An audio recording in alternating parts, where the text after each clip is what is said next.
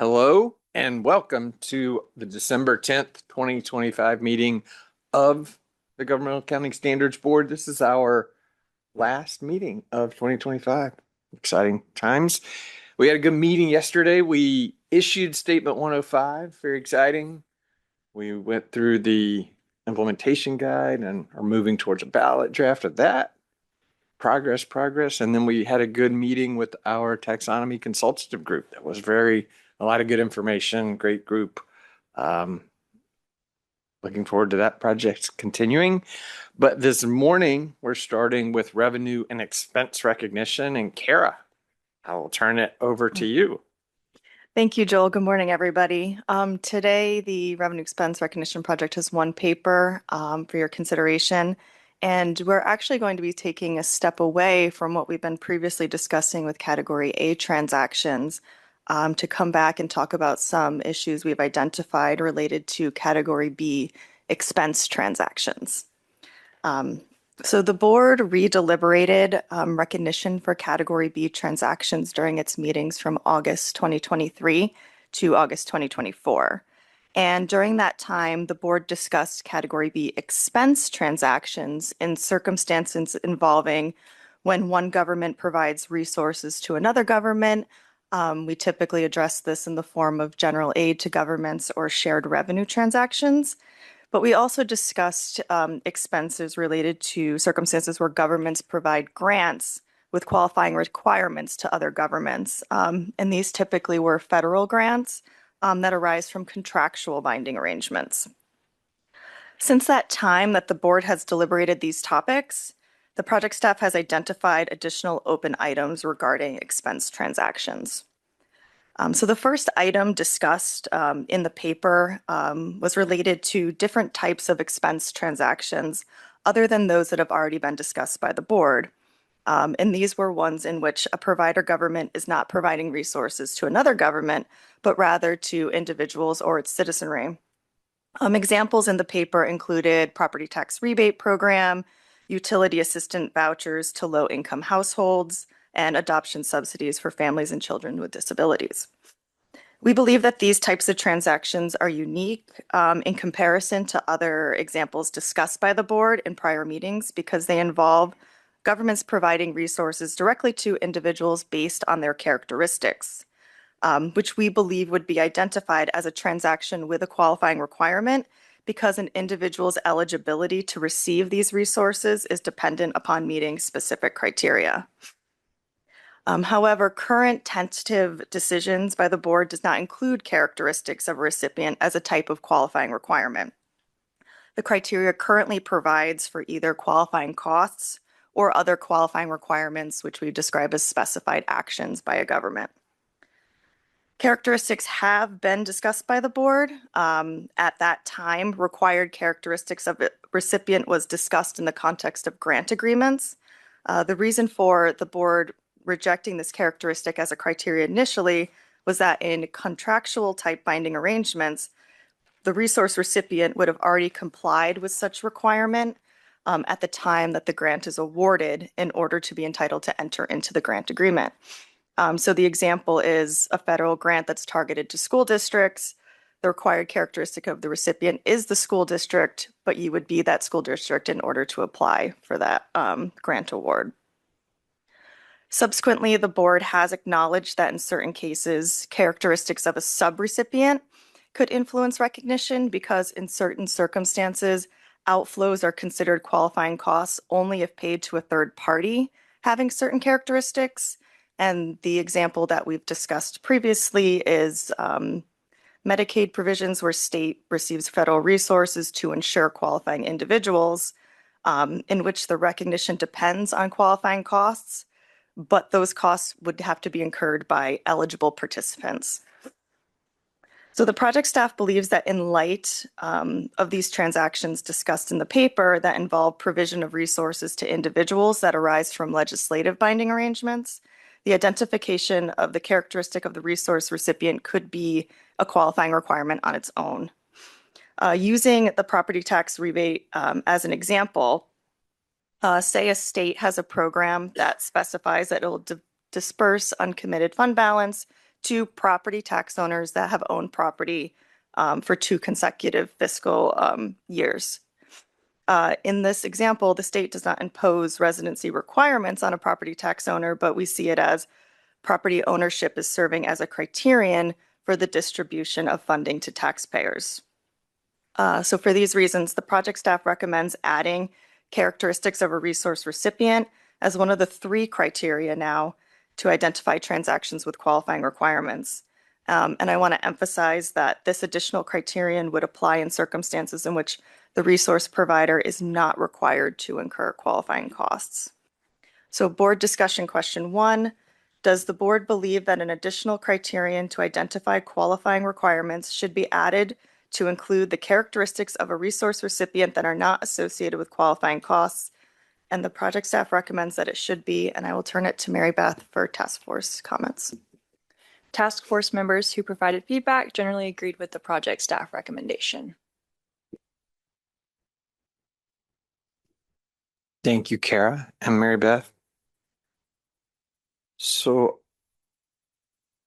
if you'll indulge me a little bit, I'd like to talk about these some. I'll preface it, well, I'm not against it. I just want to make sure it's necessary. I pretty routinely talk about, let's just make it as uncomplicated as possible. And when I look at the 3 examples that you provided, as an auditor, I'm used to, when you do a single audit, there are different compliance requirements that all have different names, and you kind of have to test different ones depending upon the grant program. And one of those is eligibility. And that's kind of what you're talking about. A individual within a grant program has to meet certain characteristics in order to be eligible. And so as an auditor for those kind of programs, that's one of the compliance requirements I often have to test is, were they eligible? It's often income based. I think the school lunch program, SNAP, housing vouchers, lots of them have these income kind of requirements. So I do kind of think of that as a qualifying requirement in a way. So that would lead to what you're saying is correct here. But if we look at, say, your utility example, I guess the fact that the person has to be eligible is one of the requirements, but they also have to use electricity first. And so currently we have 2 kinds of qualifying requirements, right? Qualifying cost and other qualifying requirements. And the other is you got to do some action, right? And in this case, the participant has to provide or acquire electricity. The electric company or whatever provides the electricity, and they're also eligible. So to me, something happens. There is a qualifying requirement, that consumption of electricity in that example. In the adoption example, kind of a similar thing, right? The adoption has to occur, something has to happen. So I guess I don't view those as not already having qualifying requirements. But that comes into the property tax one, and the property tax one doesn't have this other action. And so that's the one, and we do see this happen, right? I mean, the examples you provided as government, I do see it as gray a little bit, and this is just the way we're gonna, if I'm thinking about this right. If I, as a state, say, legislature, say, you know what, beginning of the year, I billed too much in property taxes. I'm going to give some of that property tax back within that same year. That would probably be a reduction of revenue instead of a Cat B expense transaction, correct? Correct. But that wasn't the example, and that probably isn't usually how it works. Usually how it works is I've accumulated too much fund balance, and I want to give some of it back. And that fund balance may have largely come from property taxes, but it came from other stuff too, prior years, et cetera. So I see that even in that, well, in the year that happens, that's a Cat B expenditure. And that's kind of, to me, what we're talking about. There's kind of property ownership, which one might argue, but that gets really hard because property ownership could have been 5 years ago. Where's the action? So I see that. So that brings me to, what do we do with that? And that's when I come to my chart here. And could we not And so in our chart, we have imposed transactions, transactions with qualifying requirements, and transactions without qualifying requirements. Now, in our TBDs, the transactions without qualifying requirements, we actually kind of more specifically say general aid to governments or shared revenue. And so if you look at the TBDs, you're like, well, this aid to citizens isn't kind of covered in general aid to governments or shared revenue. But if we instead thought about it like I think about this chart, that transactions without qualifying requirements is a category that catches everything, of which general aid to governments and shared revenue are examples, then couldn't this CAT B transaction just be a transaction without qualifying requirements and funnel down through legislative binding arrangements and have recognition criteria there? Like, is that not an option to just more or less keep what we have here, have the transactions without qualifying requirements kind of broadly cover more of a catch-all than be specific to general aid to governments or shared revenue, so that we catch any of these others that maybe we're not thinking about, and include appropriate accounting for the CAT B expenditures? Or am I kind of missing something, or is it? I got fairly confused and apologize. Probably it's the first time I'm here. Because I think you started the conversation with you believe that the three examples we provided were qualifying requirements. I believe the two of them were, not the property tax, the fund balance redistribution. I agree, to me, doesn't have a qualifying requirement unless we made characteristics a qualifying requirement. I agree that one doesn't have qualifying requirements. I believe the other two already do.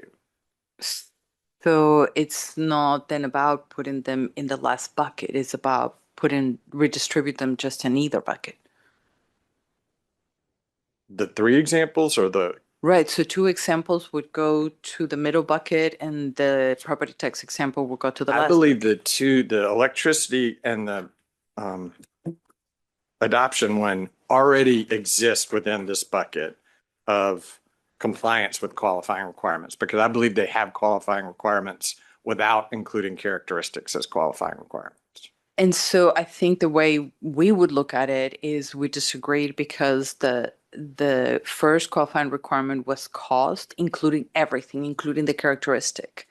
So when the board deliberated that the specific proposal had to do with, okay, if I'm a city and the grant is for cities, then I have already complied with that the minute I was given the grant agreement. So why do we need to highlight that? So it was unnecessary. But in this situation, what we're dealing with is the thing that complies you with having something is being who you are, a low-income household adopting a special needs child. And so you don't have costs. And so that's why Kara was emphasizing at the end of the proposal to say the characteristic of the recipient without qualifying costs. The characteristics of the recipient with qualifying costs, we would agree, it's already in the TBDs and it's already embedded in compliance with all qualifying requirements. So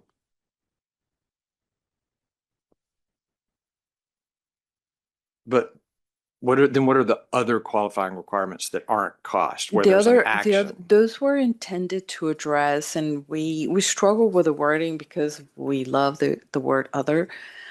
This is very imprecise. It was intended to describe either characteristics, circumstances, or actions that are outside qualifying cost. And the real word that is the most appropriate to describe is highly not helpful. Performance metrics is when a school district is given the grant and aid that is tied to performance metrics. It's not just, okay, it's a formula, you have 5,000 students, here's your money. It's okay, are you meeting this performance metrics? And if you don't, I'll give you something different. Is the delivering 5,000 meals for homeless so it's actually a deliverable. But the problem with those is when we discuss those, if we call them performance-based, then we go back into the discussion of the PV or qualifying requirements, performance obligations. And I hope the answer continues to be no. But that's why we were struggling really greatly finding a better term for other qualifying requirements, because it felt like it catch all what we didn't really want to pollute and put everything in there. It was really the performance metric type goals. And so that was a little bit the struggle in there. And then what we were faced with this situation is, I'm sure you all remember COVID days and we had to deal with loss of revenue. And under the current framework, where do you put loss of revenue? And so it was intended to take this action of delivering meals or doing things like that, or being in a circumstance such as loss of revenue that qualified you. And so we did not envision to use that other bucket that way. But if you think it's more operable to just keep the other bucket and just put that as an extra thing, the characteristics of the recipient without cost, because the characteristics of the recipient with cost is already embedded in the first decision. And so then, I mean, it can be done as opposed to a separate thing. It's just an expansion of the second thing. So we'll be talking about, I want to make sure we can follow. So it's in page 4, where we have included the board's TBDs. So what we're discussing is that the staff's proposal is to put a bullet number 3. But if you guys don't agree, if the board believes that it's more appropriate to just take bullet number 2, other qualifying requirements, which are specified actions of the government not associated with qualifying costs, including the characteristics of the recipient, then it can just be expanded in there and it will catch things like the adoption or the electric. It wouldn't catch the property taxes, but it will catch that. So can I just ask a question? So because I think it's related. So the TBD you point out on page 4, right, talks about the criteria as I read that you have to meet both criteria, right? Which would mean first criteria says there's got to be qualifying costs. Now, when I looked at the examples we were talking about, I guess I was wondering, and I guess, we had discussed whether there were qualifying costs, and like, so the taxpayer in one I was asking, like, is it the case that the taxpayer would have had to have paid tax in order to be eligible to qualify for the rebate? In which case, is that so if there were a taxpayer, I gave you the example, what if I just didn't pay my tax? Yep. And am I still eligible, and said, hey, take my rebate and use that to pay my tax, right? Like that kind of thing is that a qualifying cost? And in the utility example, which you mentioned, like, if the usage of utility is that paying of a utility bill make you eligible for the rebate or whatever it is. And I guess in that case, the answer would be, well, I may not have any ability to pay my electric bill, right? In which case I don't pay any electric bill, and then I rely entirely on the voucher, right? So if that's correct, right, we're saying that these examples, there really are no qualifying costs, right? The trick with a qualifying cost is when you're in a qualified, so let me step back, I'm sorry. When you're in this bucket of transactions, the idea here is you might have number 1, you might have number 2, or you might have 1 and 2. So when you're dealing with qualifying requirements is very variable. And so the recognition principle for that is you recognize the receivable when you have complied with all applicable, right? So it's not a need for you to have qualifying cost. It doesn't make you in or out.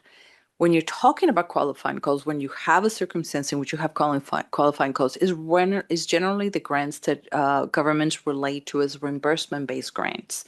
It's the case in which the government has to spend the money and then you get a reimbursement, or if you get lucky, you get an advance. But that's normally the protocol.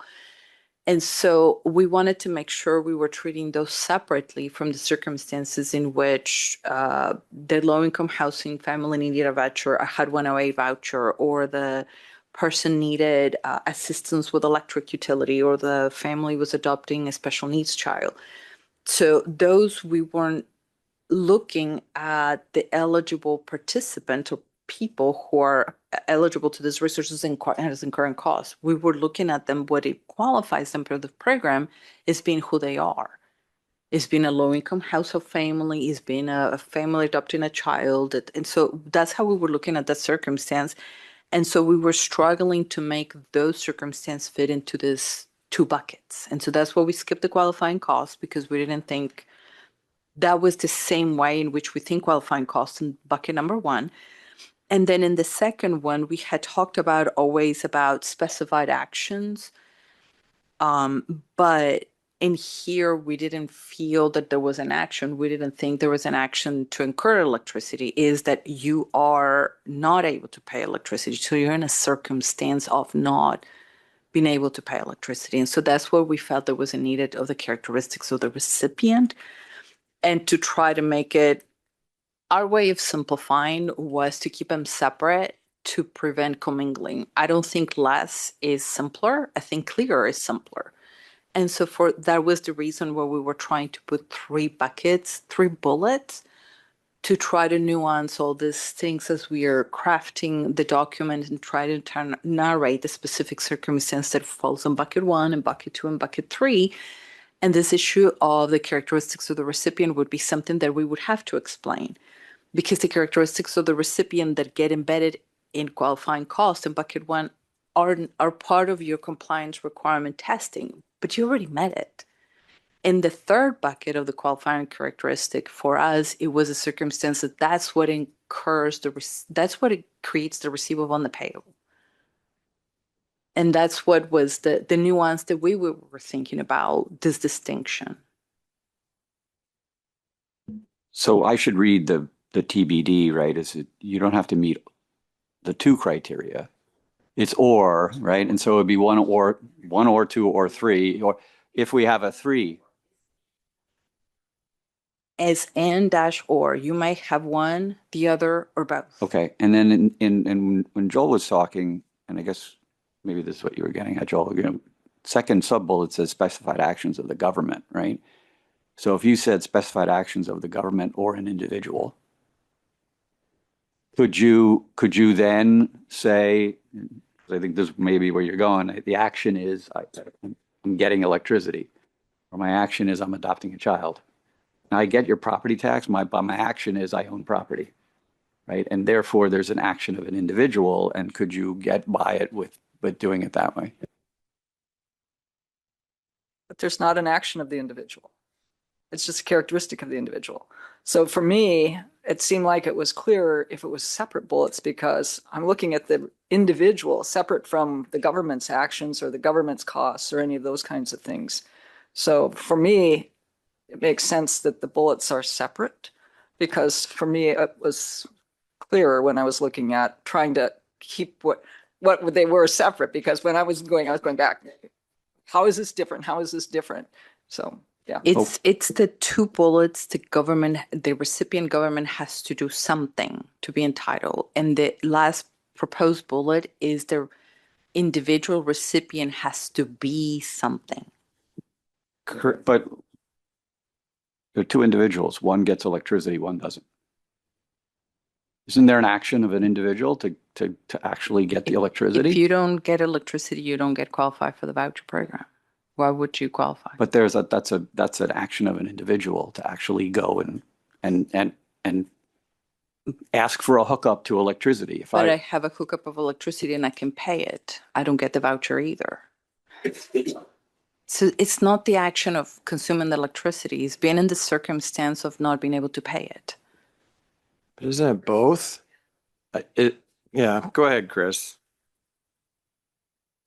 So I'm basically where Jackie is. I had the same kind of line of thought maybe as you, Joel, and kind of talked through it a little bit, maybe not in as much detail in my notes to the team, but I started off with that thought that it should all be one. But as I thought about it more, those characteristics and those qualifying requirements they're 2 different things. And I thought it was cleaner, and I thought it was also easier to understand to break them up separately into 3 different into 2 different bullets instead of keeping them all as one. I toyed with the idea of creating one and then having 2 bullets under it, but essentially I thought breaking it out into 2 different things was cleaner and easier to understand. So that's where I am. So then how should we think about K-12 funding from states to school districts when, being a school district, they meet then the characteristics of being a school district so they can receive the funds.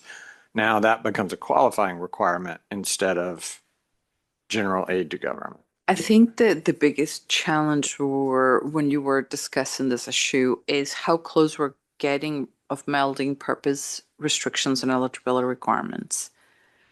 And so when you're in a situation of K-12, we have always agreed that that's a purpose restriction in that the state aid is restricted to K-12 education, right?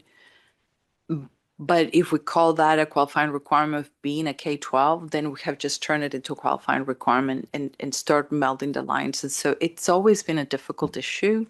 I mean, we have discussed this from the very beginning that drawing that line is not a hard line in the concrete, it's more a soft line in the sand that moves every time the wind blows. It's a hard thing. But what we were trying to do with the work with the share revenue and the K-12 and the general aid is trying to find an accrual point because of the difficulty of establishing a receivable and a payable. Establishing a payable for the state and a receivable for the local government is exceedingly hard, other than defaulting, when they made the payment, so it's a cash basis. That's a really hard bargain to draw.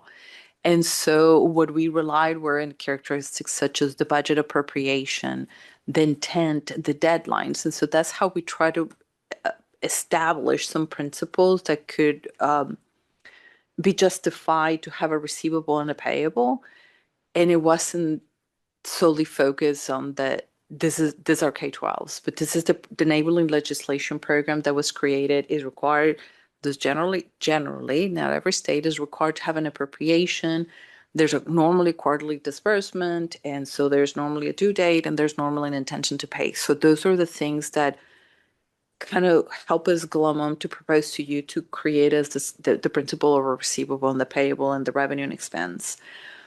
But they're very hard bargains to draw because we're relying on things like a budget. You don't recognize a receivable based on budget on any other circumstance. You don't, not even in an encumbrance or a commitment, you don't. And so this is where the parts of the model are the hardest to navigate. Okay. I get that, but I guess I would worry we're making it harder to navigate by adding characteristic in, because now you're going to make, before people even get to whether it's purpose restriction, they think just because I'm a school district, I have the characteristic that now we've said that alone can be a qualifying requirement. And so they're just going to end up in the wrong place before they ever get to whether it's a purpose restriction or not. And if we don't have this characteristics, and maybe we do what Jeff was talking about, we avoid that somewhat. And maybe something that we have to clarify a little bit further, because the way we were thinking about it in this process, and I think Kara started it, is the beneficiaries are not governments. So this is not a government to government transaction. This is a government to an individual transaction. And this is where we felt that we were missing something. And so we did not envision this to be a circumstance that would be applicable to general aid or to share revenue. We were thinking of them as we had stepped away and identified them as not qualifying requirements.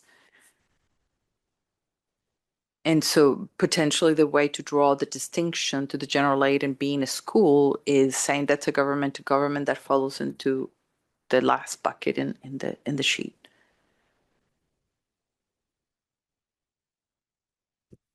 So is it possible that the characteristic thing we would be adding to qualifying requirements, you could specify it's individual and not government? Okay. I mean, that seems like it will help. Characteristics of an individual.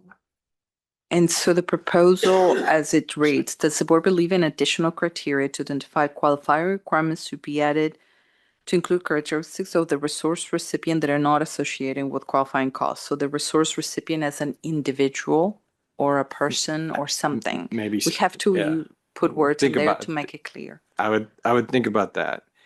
I think the other thing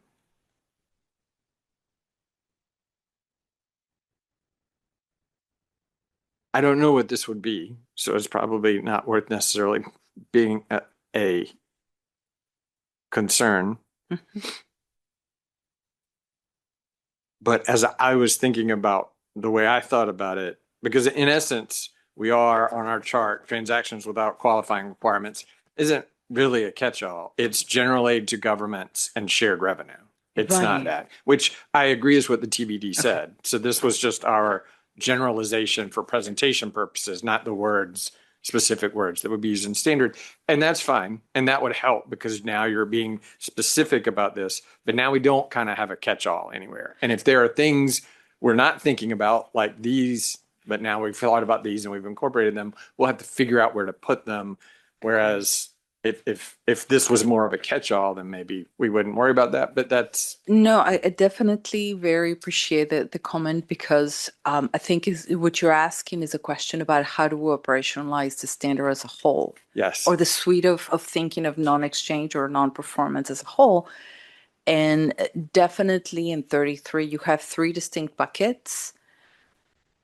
I mean, four distinct buckets, two of them which get combined at the bottom and go. Mhm. And so they're not really a catch-all, but it wind up functioning as a catch-all because it becomes so broad and, so long as you qualify requirements, you're good. And you're like, okay, what about if I don't have qualifying requirements? I mean, 33 creates that vagueness. And by us removing the vagueness reveals the challenge that you're posing, which is what if I have transactions without performance obligations that don't fit in any of my buckets?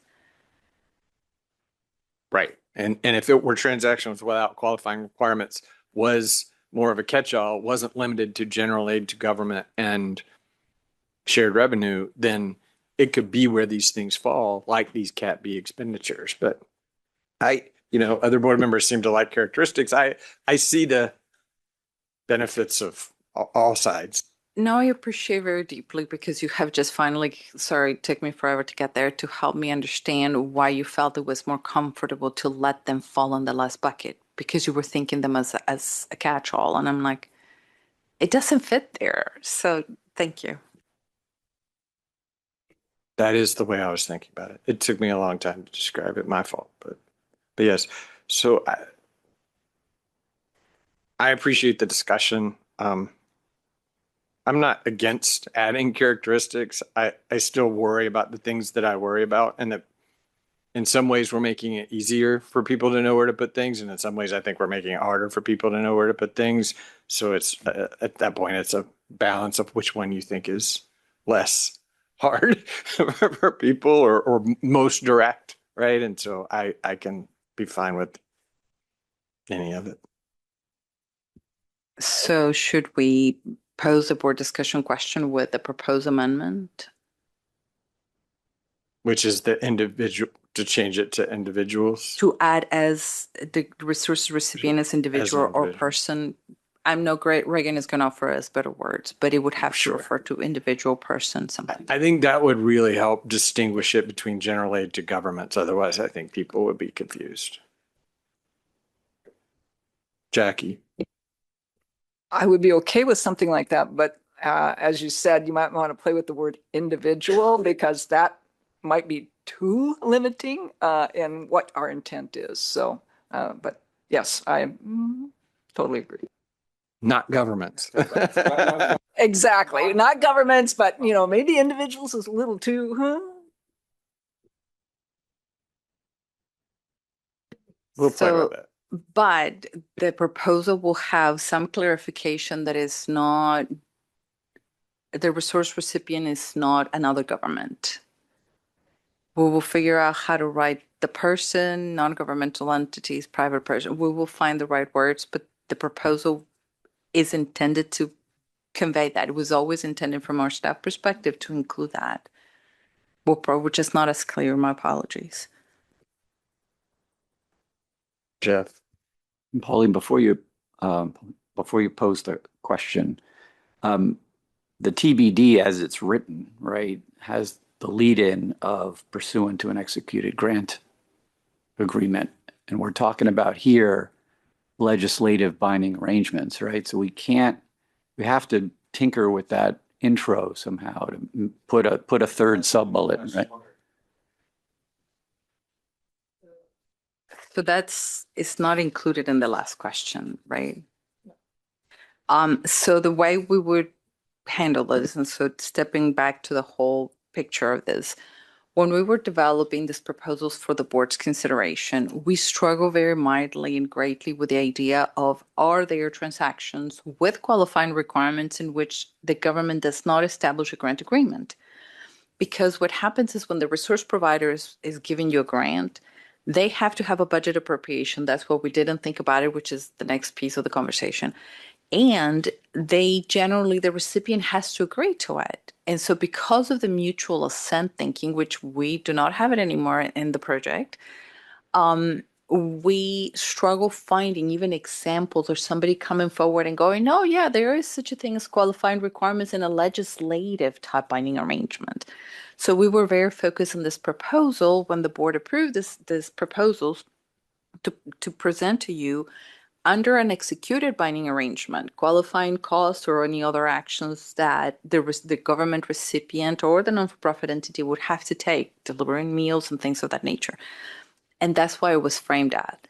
When we came back to it, the examples that we have provided you are legislative binding arrangements. There is no grant agreement with the family adopting. There is no agreement with the person who needs these vouchers.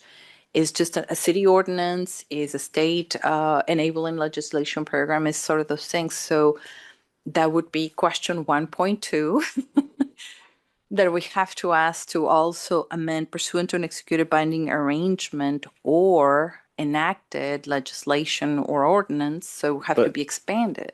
And this isn't the only time this will come up as maybe important in today's conversation, but it does say when one is required in parentheses right behind it.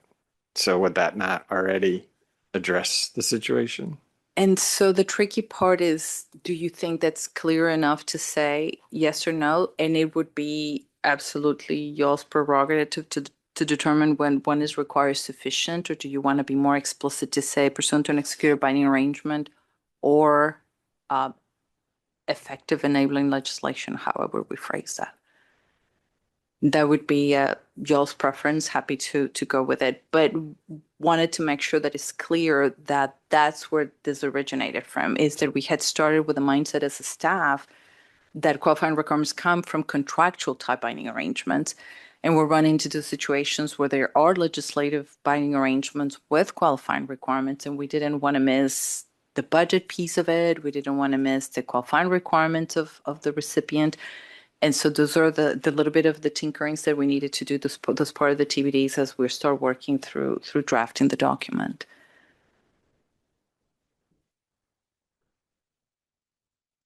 I mean, in essence, all of these have to have binding arrangements, right? I mean, that's everything. It's a precursor to being in the standard is that you have some type of binding arrangement. But so whether the words are there when one is required is, I guess I'm indifferent to, is it when one is required or being specific about legislation? Maybe being specific is a little better, but I would agree with that. Because I think when one is required is cryptic as to what we okay. what we That's fair. mean, and it's better to be transparent. Robert, I'd agree with Jeff on that one. I just when one is required, what does that mean?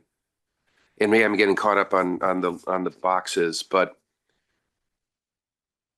if you use the words binding arrangements in an amended TBD, and someone looks at the boxes, not that, I mean, we're using the boxes, it's not, they're going to say, well, isn't that a legislative binding arrangement? And so why isn't that in without qualifying requirements? I mean, it's going to get mishmash.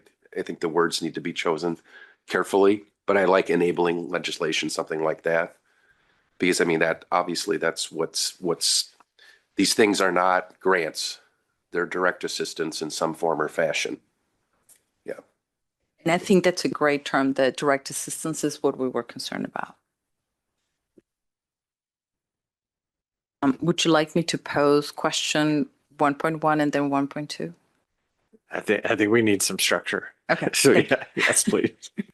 Okay, so the first question would be, does the board believe that additional criteria to identify qualifying requirements should be added to include the characteristics of the resource recipient, that is a non-governmental entity with the flexibility of editing that that are not associated with qualifying cost, and the project staff recommends adding this criteria.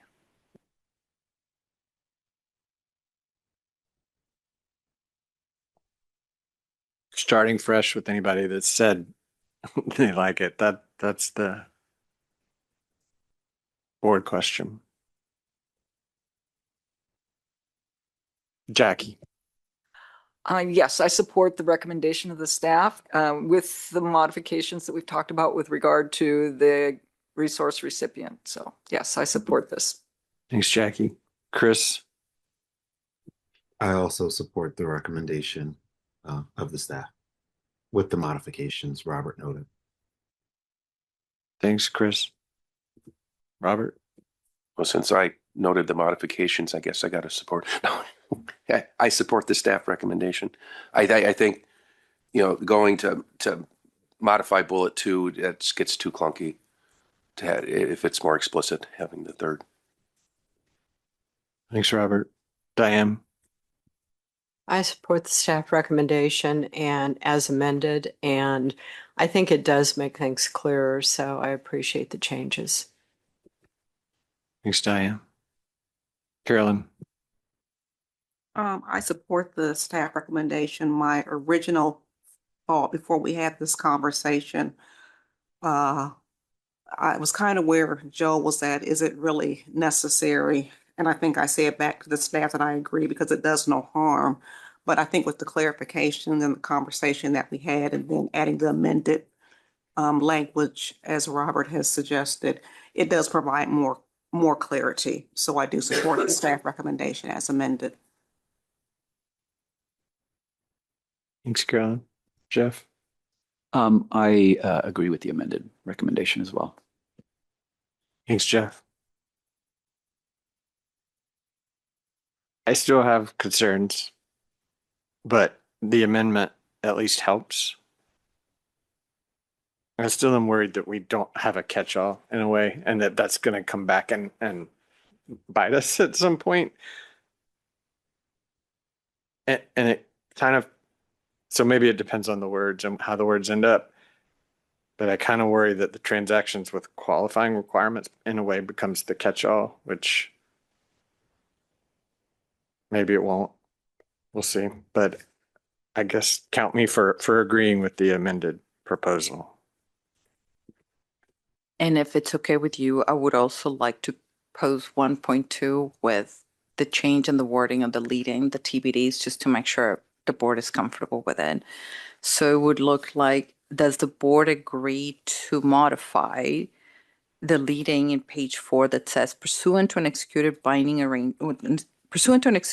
agreement or an effective legislative binding arrangement, the qualifying requirements are. So that what you remove the when one is required, but you're explicit. You either have an executed grant arrangement or an effective legislative binding arrangement. So that way we don't have to use enabling legislation ordinance and make it complicated, just and binding arrangement that is effective.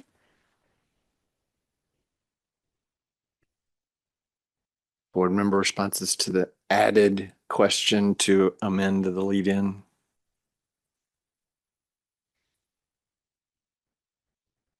Jackie. I support the modified wording. If it helps clarify that this would include such things as enabling legislation, I think that that's helpful. It's more specific. So I think that, as Robert pointed out, it won't create confusion as much. Thanks, Jackie. Robert. I guess I'm a little, you said effective. I'm confused on. I'm sorry, the challenges that we tend to observe in practice is you have a legislative binding arrangement happening on, let's just make it difficult, July 1st. Okay. It doesn't apply to your June 30 things. It's a subsequent event that you get to disclose. Okay, so you're talking about that it's in place and maybe there's a better word than effective. Quote legal. It's again in binding. That you're all the words all go together. I know. Okay, yeah. But that's what I'm. I effective in period, not necessarily effective in Ineffectiveness. ineffectiveness. Okay. And it works. Right. Well, I support the change. thanks, Robert.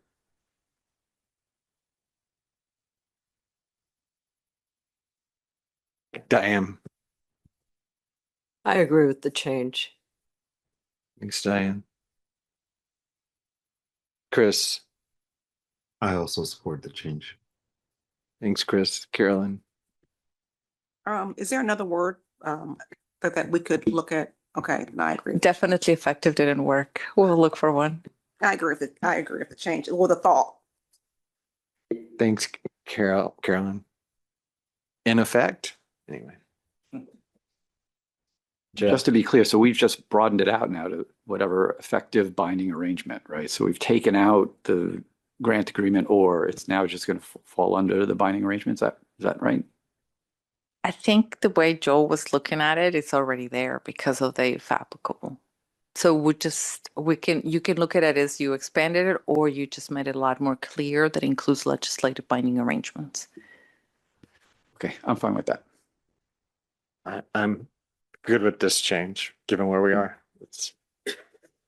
Sounds better. Okay, so we've already teed off the second item that this paper addresses, which is the project staff's observation that there are transactions with qualifying requirements that do arise from legislative binding arrangements and not just contractual binding arrangements. So the example we just discussed earlier, there's property tax rebate programs created by enabling legislation.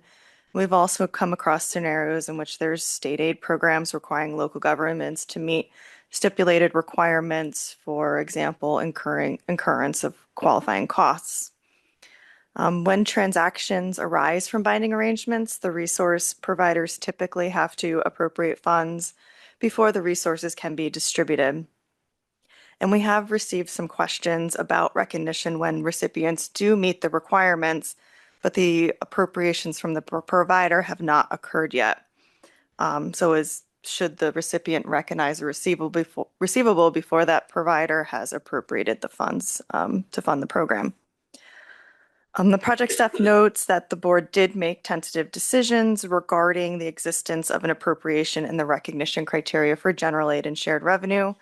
The board included the appropriation in the recognition criteria because an appropriation makes the enabling legislation that created the program effective for a specific fiscal period. And the board also tentatively decided for general aid and shared revenue that when the period in which the appropriation becomes effective has begun, the provider government has established its obligation to provide the resources.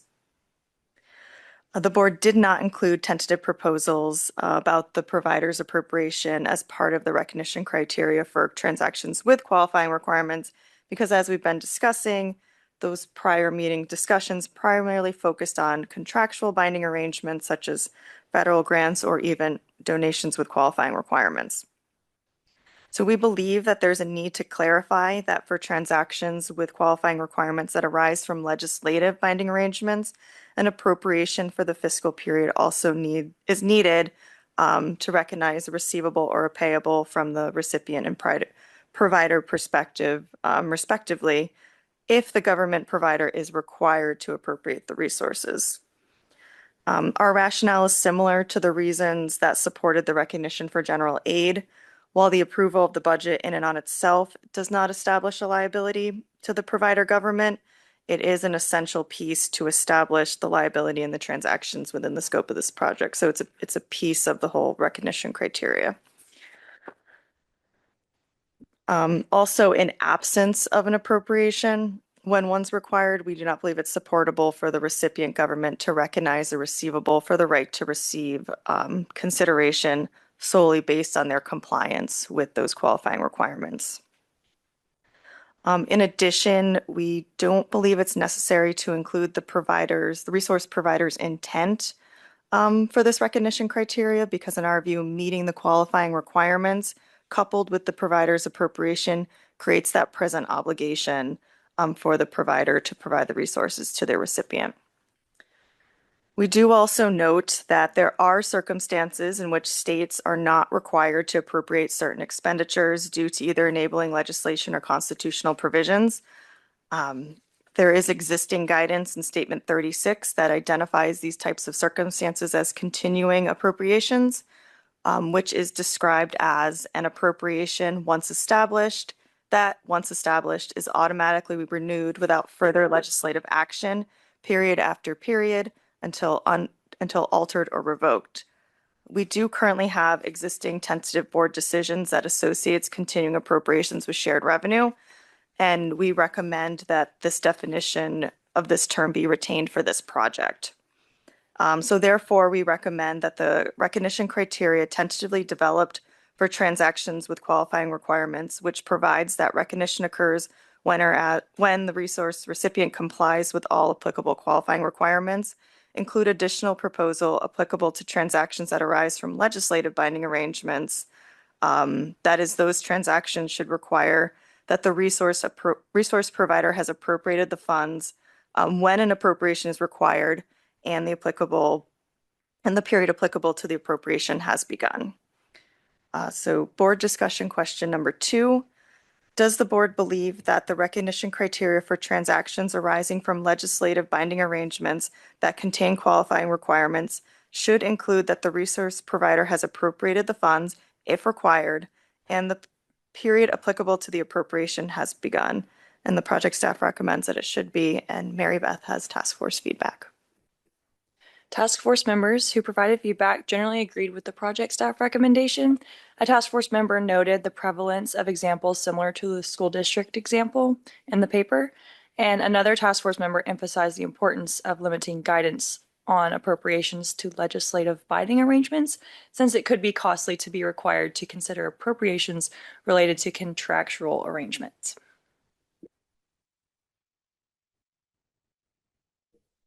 Thanks, Kara. Mary Beth. Board member responses here? So I agreed with the staff recommendation. I thought it was a fair way to look at things. I think and I think that the symmetry and consistency that we're talking about here is important, and it's also important to acknowledge appropriations. The one thing that I kind of got a little caught up on is with these legislative initiatives or legislative binding agreements, and appropriations if necessary. So, I talked to the team a little bit about how appropriations, how there are many different types of funds. Some funds are appropriated, and as we all know, some funds are not appropriated. And so, does this mean that if you have a project or some sort of initiative that is sponsored by your General Assembly, and they say that you're supposed to give some county funding to support a project, but they don't provide you with an actual appropriation. Instead, you're supposed to figure it out on your own, use existing funds that you receive, or use some non-appropriated dollars that you raise to do it. When would you recognize? Would you recognize on that July 1, or would you recognize at some later date? And I think, and Paulina, please correct me, we got to the point where we said you recognize not on July 1, but really when you would enter into some other form of a binding arrangement, whether it be a MOU or some other sort of something there to specify the amount and all of that. Because as of July 1, you have this almost like an unfunded mandate. The only thing with all of that I'll say is that I'm thinking a little bit more now about the if necessary and how that might fit into it, and if that clouds it or changes it in any way, because of course funding is necessary, but an appropriation is not always necessary to move forward with a project that's going to cost dollars. So, Paulina, please help steer me, guide me, and I'm interested to hear your thoughts on that. Thank you. Yes, I think this is one of those very interesting situations in which particularly the states are very complex in terms of I like to stop calling it appropriation because it connotes something very specific. When you work in a state government, you have to pass a budget. It's a very different problem. But we keep using appropriations in the accounting terminology that is not exactly the same. I think what we're trying to talk about in the continuing appropriations, maybe we change the word on it, is that it's a consistent, it's an indefinite permission to spend. So the way I would think about it is, I'm not aware, y'all can correct me if I'm wrong, I'm not aware of any state that can spend money without a permission to spend of some form.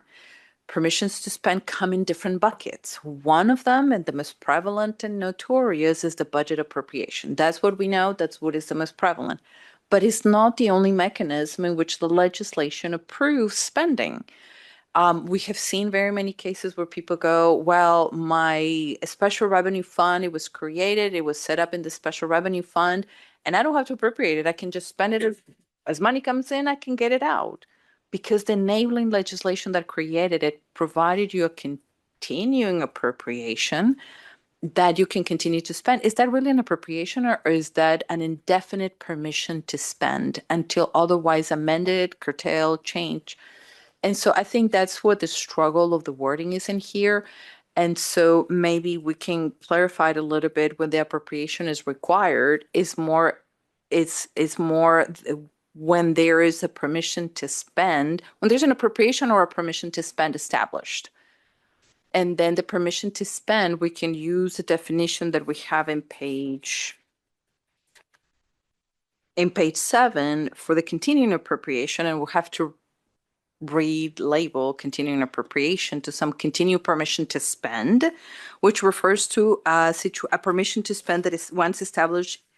It's not automatically renewing. It's just simply staying there permanently for the state to spend as time goes by until legislation comes back and says, no, we're done with this program. We're going to cut it off and there's no permission to spend, and they have to dedicate what to do with the remainder resources, if there are any.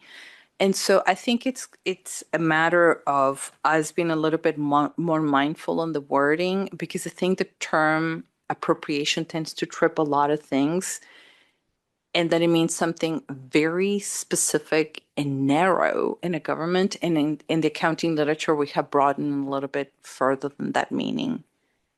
Does that help in any way, Chris? Yes, that helps a lot. And the only other wrinkle that I'll add to it that I want your thoughts on are, so you're exactly right, right? We have this authority that we're provided to allow us to spend, but in certain special funds, we need to your point, raise the money to spend. Sometimes the money's already there, because it's on a lag. You raised it really for the year before, and then you get the authority to spend it in the next year. But sometimes, depending on the cycle, you're not going to have that money until December, even though you have authority to spend $100 as of July 1st, right? But you're not really going to raise the money because of the nature of the fees or the nature of whatever it is you're raising until sometime later in the year. So in that case, when you have essentially the authority or the ability to spend, but you don't have the dollars yet to spend, would we say in that circumstance that you can't recognize until that government has raised enough money to be able to pay for it? Or are we not going into that level of detail there? No, I think that is gonna, and so that circles back to a little bit the example that you posed at the beginning. Okay. I'm not 100% sure where I would have landed your example. So we'll have to go through the mechanics of taking the example and first determining, is it a transaction with qualifying requirements or not? And so if you're funding a program for the county, am I expecting the county to deliver the building and then that's when they have they're expired? Or just legislation said fund the building and it's as a purpose restriction? Remember, those are the hardest things to make a decision. If you land in bucket 1, qualifying requirements, you have a specific protocol, depending when they have incurred the cost. If you end up in bucket 2, it's a lot more complicated because then you have to go back to disappropriations and in legislation. If you're telling me that your fund that is providing the resources to that local government has a continuing appropriation or indefinite permission to spend, you already comply with the budget requirement. Then you have a due date and intention to pay. You have a payable every quarter. And so it depends on which kind of, which bucket do you fall. Chris, we've got a few phone calls on those kinds of programs, and it's exceedingly hard to work through in which bucket they fall, but it depends on which bucket they land. It's either a qualifying requirement thing, so you go through the cost, and so based on the cost incurrence, or you wind up in the transactions without qualifying requirements, then you have to split the hair of the permission to spend. Okay. I'm fair on that. I mean, I'm in a good place on that because again, when Okay. you have the authority and Yes. the ability and that legislative intent to tell you to bind you in the binding arrangement, Yep. I think there's enough there. Whether you've collected enough to pay out, you know that you have an obligation to pay out as of July 1st. Exactly. And Even if so you, then, so exactly the amount collected, it stops playing a part because that's right, not part of right, the recognition criteria. right, But the fact that you have a continuing permission to spend would have got you through the budget. The yeah. fact that you have your legislative issue has established intent, you're Mhm. pretty much 3/4 down the path.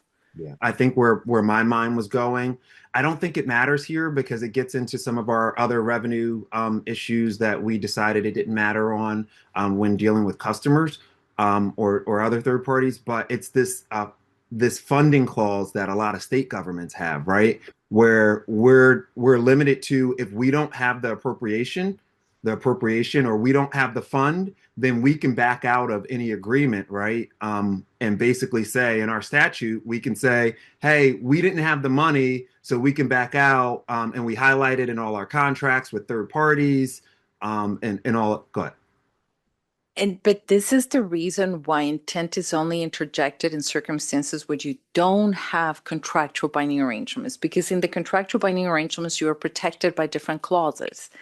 Enter into a contract is a principle that the board has agreed to that is not a recognition point. So enter into a contract or a grant agreement, an MOU, is just simply an agreement to start something. And the states, as sovereign entities, can renege on that contract whether there has been performance or not.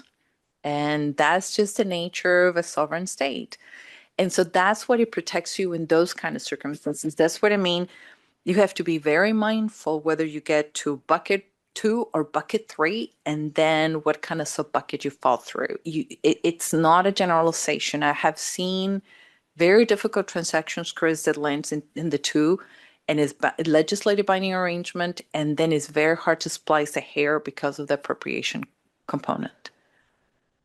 Those are the very hard questions. I'm I always, comfortable where we are. I mean, I always thought at the state level, I always thought about there are situations when we have resources. I think it's Chris is what you're saying, where we have resources that we have an authority to spend. There's some type of statute somewhere that says the governor's office or the budget office or something can give the department's authority to spend X. And it's through a budget amendment process. The amendment has to be authorized and approved by folks in the executive branch, but those transactions therefore never went through the Appropriation Act. Right. So the legislature never passed the Appropriation Act, but there's a law somewhere that says It's permissible to that spend. where the legislature said the governor has permission to authorize these types of transactions, and we do it through budget amendments. And I've probably always in my mind kind of broadened this definition of continuing appropriation to include that kind of stuff because you have legislative intent. It's just not directly in the Appropriation Act because there's a law somewhere to give you permission to do that. That's when we were proposing this to the board back a year ago or so. That's what we were wrestling with, is the difference between the word budgetary appropriation in the purest sense that happens in a legislative activity in a state versus a more broad permission to spend that not all states do it. Some states do not have any leeway. And there are some states in which if it's not appropriated, it's not happening, period, full stop. It's actually illegal to spend a dime outside the budget. There are other states in which they have legislation that provides this broader permission to spend, that what it does is shield the budgetary appropriation process from this little program or this little activity or this fund, that it functions slightly differently. And so the continuous appropriation language principles that were developed in Statement 36 were intended to describe that circumstance. I think we believe that those are very valid principles, and this is the reason why in question 3, we are continuing to recommend to retain the definition. But if the board thinks it's necessary to remove the word continuing appropriation and call it more a continuing permission to spend, and therefore make it a little bit less concerning from a budgetary perspective, the project staff would not be trouble. It's just understanding that there was a permission to spend that was granted through enabling legislation. Right. And in this case, our enabling legislation actually establishes certain funds that are non-appropriated by name and title. They're non-appropriated special funds. And the rule is if you raise fees that are eligible to go into those funds, or if you receive monies that are eligible to go in those funds, you can spend. There's no appropriation limit or authority limit. It's as much as you raise, you spend it down. And so that would be what we describe as a continuing appropriation. That's what we meant by that. Okay.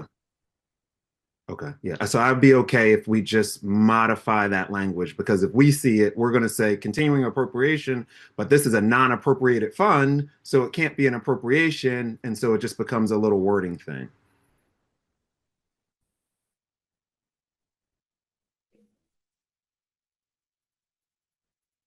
I both understand what you guys are talking about, and I'm a little lost, to be honest. But as a step back for me, first off, I agree not all funds are appropriated. That happens all the time at local governments. In many cases, enterprise funds, for example, the enterprise fund essentially operates just like what Chris said, right? There's some adoption constitution. When they adopted the government, they said these enterprise funds, this water and sewer fund, because it generates its own charges, I don't have an annual appropriation. Maybe I have a management control budget, something like that, whatever. But I have, through that adoption of the initial creation of the fund or the government, I have that permission to spend. So I can kind of see that path. And in essence, we kind of did that with the if required, right? And so this is, again, another more direct way of, earlier I said there's another parenthetical that's going to be really important to what we're talking about. And this is it, right? And so it comes back to up there, we did away with the parenthetical and we were more specific. And so it's kind of what we're talking about doing here. Instead of saying appropriation if required, now we're being some kind of permission to spend, which is, I guess you could argue, is that a more direct understood term now that people are going to know what we mean? Or is the if required a little bit more of a, well, I don't have to do it, so now I know what to do? Which one's better? I kind of get that. But what if, but I guess the part of the thing the lost part of me is in the places where we're using that in our chart is under legislative binding arrangements. And I guess what I'm trying to wrap my head around is does it make sense to be within legislative binding arrangements to then not have appropriations required? And I guess it can. It's an unfunded mandate, Joel. We get it all the time. We got it this past year, right? Where the legislature says, Department of State, we know you have money. Use your own money. I don't know what money you're going to use, but use your own money and pay this county because we don't have enough in our capital budget bill to pay them. We want you guys to figure out. So we're not going to give you anything more than, we're going to mandate you to pay this and you figure out the rest. So that's where we see it a lot. And it's just happening more and more when we have tighter budgets. Okay. It's just taking me a minute. It kind of makes sense. I'm just So trying to therefore, process. sure. So Chris, in your situation, then you would file the transaction as a legislative binding arrangement, right? Yes. So it would be a legislative binding arrangement because they're obligating us or whatever you want to call it to say that Sure. we have to do this. We have to fund the tourism bureau of so and so county and help start up this project or fund this facility in some way. And then we have to figure out how we want to fund it, whether it's existing appropriated funds and take from Peter to pay Paul, or whether it's using non-appropriated funds that we were hoping to do some other fun or cool or exciting, innovative things with. And that's our decision to make. And so once you have put that somewhere, then you have to start triggering the recognition criteria down that path. Okay, thanks. But in essence, Chris, wouldn't you have though, when you have a contractual binding arrangement, like even if the legislature directs you to fund the County X Tourism Bureau, don't you then, as the Secretary of State, enter into some kind of contract or grant with the County of X Tourism Bureau? And Yes. that should drive what we're talking about? But not on day one. So that's the underlying of the conversation, right? Is it a July 1 recognition, or is it a recognition when you sign the MOU 3 months later to say we are going to do this? So if the underlying binding arrangement exists as of July 1, because that's when the legislature said and obligated the government in general to pay no matter which fund you use, then does it matter that you're using an appropriation or a non-appropriated fund? You're obligated to do it one way or another. So should there be some recognition on day one? That, Joel, that's right. That's the underlying question that, I was initially toying with from the start. And I think that is the hardest of the questions, because that is it depends. If you guys know that you want to enter into an MOU and that you're going to have a contractual issue behind it, then you skip the other bucket, and you're going to have to wait for that MOU to recognize anything. But there are governments who don't do that. There are governments who just get those legislative directives, and then whatever department was given this mandate, they just start dispersing the money. So there are no MOUs. And you're like, okay, you're just in the loosest of the possible transactions. Those makes it really hard. But if the department has a precedence, if Chris's department has a precedence of establishing an MOU, then you're triggering something with contractual binding arrangements. You at least have to delay until then, and then figure out whether you put qualifying requirements or purpose restrictions only. Okay, so That sounds you're saying, difficult. I'm sorry, I was just going to say, if you're saying that if my practice, which in our department, our practice is always to do an MOU.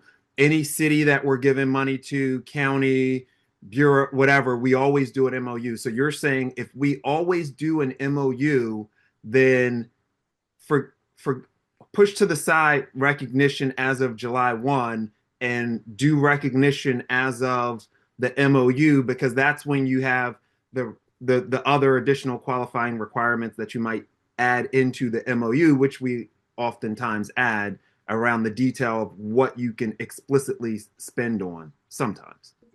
Correct. And so it may be as the day of the signing of MOU, or the MOU may provide you a vehicle to create different recognition points.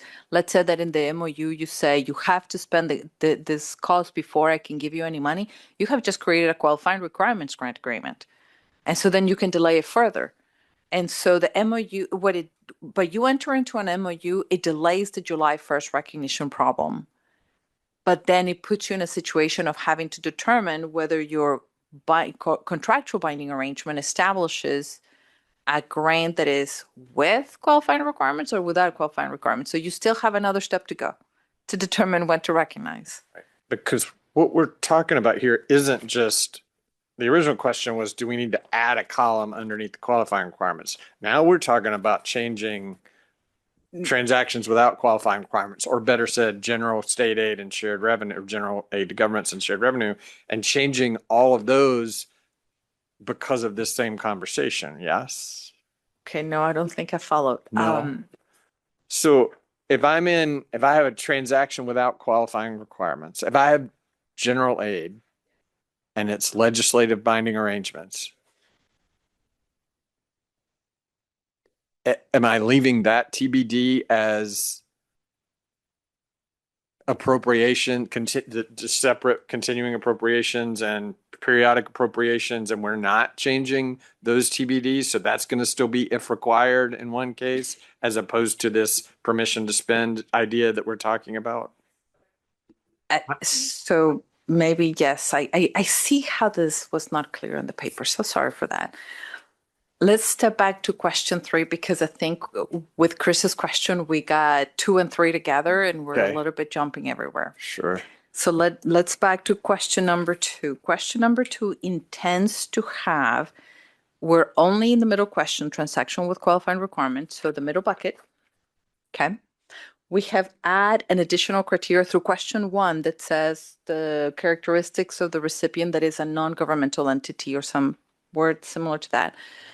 In the same bucket, we're also adding that if you have a legislative binding arrangement with qualifying requirements, you also need to worry about your appropriation. So we're not adding any more columns. We're just adding flavor to how the recognition principles in here work. Sorry, Chris, we didn't give you a virtual chart. You could email it to them, but so the column that we have all the way on the right, or the split we have without qualifying arrangements of legislative binding arrangements having its own column, you're saying we're not going to get that own column in the with qualifying arrangements.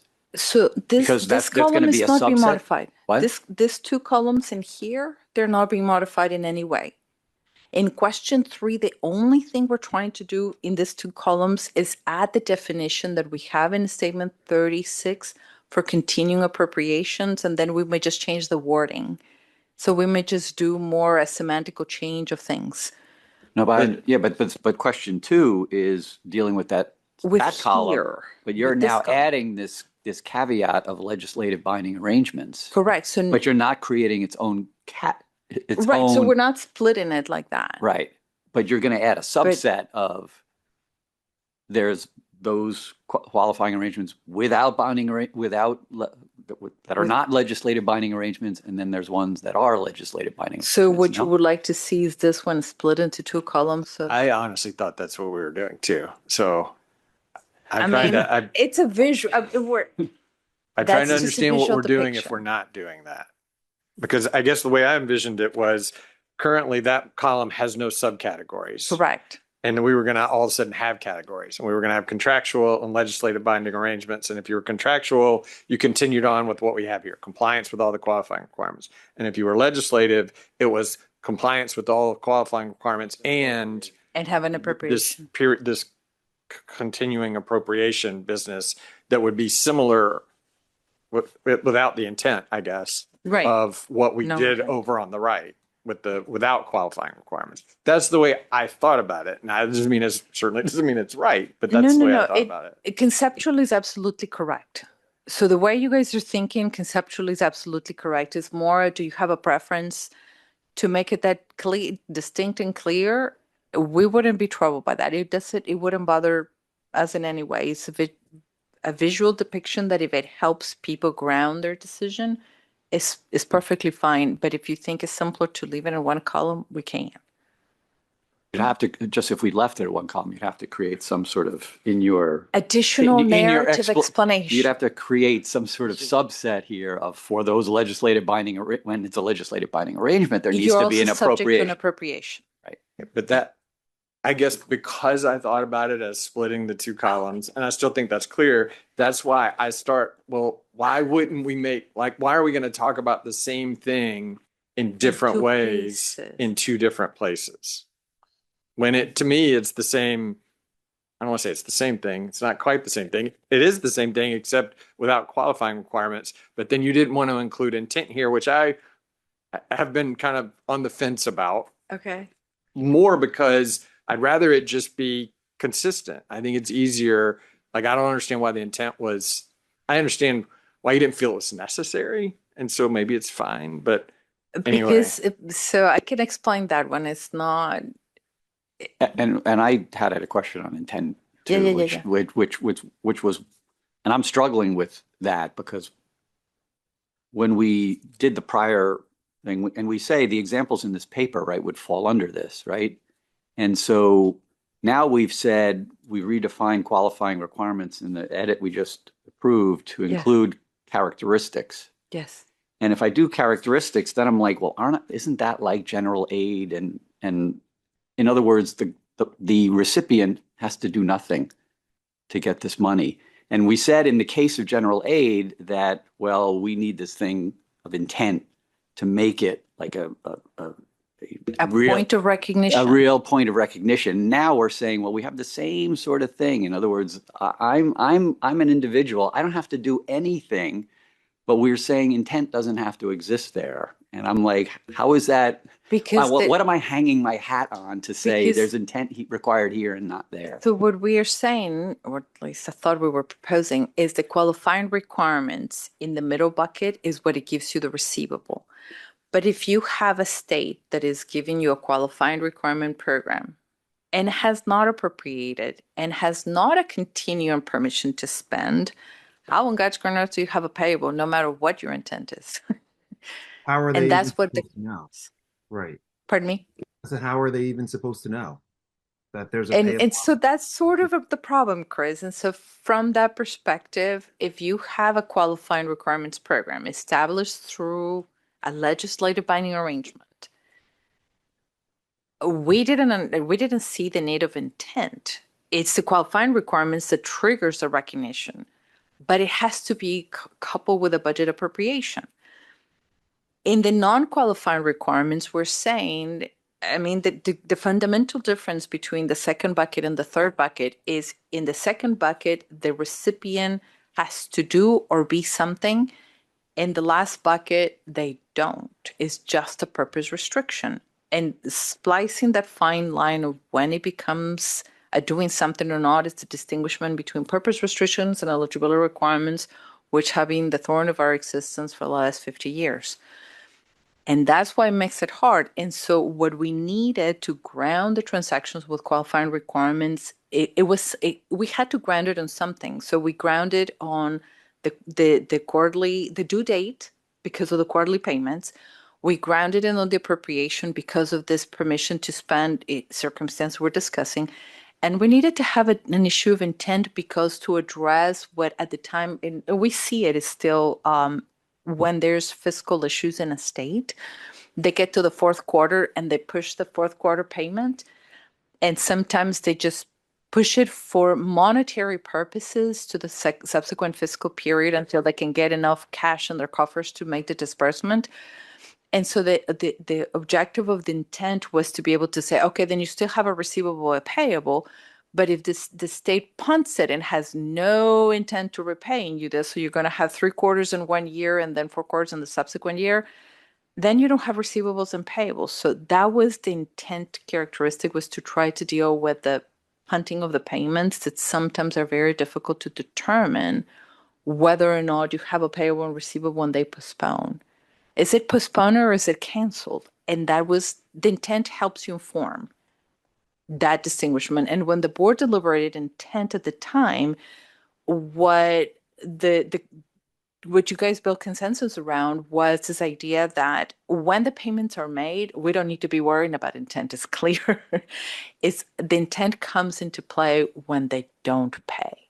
And so from that perspective, intent and qualifying requirements from our viewpoint were unnecessary together. You had the qualifying requirements as the driving in the other bucket. But if the qualifying requirement is a characteristic, would you just Only say, for the circumstances in which it's done individual. right? It's not for everyone. And so, but in that instance, right, like that, I mean, maybe this is the line you're talking about between like, hey, if I'm giving you money because of what you are, right, not anything that you've done, and I'm giving you money because you're a school district in my state, versus I'm giving you money because you're a low income, energy user in my state. Isn't that? Now, I don't know, maybe we're saying in the latter, you don't need intent, because, I'm just trying to understand, like, what am I hanging my hat on to make the difference? Take Jeff's thing a little further. What if I'm a state legislature? I don't have to be a state government. Legislature says, like Chris, I'm going to I'm giving you this money, Secretary of State. You have to provide it to X. And the Secretary of State says, yeah, I don't really want to do that. I mean, doesn't intent come in the same way it did with Are we talking the school something that is districts? actually Yeah. legal? No. I mean, the Secretary of State has the prerogative to override the legislation. No. I didn't think so.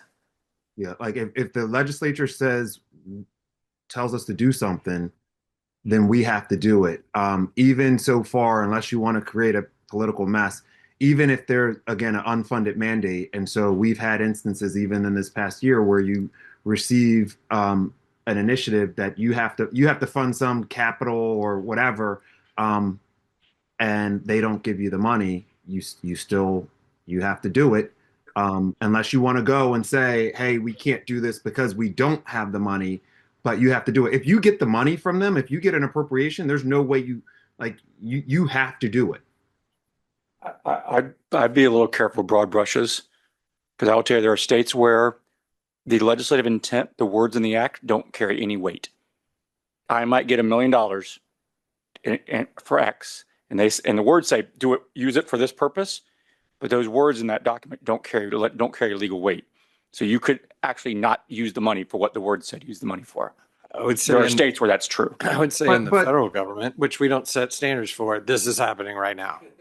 But I mean, what we're talking about is really the transfer between one government to another. Is that the bucket that we're in? Just to be clear, like, so Alan, what you're talking about is you're supposed to use it for X program, and instead you use it for Y program when you hand it over to that other government. Like, I want to just make sure that I'm understanding what we're talking about, because we're not just talking about if you got to give it to the county, you're still giving it to the county. But are you saying the county uses it for X versus Y?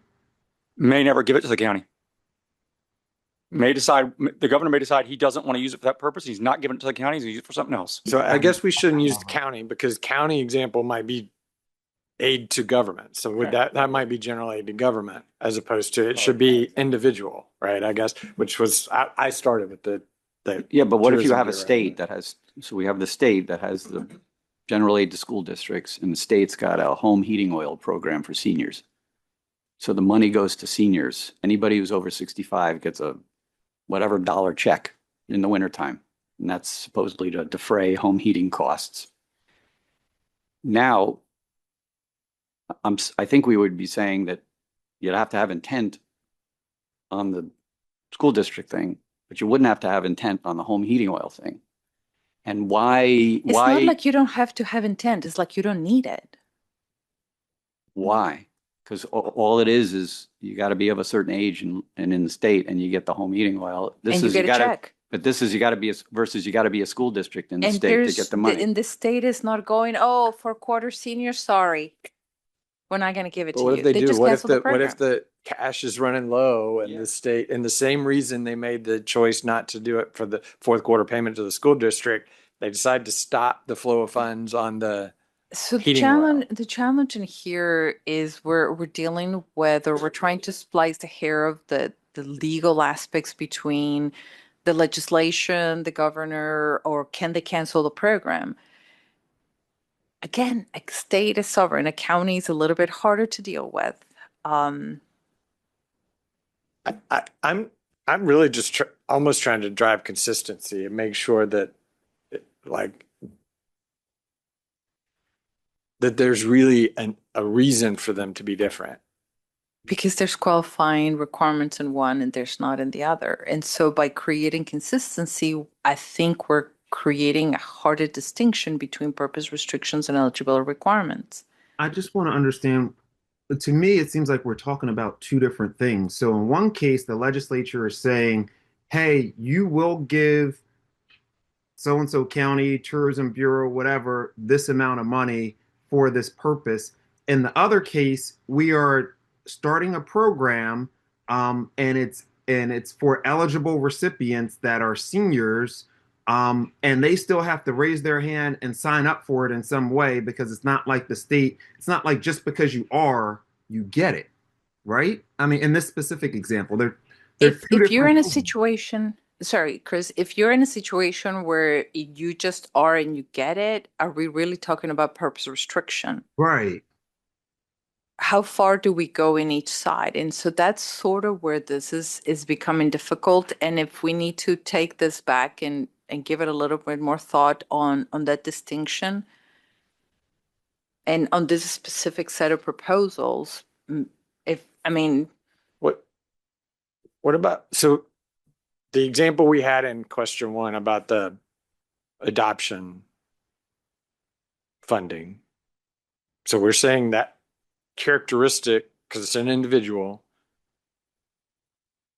is a qualifying requirement. It's legislatively established, so there's no contract. They don't have to sign up, like Chris said, or whatever. I would have to apply, otherwise how the state would know that I'm a person adopting a needy child. So once you have been identified, I fill out the form, I said I'm adopting a child with special needs, then the state has a payable, right? Right. The only difference I would see is in that example, Joel, that you gave earlier when you talked about sometimes state, we just did this, I think it was last year, where we had a surplus of funding. And so we decided that every state resident received, I'm making it up, I can't remember the number, but like a $300 refund based on the accumulation of. So in that case, it might be a little different, but in the case of the adoption, you have to raise your hand. Otherwise, the state doesn't know who you are. In the case that I just brought up, it was whoever filed for property taxes, as long as your property, I mean, not your property tax, your PIT, your income tax, as long as your income taxes, your liability was above $300, then you would get at least $300. You would get the $300 back.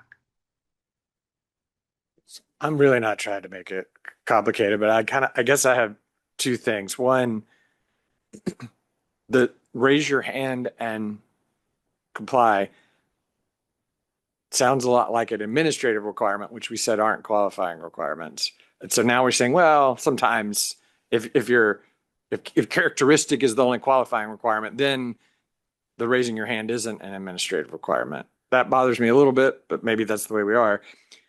But I guess fundamental accounting step back. If I, as a state, at the beginning of the year, instead of starting a program for heating oil or adoption credits based on your adoption, I put it as a tax credit in the income tax code. And so now in my income taxes this year, for the first time, I'm going to give you a credit against your income taxes if you adopted a child and you met those requirements. When we were back doing imposed transactions and derived, aren't we asking states to estimate that amount of credit and That net would it be a against measurement issue. revenue? Yes, that would not be a recognition. The way you describe that, I would have thought of it as a measurement problem rather than a recognition problem, right? But if I create a separate standalone program where I'm going to write you a check, so the reason where we were thinking differently, and again, happy to take back the paper and go back and rethink a little bit more with the feedback, but the way we were thinking about this is if you're in a situation in which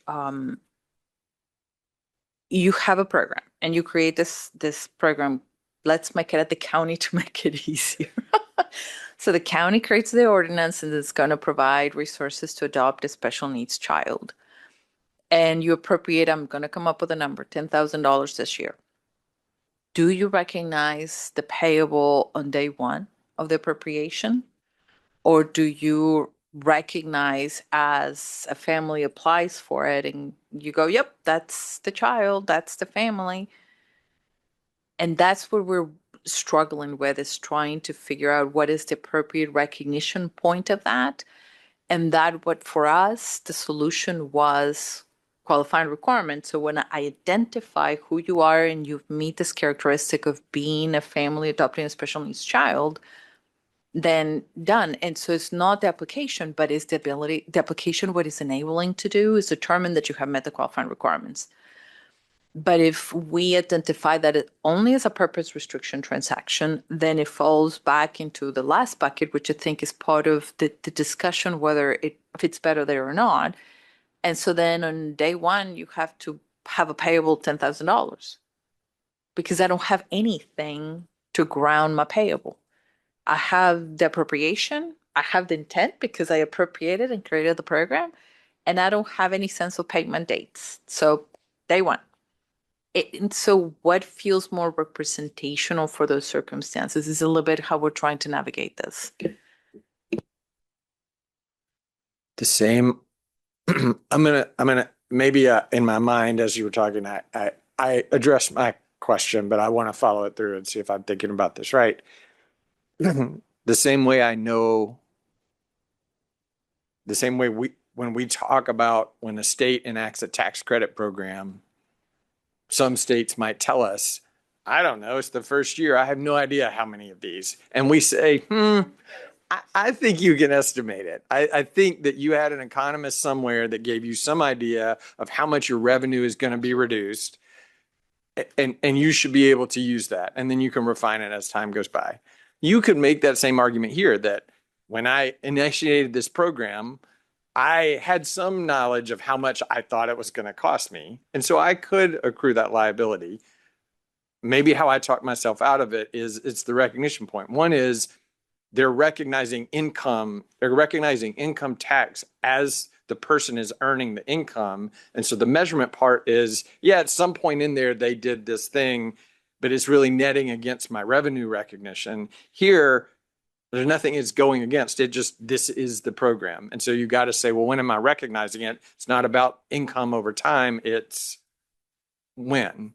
And does day one make sense? When does it make sense? And so maybe that's why this is different. So that's how I've talked myself into maybe that's how at least those things are different. And that's definitely what we were struggling. And again, apologize profusely. We didn't probably make it as clear as we should, but that was the struggle, is trying to identify for these kinds of programs, providing heating oil for citizens, providing child aid, providing all the, when is the recognition point? What is the most representative thing, and what kind of, or from the existing framework that we have in our lovely sheet, where does it fit best and how to navigate through them?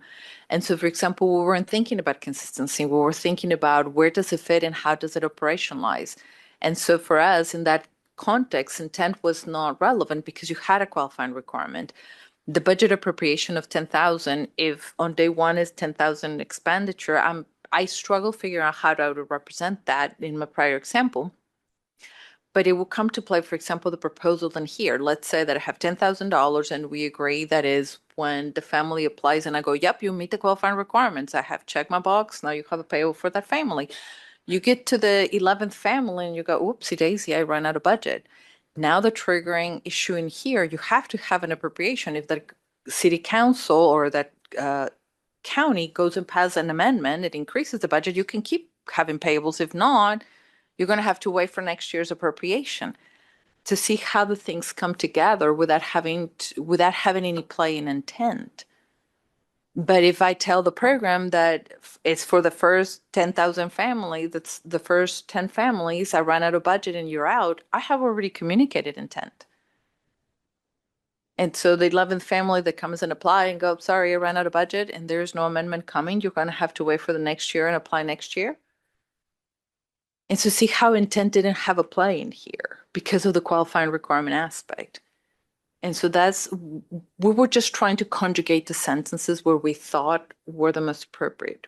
But again, happy to take them back if it doesn't work. But that does require there to be some sort of, and I don't pretend to know all the iterations of programs that exist out there, but if there were a program like I'm talking about, if you're a senior over a certain age, you get a home heating allowance.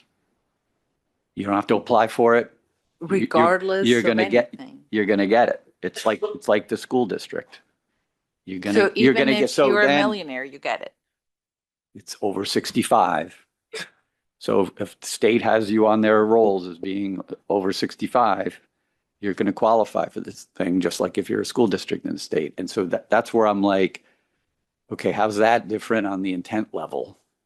Right? Like what's the difference there? I understand the one where you have to, in effect, apply for an electricity or adopt a child, but if there is something that they do just because you are, because we've said that's a qualifying characteristic, that's okay.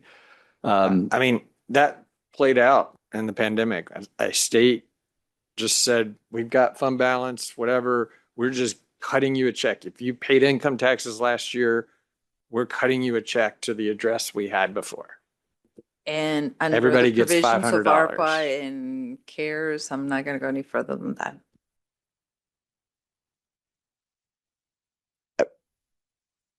Let's say it wasn't related to ARPA. It was just, I have fund balance. I had fund balance. No, I'm just saying it's ARPA. The state just 50 years ago, state has a lot of money and they say, you know what? I'm going to give some back to the taxpayers. I'm just cutting a check to everybody that paid income taxes. And so the way you had identified who needed to get the check cut was a little bit the way Chris described. Anybody who have filed income tax this year and the last 5 years, whatever principles they come up with. And in Chris's example was very nuanced. If you have a tax liability in excess of $300, you're going to get the check regardless, right? Are you not describing qualifying requirements? We've said that. I mean, they said that's a characteristic, right? Right. So we describe a qualifying requirement of the characteristics. So the minute you have looked through your roster of Social Security number of people who have filed income taxes with more than $300, you have a payable right then and there. Different than a school district. Okay, Because so, we Sherry, because I'm created- looking through my roster of school districts, right? I have they created a new We school said district that over it's here. I have a roster.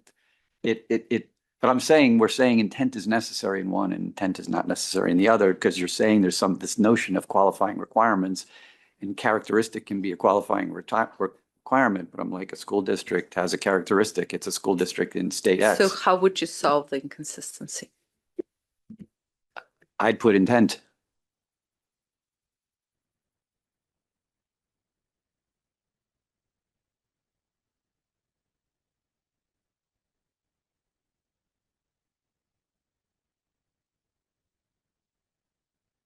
That's the prerogative of the board. Which would go against what I usually say. What's the harm in putting intent in there? It adds words. So therefore adds more words doesn't always equal more complexity, because now we're consistent with the same thing we're doing here is the same thing we did over there. I guess part of what Jeff and I are struggling with is, why is the qualifying requirement aspect of it make it different? Because that creates a recognition point. So now you have created, in my mind, this is just me, myself, and Irene. I will not even drag the team into it. But if characteristic is a qualifying, I mean, this kind of comes back to my first thing. If Right. characteristic is a qualifying requirement. Right. So, but how do you determine you have met the qualifying requirement, which is the whole discussion of we have to go through the roster, look at the Social Security number, or wait for the application kind of thing. By creating this arbitrary consistency, in my mind, what we're doing is creating an illogical point, because the board has tentatively decided that for qualifying requirements, meeting the qualifying requirements is the recognition point, which separate, distinct, and different from the circumstances in which you have a transaction without qualifying requirements. So by making the recognition consistent between qualifying and non-qualifying requirements, then we're melding the logic. Right. So Yeah. in every case, I understand that, and that makes sense to me. I guess this comes back to maybe I'm not good with question one, because I think it's because we're treating individuals different than governments, and this general aid and this general and a characteristic is there. I think it's causing a connection that I want to make, but I understand why we wouldn't want to make it. That makes sense to me. But So the connection, so it's okay if we don't make the connection or make the connection. So you would think that a cleaner solution would have to put all these things rather in the transactions without qualifying requirements. I don't want to rehash one because everybody else agreed, but yes, because what makes the qualifying requirement recognition make sense and be different than when we don't have qualifying requirements is when you have to do something. Something has to happen. Yes. And so general characteristic being the stated only one is probably ultimately my biggest concern. And that's why we end up in a place like this where something seems really similar between these two. And what's supposed to be different is that one has qualifying requirements and the other one doesn't. And I guess characteristic isn't, because there's no action, isn't a strong enough qualifying requirement to drive recognition in that way and make it different than the ones without qualifying requirements. That to me is a So- much logical argument. I'm sorry, I got it, what you got there. With your permission, we can ask the board if we can take the paper back in its entirety and rethink about that option. I feel like you're, in a way, the board already voted. Like I already made my point on question one and the board voted. So I don't want to do, you feel like you would be doing that for me. And in the end, if we are where we are with question one, then I can live in this world and be okay here. I have the worries, but I lost that one. But Chris has his hand up. So, Joel, I think you and Paulina brought up a good point earlier. And it's around, what do we call them? Fiscal notes in our government. So in many cases, in Jeff's point, in many cases, to the extent that the government or the legislature is moving forward with something, the town council, they have to be able to figure out oftentimes if it's bigger than the bread box, right? And so when they go through that estimate and they have their economists involved, they will figure out a number. And yeah, that's fine in those certain cases for that to be the recognition amount as of that first date, right? As of the July 1st date.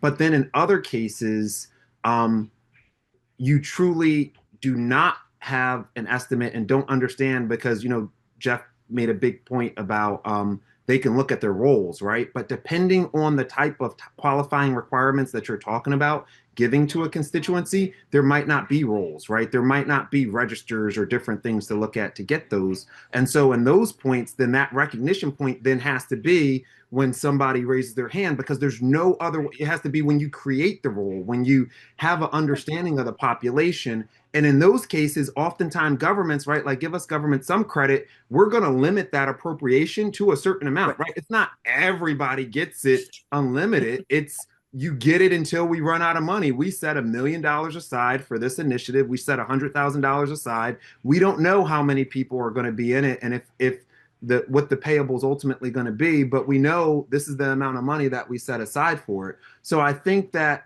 they are different, and we have to acknowledge that in one case with that one-to-one to that government, that statutory initiative, versus in the other case when we're talking about to individuals, just by design, they're going to be different depending on the types of underlying qualifying requirements and the population that we're talking about there, if that makes sense.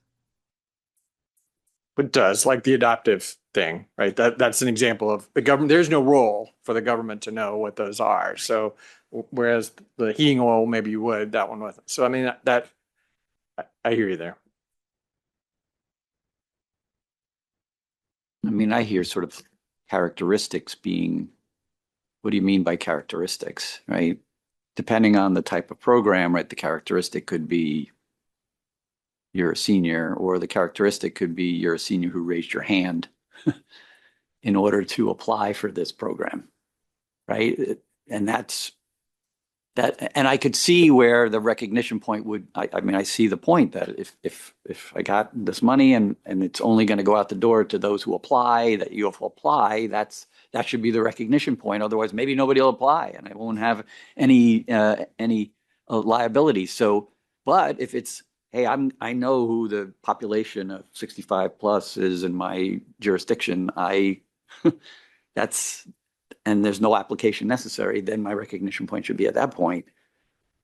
But I mean, I've never seen a program that is that broad swath. If you're 65, I'm going to give you money for heating oil. So I would have to look at something more specific to be able to logic that through. But it's normally the combination of a set of things. You a low income individual trying to pay for housing, therefore you qualify for voucher 108.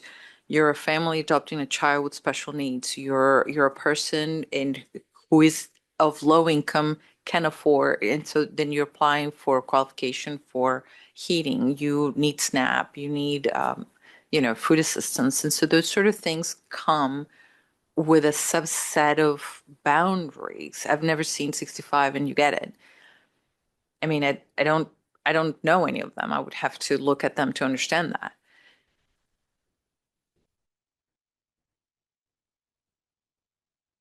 To me, it's like sort of like and I guess I'll continue to just be sort of stuck, but the characteristic is this other aspect of, you're qualifying in some other way, right? As opposed to just who you are, right? To me, it's like the parallel is like the school districts, all my school districts in a state versus all my school districts in a state where the average income of the whatever is below a certain level, right? Like, so that's the difference. And versus there are cases where it's just being and not doing anything, right? That's why I was trying to figure out, like, is that the differentiator here, where we're saying that we don't need intent because we think the government's less likely to not fund in an instance where somebody has to do something versus an instance where they don't. And where they don't have to do anything, they have to just be the school district. We need this added thing of intent in order to be able to create this attachment point. And now we don't think we need that attachment point because really they had to do, in effect, do something. They had to effect be of a certain income level. They had to in effect be of something. But right? I think we're very much honing in the K to 12 as being the school district. What happens with motor fuel? Where the state appropriates. So the driver in here is not who you are, is what the restriction of the resources were intended to do. And the motor fuel is a little bit clearer in the sense that you're required to provide motor fuel assistance for the purposes of building roads. And the share sales tax is just simply a constitutional provision without even purpose restrictions. You are required to share 2% of your sales tax with your cities and counties. And so it's not the state of being, it's that those resources have been funneled to be distributed. You don't qualify for this program. You don't qualify to a program. It's just the way the state is designing those redistributions of resources. And what we're grappling with this paper is programs that are a subset of things where it's targeted to a specific group of individuals. And so I'm a little bit struggling trying to understand why do we need to make them consistent to the existing framework when they have different characteristics. So we're trying to weave through the best coordination requirements. We thought we can make them work, but trying to create this consistency, or we keep equating of being a school district as a characteristic, then we're really melding purpose restrictions and eligible requirements.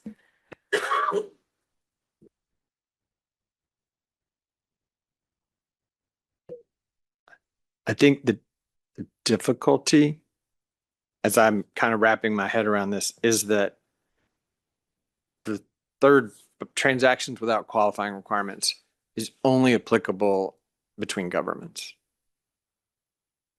And anything else It was designed that is way. Yes. automatically then, the qualifying requirements becomes the catch-all. Anything that isn't whatever between governments, I'm trying to figure out how pledges works in there, but that's to the government from an individual. There would never be a pledge from the government to an individual. Correct. I wouldn't guess. Or if there was, that's what we're really talking about, is in these transactions with qualifying requirements, because the individual is a characteristic in some way, shape, or form. So the pledges, and remember that we always get the feedback from our task force, pledges can have qualifying requirements too. So Sure, that's true. it was intended to demonstrate that there are also contractual binding arrangements that really are more complicated. The pilots are an example. Some pilots you enter into for a specific level of service. So it normally, pilots generally result out of conflict. And so the university and the local government, and then they start negotiating. And so they wanted an increased level of security, and then they were going to pay some pilot for it. And so it can become a performance transaction. But there are circumstances in which, for example, in this state, there is a legislation provision that requires the state to pay pilots to the local governments where they have state buildings in a municipal section. And so it's a legislative pilot. This is not even a contractual. And so the pilots tend to become difficult to navigate because there's no qualifying requirements.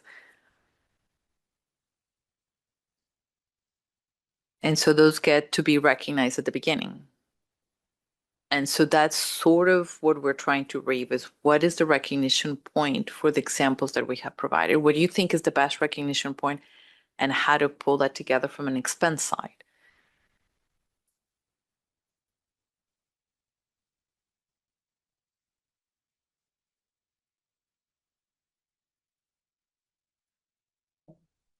So what was the result, Joel? Is the center column the catch-all? I think so, yes. You don't think so? I just struggle with an idea of catch-all. I mean, this is not how we proposed it. If you guys want to make it a catch-all, that's. I'm not trying to make it a catch-all. I'm saying if a government has a transaction that isn't with another government, it can't be in the without qualifying requirements because it wouldn't be a general aid to government and it wouldn't be shared revenue. It wouldn't. So if a government has a transaction, say that again. If a government has an expenditure transaction,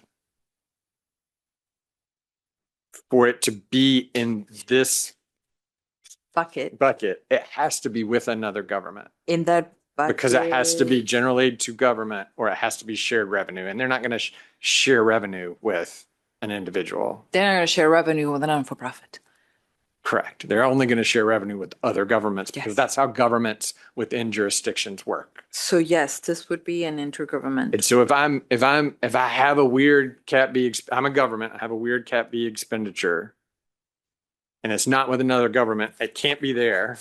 It's probably not an imposed transaction. Yeah, we debated that. It doesn't work. It doesn't work. It doesn't. And so it just stick to that. Automatically, that's where I'm going to end up. Why couldn't you end up in here? Because that's not general aid to government or shared revenue. No, not in there. In here. Right. Contractually binding arrangements. Because everything in this column, this isn't a general header. That's a general header. Transactions without qualifying requirements. And you can have of two types. One that is legislative binding arrangements, which I think we can rack our brains, and those are intergovernmental. I don't see a version of this where there is no intergovernmental. But you have contractual binding arrangements without qualifying requirements, where the government could be entering into an MOU to give you money without qualifying requirements. The TBD doesn't say other qualifying requirements. The TBD says general aid to government and shared revenue. That's what drives this whole thing. In here, right? But there is a TBD for here.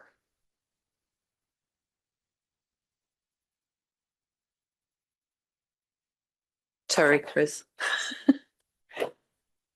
Isn't this? I mean, you have another bucket in here. You have the bucket of the contractual binding arrangements without qualifying requirements. What would an example of a expenditure be in that bucket that's not to another government? Hey, Joel, what bucket is this? I'm sorry, just to make sure I'm. We're in transactions without qualifying requirements, but in contractual binding arrangements. Where you enter into an MOU to provide resources, you said not to another government. Correct. To an NFP. To an NFP. The university provides this to NFPs. And so then differentiating between I'm just a nonprofit and that's my characteristic as a qualifying requirement to distinguish, to understand, am I in transactions with qualifying requirements or without? I'm back to your purpose restriction thing, I guess. Yeah. And legislatively, that can't happen, but contractually, it can.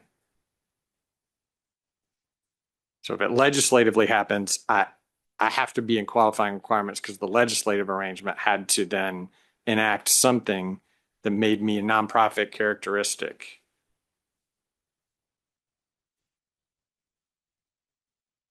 Can you have Okay. a legislative binding arrangement for an expense without qualifying requirements that is not share revenue? I think that's what you're asking me. I don't know how, because how would they be able to identify you in the legislation? Right? Right. So that's what I'm trying to think through. So it's like that's one of the Jeff example. Everybody. And who's everybody? Even that you start narrowing into the qualifying requirements. So it's anybody. I feel like I'm holding everything up, so maybe we just vote on question 2, I guess. Or were there changes to question 2, or question 2 stood as it was? It's been a while, and I don't think we did. I don't either. think we have any changes for it. Okay. But this appropriated funds thing is going to change, right? So It's going to we be can this deal with notion the of permission required. to spend. We can do the if required parenthetical in a second. So let's just do it as 2 separate things because they've required we can clarify with a permission to spend that is a bit broader that ties more to question 3. So I can just post 2 as written with the understanding that the parenthetical will be discussed, if that's okay. That sounds good. Okay. So question number 2 is, does the board believe that recognition criteria for transactions arising from legislative binding arrangements that contain qualifying requirements should include that the resources provider has appropriated funds if required and the period applicable to appropriation has begun?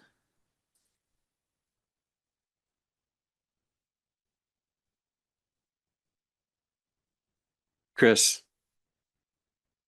So I agree with, and not trying to start it all again, but with some sort of clarifier around appropriated. And I know we said if applicable, but I think that's confusing because if it's anything, then it's just anything, and you don't need the appropriation language. And so that's my only piece there. I get the concept, but I just think the wording might need to be tweaked a bit.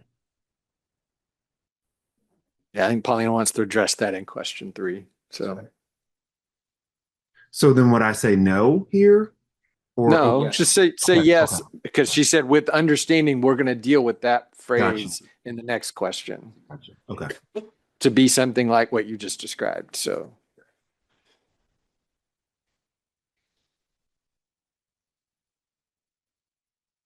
Diane. I agree with the staff recommendation. I thought this helped add requirements that that would provide a time frame for the recognition of the receivable for the recipient of the government for the recipient government. Thanks, Diane. Robert. I agree with the staff recommendation somewhat for the same reasons that Diane has raised, but I appreciate the discussion. Thanks, Robert. Jackie. I also agree with the staff recommendation with some clarifying wording. I'm not nearly as hung up on the intent thing being aligned, particularly when we're talking about the characteristics situation. I don't really see that necessarily as being critical to making sure that everything is going the way it should. In fact, I don't even really see it necessarily being applicable in a lot of cases. So, sat here and listened to all of this, trying to digest all of it. I do kind of like the idea of 2 columns under the transactions with qualifying requirements kind of thing. I think that makes good sense, but I was kind of not in that last set of columns at all to start with. So that was really messing with my mind when we started going there and started talking about that. I was in the transactions with qualifying requirements thing. I'm comfortable with what's being proposed. but the discussion was interesting. Thank you. Thanks, Jackie. Carolyn.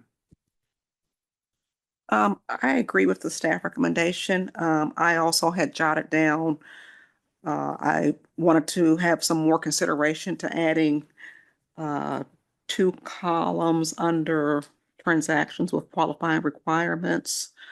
I wanted to at least explore that a little bit further. But that aside, I do agree with the staff recommendation. Thanks, Carolyn. Jeff. I waited. I guess I won't be disappointed at the outcome, but I don't think I can get there on the why I'm taking intent out of here. So I'm going to disagree because I don't think that if I got asked by somebody why is intent there and not there, that I could give them an answer that I would be comfortable with. So I'll disagree. Thanks, Jeff. It's not what we're deciding, and it probably isn't relevant in the standard or writing, but I do like Jackie and Carolyn. I think when we have a visual that we're training, I think two columns under there will help people. Not really contrast it, but like, understand it in the same way they're understanding the last column. And I think this question to me has maybe, I actually hear, while I'm a little bit with Jeff, I feel like I could explain it. And so I would agree here, but talking through this enough has made me change my mind more on question one. And so I would mark me down as a disagree on question one, because I'm worried that's causing more problems in the end. I don't think it's this that's going to cause the problem. So I have some of Jeff's concern, but I feel like I can get there. But so that doesn't change question one. And just for the record, I think that really is where my problem and all the conversation that I just had really kind of comes back to that. It isn't about this. So. So for question 3, what we were trying to achieve, as I mentioned, is bring forward a definition of a continuing appropriation that exists in Statement 36. So we would like to retain it, but question 3 would be a little bit modified in the sense, can we can retain this, but then instead of referring in question 2, when the provider has an appropriation, when the provider has appropriated funds, parenthetical if required, would be when the resource provider has appropriated or has a continuing permission to spend, as opposed to this if required. And the continuous permission to spend would be defined in the same way as we do continuing appropriations. So that would be, by bringing question 3, the edit would be proposed to remove when an appropriation is required, if required, but when an appropriation is needed or there's a continuing permission to spend. And so it's not if required, but it's more explicit, similar to what y'all did in the first edit. Thanks, Paulina. Would that, Sorry, Paulie. So where is that edit manifest itself? so it would show up in question 2 and potentially, I don't have the TBDs in front of me, but I'm sure there's when appropriated if required. It's more than one place. And so then we would consistently edit every time we talk about when the resource provider has appropriated funds, parenthetically require, we'll have when the provider has appropriated or has a continuing permission to spend.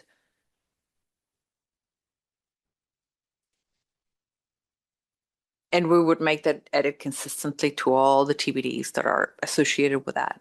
And then by question 3, we would be bringing forward the definition of continuous appropriation with continuous permission to spend.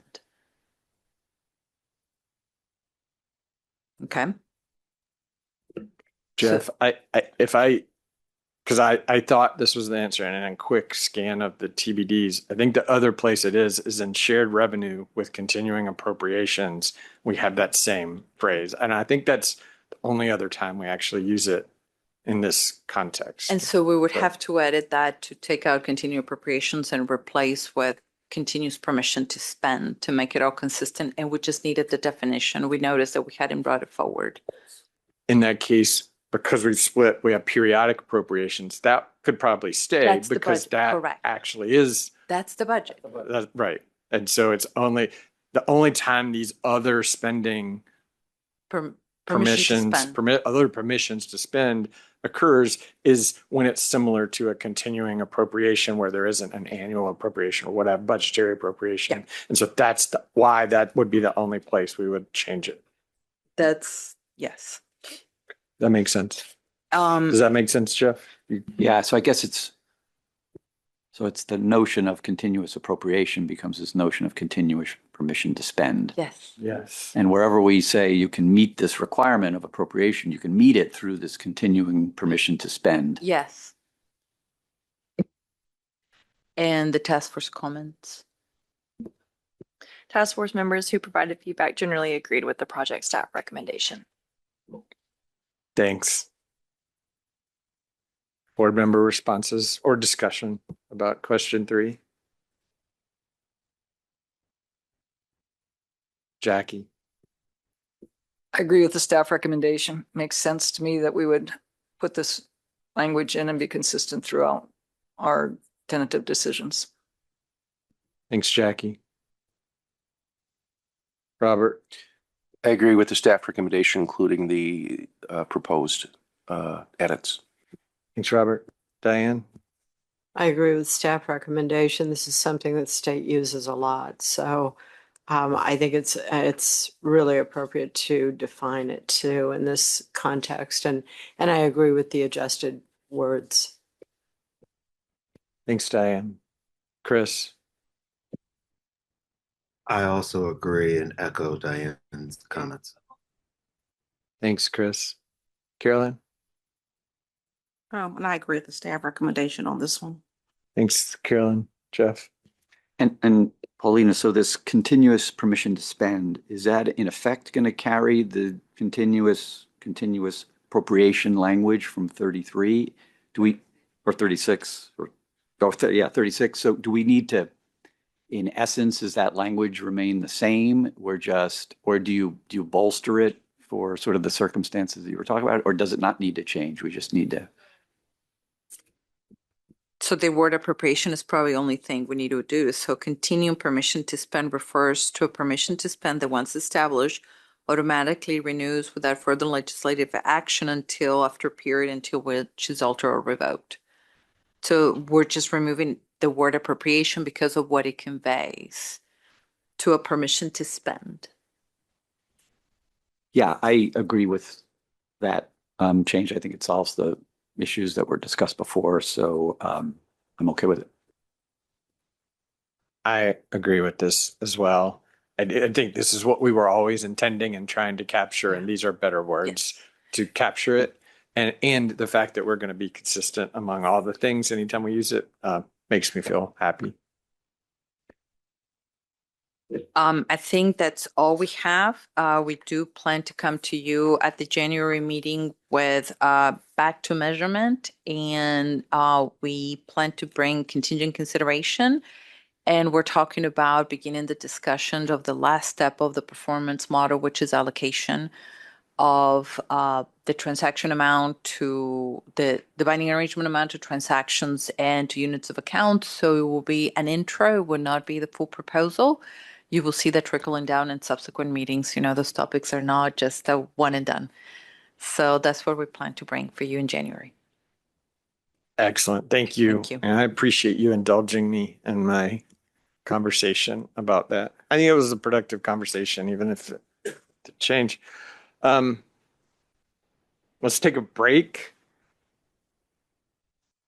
Do we want to start the voluntary digital financial reporting at like 11:30, even though we're going to break for lunch around noon, or if we're close to being done, we might go to lunch a little later, or would we, I don't know if lunch is ready at 11:30, but you want to start and then we'll see how it happens. Okay, let's start at 11:30. See everybody then. All right, welcome back. We are continuing on now, moving on to the Voluntary Digital Financial Reporting Project. Paulina, I'll turn it over to you to help guide us through what you have for us here and what feedback you'd like from the board. Thank you. Thank you, Joel. And for the purposes of this meeting, we have our last feedback topic before we come back to you with a discussion memorandum.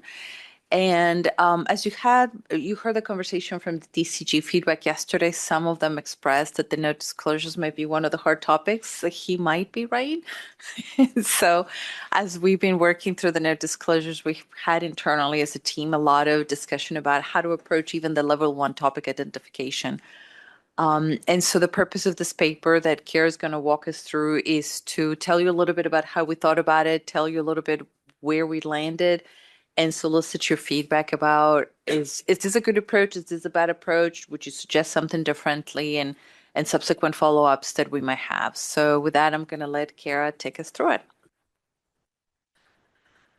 So when determining how to model the notes to the financial statements, we considered 2 approaches. The first approach was just to rely on the provisions within codification section 2300, specifically paragraphs 106 and 107, which provides information about the notes that are essential for fair presentation in the basic financial statements, and also a list of additional disclosures that government should make if they're applicable to them. The other approach was to identify common topics that are used in practice by governments and looking at how they organize their notes. Authoritative guidance does require certain information to be disclosed in the notes, but it does also clarify that this guidance does not provide an exhaustive list of what governments should be disclosing. Guidance also does not provide which direction and how governments should organize their notes, but authoritative guidance also does emphasize that governments should avoid duplication and to organize their notes in an efficient manner, which in our opinion we believe this gives governments the flexibility to structure their notes in a way that enables users to absorb information effectively. We reviewed ACFRs of several governments to identify observed practice on how governments index their notes. And you can find some examples we provided in attachment B. And we definitely observed trends across certain topics. As discussed in prior meetings, we have decided initially to structure the note topics using level 1 block text. This would be the largest level of aggregation for the notes at this point. And we felt that level 1 block text for every single individual requirement in paragraphs 106 and 107 of section 2300 would be cumbersome, as we didn't observe every note requirement indexed through observed practice. And we believe that the approach to model using topics based on observed practice presumes that the common groupings reflects preparers' professional judgment in meeting those note disclosures requirement to provide information efficiently while avoiding duplication. So as a result, we did decide to approach the identification of note topics based on observed practice. Attachment A lists 49 topics that's derived from that observed practice. You'll notice some topics are broad, such as deposits and investments, while others are more narrower, such as tax abatements. We note that there's a mix of broad and narrow topics, as this allows governments to tag notes in a way that aligns with their respective government disclosures, as we saw evidence of both broader topics and then some evidence of more narrow topics. The list of 49 topics would be identified as taxonomy defined notes, but we also note that there would be the availability for governments to create a government-specific note options as well. And then lastly, we'll note that this is the starting point of our structure to model notes to the financials, and then we note that there may be additional modeling considerations as we find more information in the future iterations. So the one board feedback question is, what feedback does the board have about topic identification for level 1 block text? Thanks, Kara. It's a big team. I was like, just keeps going. It's wrapping around on both sides. This is hard work. It's a lot of work. It is hard work. It's good work. Board member feedback for team here. Jackie. So I think that the approach that you're taking is a rational approach. Having looked at, I mean, we could go with the codification, which seems like it would make sense because it's a codification after all. But when you look at the two paragraphs that we're talking about in the codification, it's unwieldy and it's almost impossible to deal with, I think, as it's been done. And as you pointed out, you're not really seeing those kinds of disclosures in the notes to the financial statements. So to try and structure something around what we know already probably isn't going to be the most useful way for starting the note disclosure. Doesn't seem to make sense to me. I think the approach that you're taking is a rational approach. The fact that it's a starting point and it might change from there. As we learned when we met with the task force the other day, they have indicated that some notes are more important than others. Some levels are more important, and this is going to be an interesting process. So I support the approach you've taken. I think it's rational, and like you said, it's a starting point. Thanks, Jackie. And I think one of the things that we also would love to hear from you is, as you think of the approach, there's a couple of additional thoughts that I would invite you on. One of them is, again, what Kara teed off, the codification versus what we have observed in practice, the level of granularity. Are there things that are too aggregated, or are there things that you would do them more disaggregated? If you want to provide us explicit feedback on specific topics, happy to do it either in here or offline, however it's more convenient. What we want to do is expose a reasonable starting list. We will solicit feedback on the DM, even about the list of things that we have inventoried. So whatever suggestion you have. But the last piece also is, as you're aware, we did cross-reference all these topics that we have identified to both the codification and the descriptions. And if you were to feel comfortable with this approach, we also wouldn't mind hearing your degree of comfort of exposing this information, in that we need to put it in the codification in that way. I mean, the cod will, in the taxonomy in that way. Let's say we would need to put capital assets, and we will need to tell you which codification references it alludes to and what topics we combine. I think cash deposit investments is more appropriate to illustrate, because as you know, we coalesce around 3 or 4 different topics to it that are in the code. And so we would need all these codification references, and we need to put all those in the documentation. We would need to put the narrative of all those things. And so we had heard some feedback initially that organizing the note disclosures in that manner can cause some degree of a stress by saying, are you creating shadow gap by telling me where to put my notes? No, we're not. We're just trying to model what we're observing. And so it would be helpful also to know if you have any concerns about it, because we will have to operationalize it into the taxonomy in that manner. Yes, ma'am.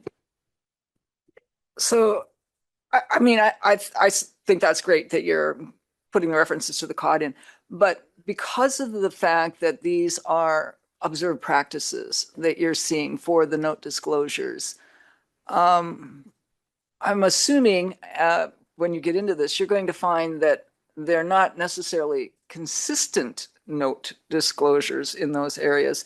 So how are you going to approach the codification in aligning with those disclosures when maybe they're not consistently providing the same kind of content codification wise in that note disclosure? Are you going with, these are the most prevalent, these are what we found every instance so far, or this is everything we've seen? No, thank you for that. That was sort of what I wanted to spark as you comment on this topics as feedback. So again, let's go back to deposit and investments. we prevalently see people put in statement 72 disclosure requirements in that note. It's prevalent. It's not everyone. So what are you going to do now? Well, governments have two choices, and we have choices. The government can take that block one called depositive investments and block the deposit investments and the fair value disclosures, because you can use a block one text more than once. And so if we put this disclosure topic encompass all these things, then you can just pick it up. I think subsequent events was the fun one we've always discussed, because what we have seen in our review is it consistently is the last note with all the subsequent events. But if a government chooses to put their subsequent event in the capital assets and the liabilities and the contingency, and then one last with everything else missing, they can use that level one text block the 5 times. And then what the system does is just concatenates. So you can literally put, as a government, the content of your notes wherever you want to. You're just going to have to take the L1 box topic and put it where you have put this context. And so it provides you that pliability. So I wanted to make sure you had an understanding that that's how we'd operationalize and practice. And so that's why it becomes super critical to say this topic is associated with this disclosure requirement. So wherever you put them, I don't mind, just use that box to tag everything that is related to this.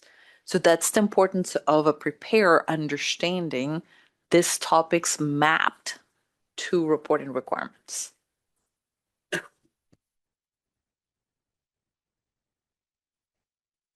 Jeff? So Paulina, to start, so the 49 buckets we have, which have things underneath them, right? So help my understanding. So a preparer is going to see all the things, because you're talking about the 49 buckets were the prevalent, but as you talk about, not everybody's going to do it that way. And so I've got my whatever you said, fair value note separate from my deposits and investments note. I got to know, do I need to use a number 2 L1 block for deposits and investments? I got to do that. I got to block my deposits and investments note, and then I got to go get my fair value note. I'm going to use the same number 2 L1 and put it on the deposits and investments note. So they will have this, so they know where to associate what. Is that right?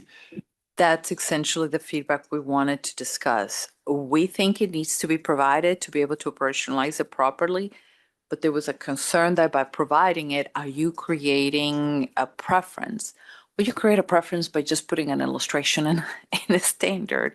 I mean, all we're trying to do, if we're going to operationalize this approach of observed practice, I don't see a way where we don't tell you what's in the bucket, right? Right. But the alternative then, okay, so you say, all right, I disagree, right? So if I disagree, what the alternative would be to use the 106, 107 items as the 100 and whatever things, and those are the 127 something items that you have to create L1s for, right? And so that's, as we talk about, that could conceivably be more burdensome. I got to do 127 L1s versus if I truly followed this, if there was a government followed this thing to the T, they'd have 49 L1s, right? It actually is not even 49. I think the way we have always mentioned this in multiple settings, we believe on average a large government gets their note disclosures in about 25 of them. On average, a small government gets through in 10. And so it's whatever topics are applicable to you. And the reason where we're looking at common practice is because there's this presumption that Kara has alluded to. If a preparer is organizing them in that manner and communicating in that manner, we're assuming, we have to ask, that that's what the user is consuming in that format. And so we then reshuffle the format to 23,000 paragraphs 106 and 107. Are we not reshuffling to basically comply with the code as opposed to what people are doing? It's sort of, that is sort of the two sides of the coin. So like you said, if you disagree and we do the codification, what is the benefit of it and why would we do it? And so definitely the reason for the conversation. I mean, as we talked about, and we talked some with the technical group, this is, as you say, it's a starting point, right? So this 49 can become 52, can become 43, whatever, as we get more refinement, understanding over time, right? So we're saying as a launching point, we're going to say, here's a common observed way to organize the notes, right? And here's how all the notes fit into that common observed way. And if it changes over time, we're not locked into anything, right? And just remember, the feedback is harder to take things away. It's easier to put them in. And so just be mindful of that issue. But definitely they're not locked in. But it feels a little bit easier to disaggregate them, so add more than if we have a box and then we remove the box. That feels very uncomfortable. The other piece that I know you know, but I'm just sorry for repeating, sorry for that. This is what we know in guidance. There's also a provision, as you're aware, that you have to disclose any transaction that, if not disclosed, render the financial statements misleading. That opens the door for anything that we need to deal with. And so that's a government specific. And so in the same way as line items have an avenue to include disclosure requirements for government specific needs, you would have the same in here. So this would be taxonomy defined notes, and there would be government specific notes.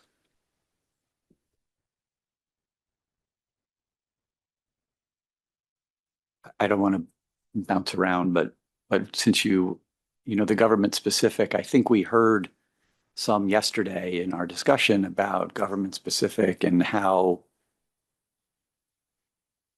we should be thinking about, I think that it seems like the need is there, obviously, for a government specific option, but I think I heard some concern yesterday about the proliferation of government specific items. In other words, if I mistake, it didn't look carefully enough, didn't go through your 49 items closely enough, and I have this option to just write my own, I'm going to write my own, you know what I mean? Like that kind of thing. And as I was reading through the paper, and you and I talked about this a little bit, there was this notion of fair presentation that you talked about. And it sort of sparked in my mind, like, could there be a way for the taxonomy to say, before you do a government specific, some sort of way to say, is this a fair presentation item? You know what I mean? Like there's some way to center you so that you're basically admitting that this thing doesn't exist in the thing that we have, right? Therefore, I have to create a separate, as opposed to, actually it's not. And I don't know if fair presentation is the thing, right? Or is there some way we can try to prevent a proliferation of government specific items? I think we had agreed that we're not in the business of policing and controlling. I mean, bad behavior will happen and will happen anywhere. What we're trying to do is just create a tool that encourages good behavior. I mean, I can be a bad actor and do everything you just asked me to, which I don't think there's a mechanism, but I'm not going to go there. And still go, I don't like the depositive investments that they created. So I'm going to create a note for cash and a note for investments and a note for value. You could have used that note 3 times. And so the bad behavior can always be there. And I think has been in the history of taxonomy development, the thorn in everybody's side. This is the issue with extensions and the line items. Sure, receivable from primary government, but I don't like that label, so I'm going to create due from primary government. It's the same concept. And so those kinds of risks will exist in the line items just as much as they will exist in the text. So I know I've mentioned this before, but I'm going to mention it again. I think that there will be a proliferation of what Jeff is concerned about to start with. But if our governments are like the corporate entities that did FASB, we'll also see a drop in that, because as they start getting used to it, they're not going to look for creating something. They're going to look for the easiest way. And the entities that they have helping them tag are going to help them say, why are you creating this when there's already something there? Because it'll be less costly for them to use what's there than to create something themselves. So I think that initially we'll see that, but on the research on the corporate side said it fell off after they'd started implementing. So I think it's an interesting issue of bias also. So there's the bad actor who tags everything other, but there's also a bias of I'm so special. I have this line item that nobody else does. And then you discover that you aren't so special. And so that's sort of the learning curve that hopefully occurs with time and diminishes that government specific.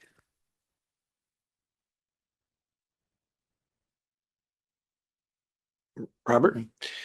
So attachment C, is attachment C intended to try and take observed practice and fit the codification into? That's the point. And so that's Okay. why we had labeled it the way we did. And Yeah. we're asking explicitly, that- are that- you okay sharing that? I would be. I mean, I think it.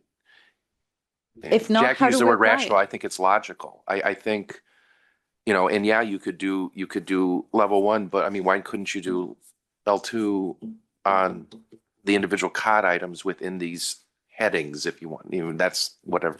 Oh, that's a Term may great not be right. question. No, that's Yeah. a great question. And I think that comes back to, I'm sure you heard all the debate about what is the optimal combination between the taxonomy Yeah. parsing and AI. Yeah. And so it will be definitely a lovely experiment for us to get to at some point. If you put all the deposited investments and you have 4 different sections of the cod, does AI provide you a better analytical output with a single block or with 4 blocks? Yeah. And if the answer is 4 blocks, then there's L2s, Two. right? If not, then an L1 suffices. Yeah. And so those are the harder modeling questions that we hope to discuss after the DM, but definitely a worthwhile issue to not forget. I mean, I know we don't want to create shadow gap and we don't want to, and we're not issuing a standard. But if the slight bias is to provide gentle pressure firmly applied to deal with the proliferation issue. And I'd be okay with that, but again, it's not a standard. So but I also think that if there's a framework, I think a lot of people are going to default to that. And those that think they're very special are going to do what they're going to do regardless. And what we hope to communicate through the discussion memorandum is a little bit akin to all the feedback that we heard yesterday from the consultative group is communicate that you're not changing your financial statements. You're just doing a data conversion. I love that word. And so this is where we will hopefully be able to communicate that in here too is, no, we don't want you to reorganize your notes, but you just have to use the box that we have told you about in multiple places. If it suits you, change your notes, but don't. I mean, it's not about changing, it's about just digitizing. Paulina, how close, I just realized this, we have that thing that says there's paragraph 901 that talks about an order, right? Suggested order, right? How close does attachment C hew to the 901, if at all? I don't think it was. I mean, it was when we observed practice, the ordering was very interesting. I think I was telling Tammy, there's a research question in here because in certain regions, it was certain note disclosures are heightened by being put up front, and some others, and I'm not going to tell you the ones because I don't want to spark the debate, but there's some others that are very deliberately placed at the end. And what I noticed it was that it was like the northern states or the East Coast states, and it's very fascinating. So the ordering, it seems to be suffering from a different sort of perspective than what we might have suggested in guidance. And so let me ask, when you think about the shadow gap question, or creating shadow gap, do you think presenting it in this order of the attachment C order, how do you feel about that interaction with 901, right? Do we think like we should think about what we say in 901, right? If we're going out this way, should we think about changing 901 or But is attachment C about an order or just about grouping? So there is no prescribed that's order. exactly the point. So when we were thinking about paragraph 901 and 2300, first remember it's a non-authoritative piece, it's 900 series, but also remember that we developed those issues when we were thinking about paper. if you're in a digital world, do you care which one you see first? Maybe the user likes to see the last note first. Well, is it last or is just, And so by having to index it, Joel, we had to put a number associated with it. But if there's a different way that we can communicate, this is not note one or it's not first or more Because important. the whole point is that it's no longer paper. It's no longer linear. You're getting and Whatever you extracting want, information, whenever you whatever you want. want. So I'm pulling notes by group. The groups matter. The order, to me, is irrelevant. Because again, we have to remember we still have an awful lot of guidance that is very paper focused. And as if and when governments began digitizing, the paper relationships kind of lose that sense. And so I do not see segment information as number 40. It just fell on that line item.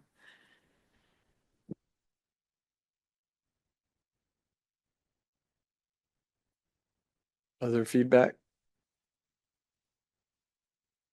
Jeff? I have a question about the L1, right? Because you talked about you can associate to more than one group, right?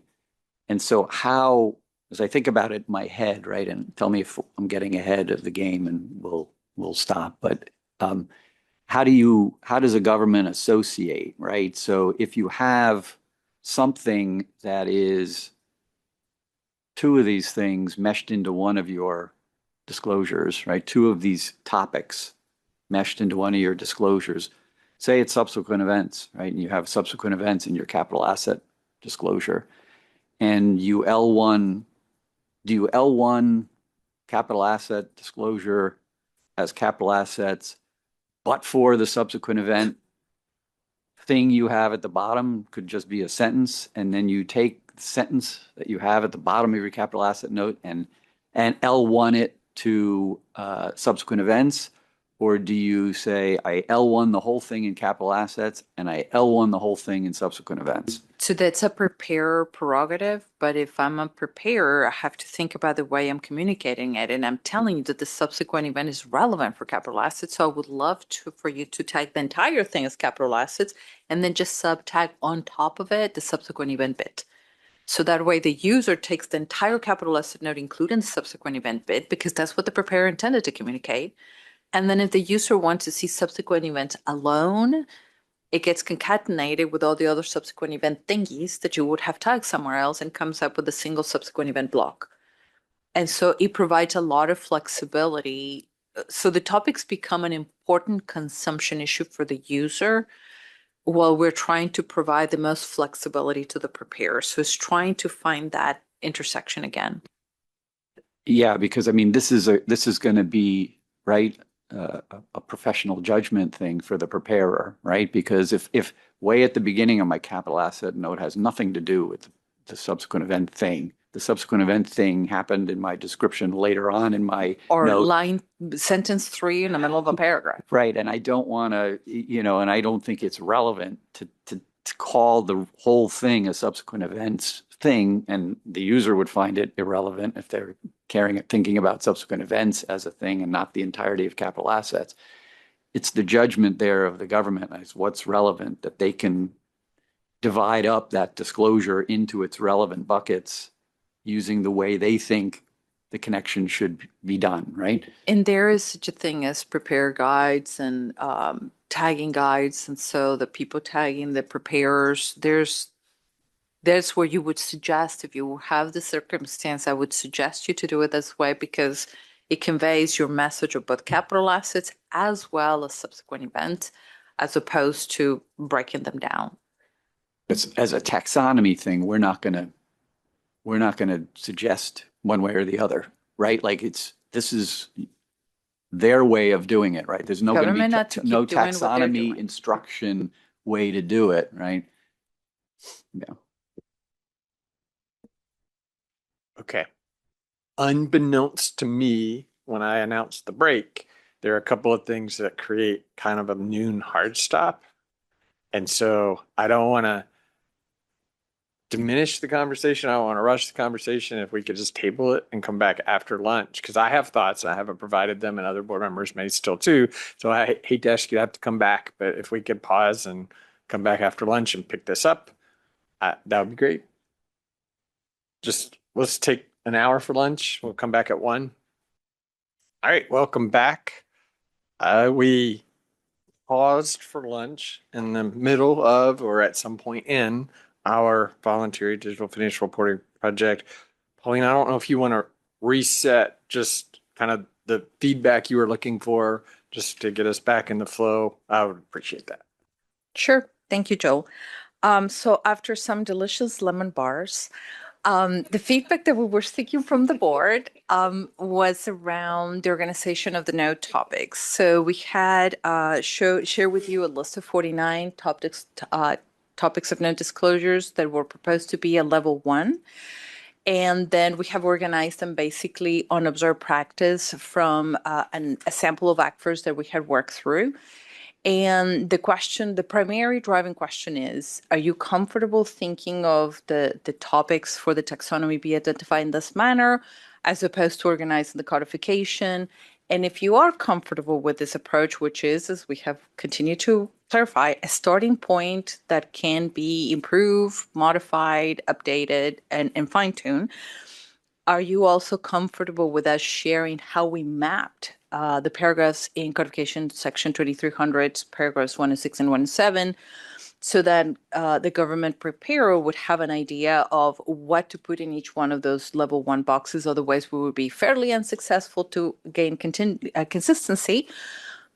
But there was a concern expressed that by us showing those topics with the codification references and the descriptions, could it influence the way governments prepare things? So that's sort of the broad context of the conversation.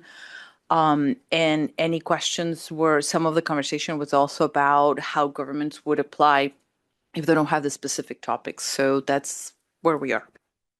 Thank you. And a couple of us have given you feedback, but we stopped. So anybody that needs to share, wants to share anything else, Diane? So in attachment C, where you've got it mapped, I think that's really helpful. And I think that the whole idea of the shadow gap, if we just provided our summary without that mapping, I think that's a problem, because then it does appear like we're creating something different.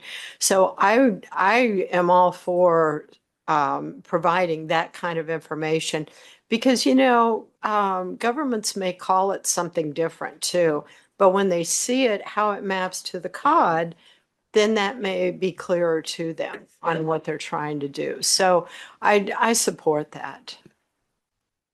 Thanks, Diane. And Pauline, is the idea that this would be in the discussion memorandum, like we would have something akin to this, right? That's what you're asking us for, right? When we say go public in the DM, right? Correct. And in the taxonomy, I mean, we yeah. need to, in the configuration of the taxonomy would be having codification reference and descriptions, the mapping. So Right, whether but- we put it in the DM, it will go to the taxonomy. Right, unless you- right. But we want to get the feedback, right, through the DM about course. this choice, right? That's About the advantage. choice of both the structure as well as the topic grouping. So hopefully as preparers also provide us feedback, well, that's too big, or we need to disaggregate, or this doesn't resonate. We can think about specific topics individually. So yes, for Right. all purposes. And because we, I among them, well, we're all firmly still in a human paper thinking world, right? Like anything we could do to sort of create this list of topics, like even the 1, 2, 3, 4 sort of created this appearance of some sort of order, when, as Joel was saying, there really is no order here. Like these are just separate and discrete content areas, right? And however you can communicate that these are just separate and distinct content areas, not in any kind of order, maybe intentionally shuffle them up. Like it's not the way you would normally see it in a because it has no relation to what you would see in a paper version, right? It's just how this is going to be. I think that would be potentially helpful to get people to not get into this shadow gap sort of thing.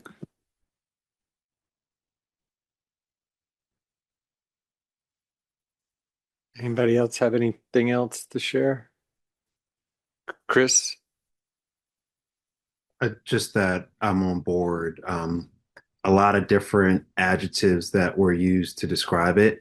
And not to take away from what it is, but I just thought it was reasonable. It's just a very reasonable approach. Pragmatic, practical, all these different words that we might use to describe it, but it just made sense overall. So nothing further to add. Thanks, Chris. Jackie?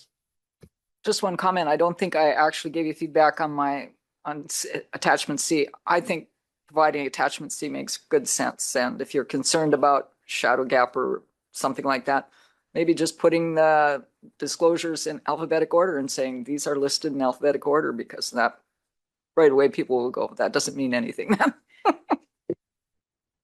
It's Jackie.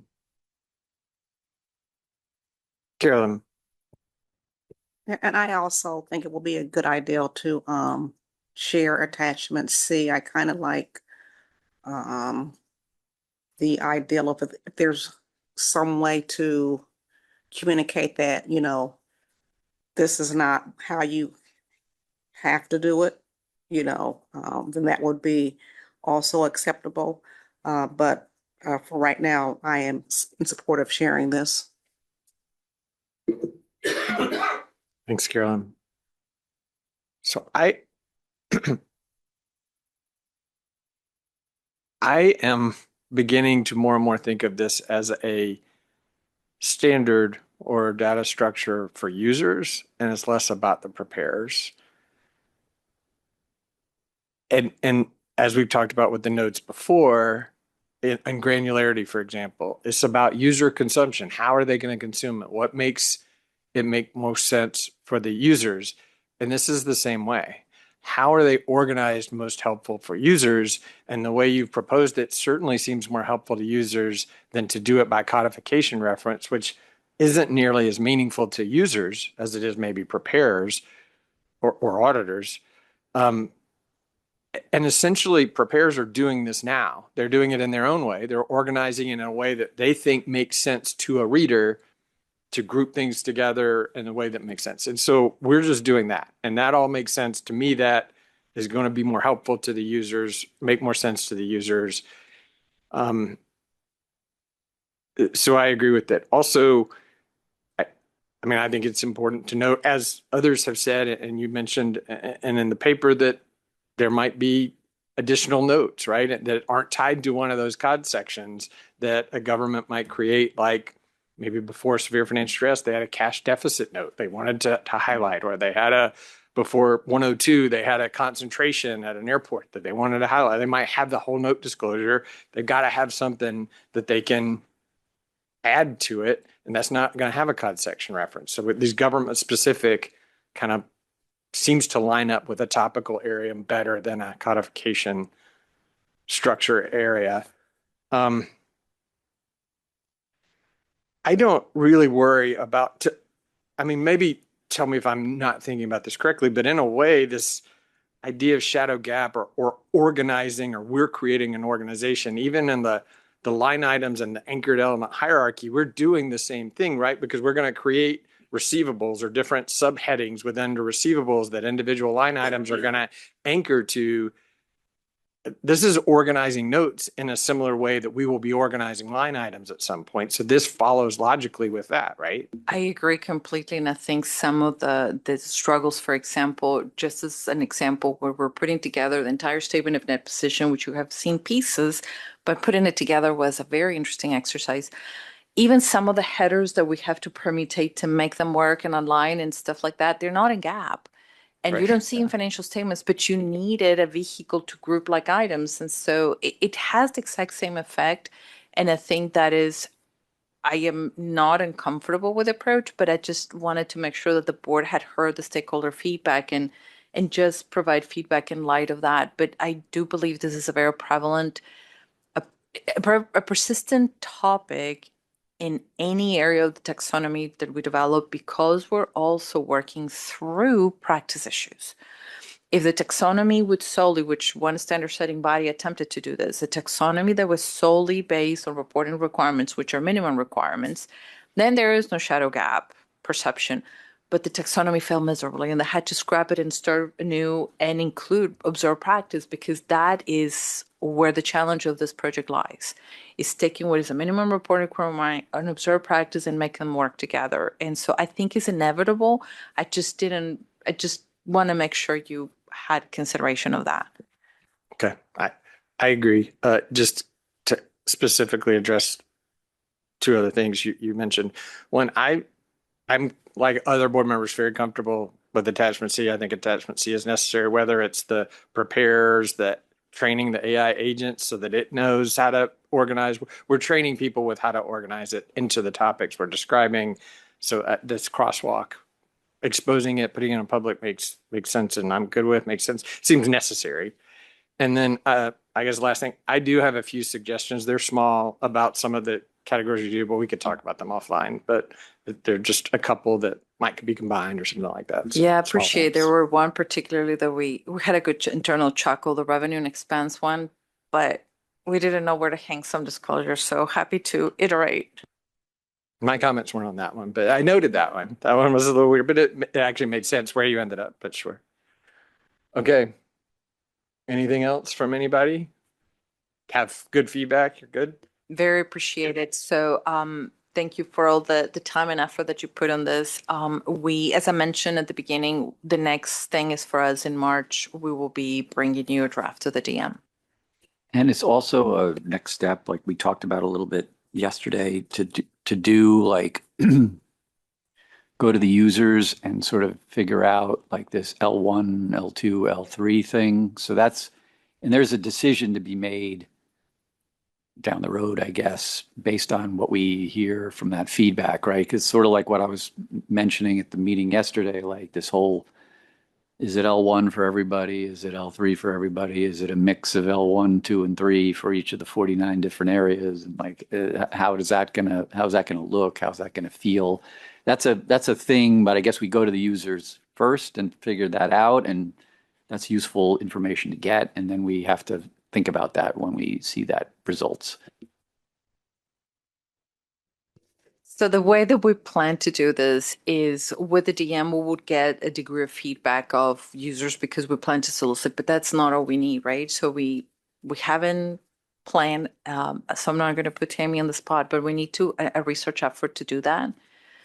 And so we will have to plan and develop that. And then we will be very focused on doing line items while we do that research. And so at some point, all the things will come together. But that's the sequential step, is exposing DM, getting feedback on the topics, and hopefully some user feedback, at least on the topics and the general thoughts. And then we would be very deliberate about a very specific research effort of the usability of where do we put L1, L2, L3. And then at some point, I think we need to develop some set of principles. I think doing this thing of just, node 1 is 1, 2, L3, L2, L1, L3, it doesn't work. But why? Right? Because then if you have a set of principles, as you iterate the taxonomy or a new disclosure requirement comes into bear because the board has a new topic, we would at least have a sense of principles of how we thought about it, why. So what kind of information was the board attempted to deliver in this note disclosure? And it will help us at the very beginning to at least propose how to think about the granularity of the notes. We don't expect that there will be a consistent decision. Everything is L1, everything is L2, everything is L3. We do expect variability, but what we would like to be able to get out of there is also, why was this important to have this way? And why was that important to do it that way? Sure, the users told us, but what did they tell us about it? And so sort of inform that decision. I mean, there may be some consistencies there, like what is it about the table here in this note that was different or the same than the table in that note, right? Like what are they telling us about how they consume that information, right? Very good. Thank you, team. We appreciate all the progress on the project. Look forward to the DM as it comes out, and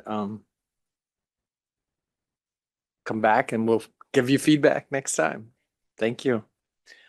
All right, give us just a minute or two to change out teams, and we'll talk about our final topic, which is a tech plan update. All right, welcome back. Our final topic for the board meeting is an update to the technical plan being proposed for the first third of 2026. Director Skelton, I'll turn it to you. Thank you, sir, and thank you, board, and I appreciate that. The general update I think will be pretty quick because there's not a lot changed in this tech plan. I think then we can have some conversations about what is in there, what's not in there. Obviously, as you know, we're going to do an update on the OPEB PIR project, and then there's some monitoring activity related to digital assets and ESG and environmental credits that the gang is going to give you some updates on because there's been movement on theoretically on all three of those topics since we probably updated you probably about a year ago. But if you looked at the tech plan itself and the updated tech plan itself, the biggest thing and the main thing you're going to see is an adjustment to the timeline for going concern. When we first did it, we did it with a pretty aggressive schedule to try to get things done by the next June of 2027. And some of that was before we knew about the comments we were going to get from the AICPA, which we're all aware of, and AU 570 and how it impacts their literature and how it impacts going concern. We've adjusted for that. And obviously adjusted the timeline for that because as we've talked about even with the board, it's I think really important for all of us to understand what their concerns are, understand why they have the concerns, understand how we might address it or how it might impact the project. And because of that, there's the need to have additional meetings and additional meeting time and meeting space so we can have the time to do that. Because I think the idea is we want to make sure that when we get to an ED, we have a pretty good idea of how they're going to react. They're a pretty big voice in this process, especially as it relates to the going concern basis of accounting and their disclosures in their audit report. And so we've adjusted a timeline for that purpose. That's really the biggest fundamental change to the tech plan. Obviously, subsequent events came out because the board issued that yesterday, so that came out of the tech plan. And we put the IG for Statement 103 and subs in the tech plan last time, so that's not really a new add. So with that, I'll stop, ask questions, and then if you have any thoughts, I'll try to answer them, and then we can talk about the OPEB PIR. Thanks, Alan. Board member questions, tech plan generally other than those updates or the GCU thing specifically, Robert?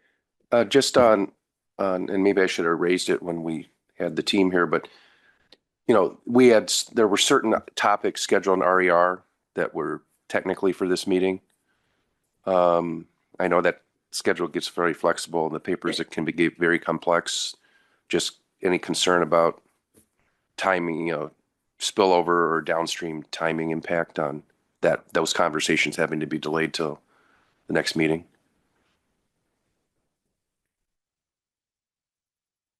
I think there's probably going to be changes to overall when we get through all those topics. Yeah, they're going to shift a little bit. I mean, that probably is reality. Some of that was just timing of knowing when we were going to get to those topics for this meeting or not, and so we'll address it going forward. It's also possible short meetings could be used to make up time and things like that, right? So, any other questions or thoughts?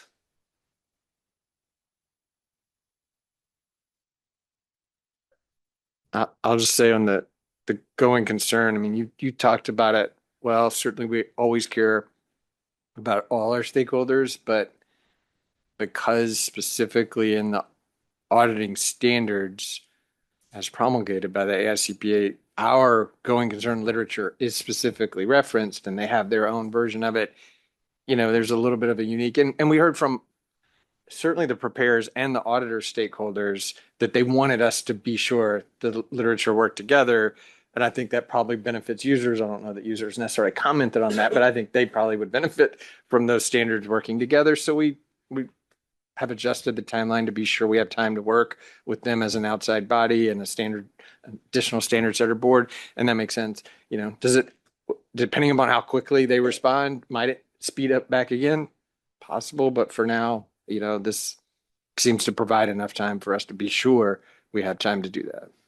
No, I agree with that. And I also agree with the fact that I think the timeline that we now have there does give us the time, as you just said. And the board knows this. We continue to meet with them, and we've had multiple meetings with them since the last even board meeting to sit down with some of the ASCPA committees and expert panels and such, and to continue to talk to them. And so we will continue to do that to try to make sure we get to a place that makes sense for everybody. Sounds good.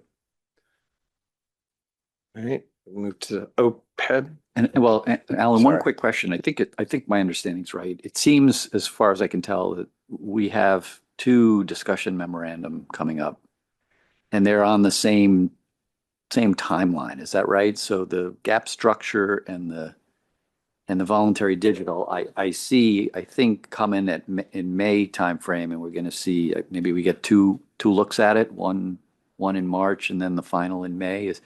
Am I right in that they're on the same timeline? I didn't think they were getting issued at the same time. I thought they are getting issued. No, Emily's telling me they are. March and May. I think May is right. I think the current process have the one for EFR out in May, and Emily's shaking her head. The gap structure is also May. Right. So you're saying we only get one look at it, right, as opposed to two looks at it? I'll try to say it, Emily. If I say it wrong, you tell me. The discussion memorandum isn't approved by the board. Right. So there isn't like a pre-ballot draft and a ballot draft. Correct. Well, you'll get a shot at it. If we maybe need to make significant changes, maybe we bring it back. There's at least subjectivity there, that we have flexibility we have there of, if it's in good shape, maybe you don't need to see it again. But if it feels like you do, then maybe you will. But I think that Emily's giving me thumbs up. Okay. Everything Joel just said. Any other questions? All right. So one of the things we wanted to periodically do is make sure we give you updates on what's going on with the PIR projects. And one of the ones that we're getting closer to the finish line on, we're about a year away from it as of right now, is the OPEB PIR. And there's been a lot of progress made. And so I thought we'd have Tammy and Lisa give you some updates on where we're at.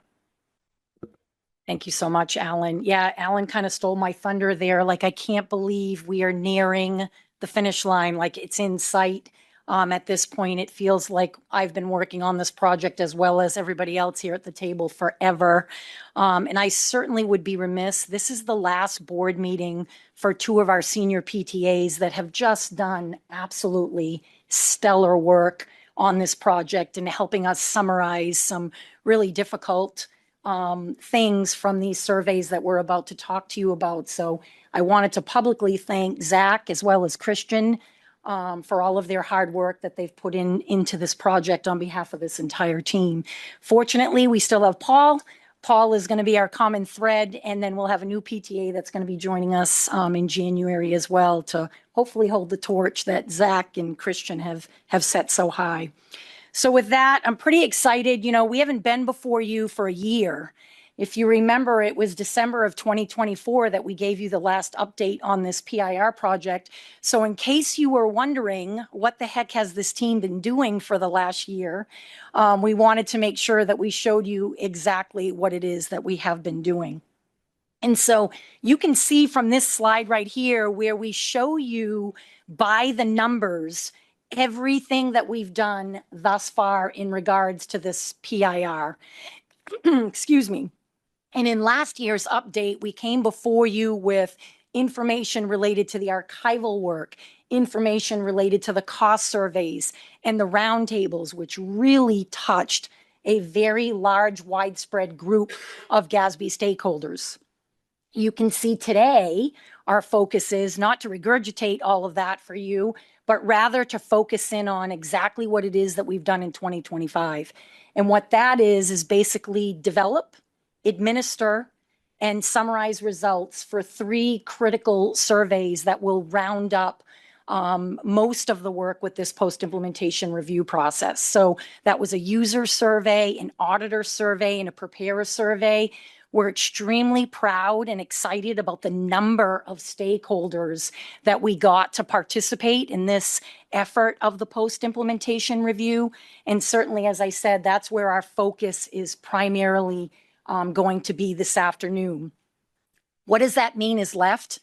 Well, in 2026, we will finish up our literature review, which is where we're looking at every piece of literature we can get our hands on that speaks to the topic of OPEB.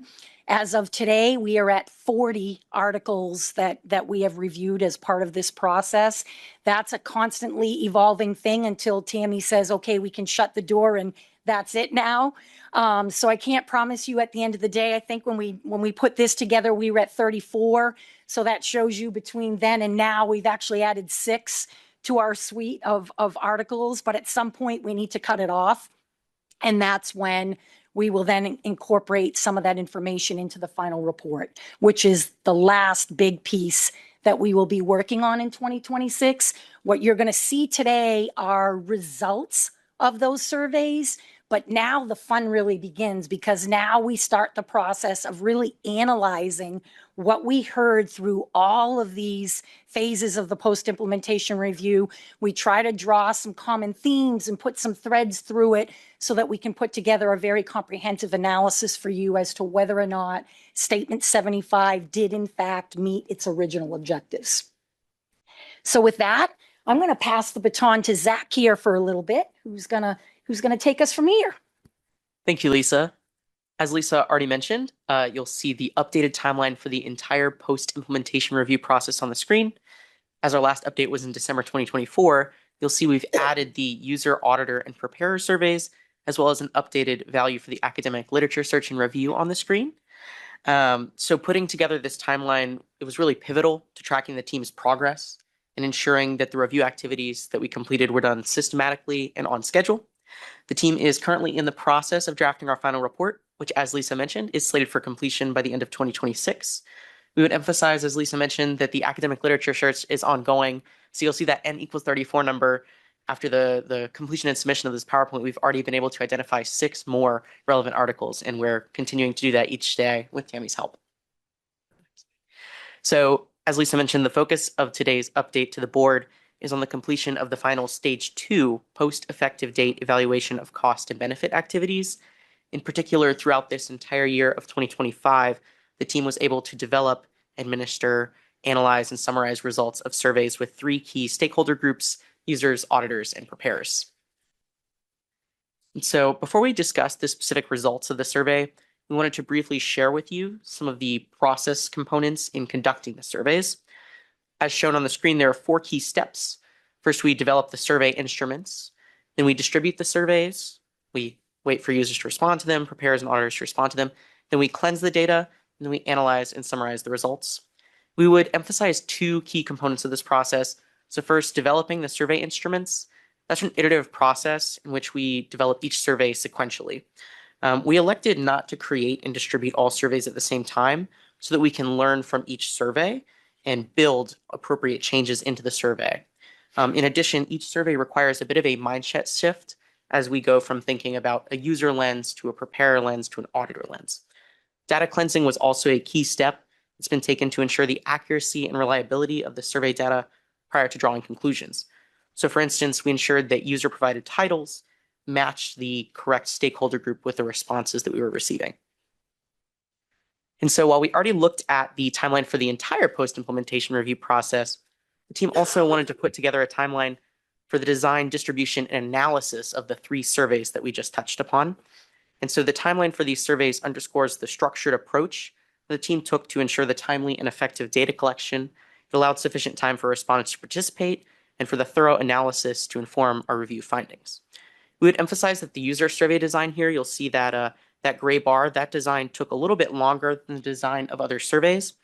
That's because we were intentional in our endeavor to be concise and to communicate in a way that would be tailored to the needs of users, which can differ from those of preparers and auditors. So now we're going to discuss the participants of the surveys. This includes, of course, a broad range of diverse stakeholders from various user, auditor, and preparer backgrounds. Understanding the participants contextualizes our results and ensures that the feedback we receive represents a wide range of experiences and viewpoints. So first, for users, we would emphasize that we distributed the survey in a different channel than is typical for preparers and auditors in an effort to maximize our reach to users. In particular, we used a FAF distribution list that included all users in CRM. Ultimately, we reached 35 users from various backgrounds and perspectives. Users provide feedback that sheds light on the decision usefulness of the financial information prepared in accordance with Statement 75. You also see one other We just wanted to point out that the user who indicated they were an other type of user put in an input box that they were a citizen. Next, for auditors, our total surveyed number reached 94. Auditors' feedback sheds light on the auditing challenges and the clarity of the guidance provided, all of which is critical to ensuring reliable financial reporting.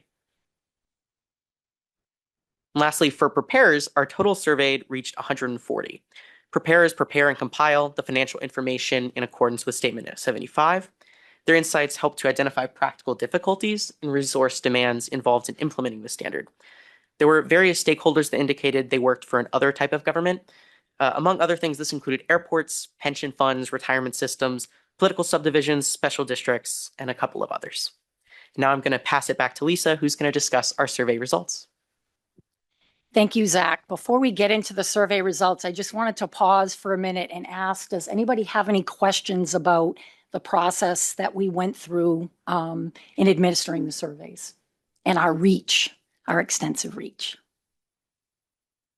No? Okay, great. So let's jump into some of the survey results that we saw. We'll start first by talking about preparers and auditors.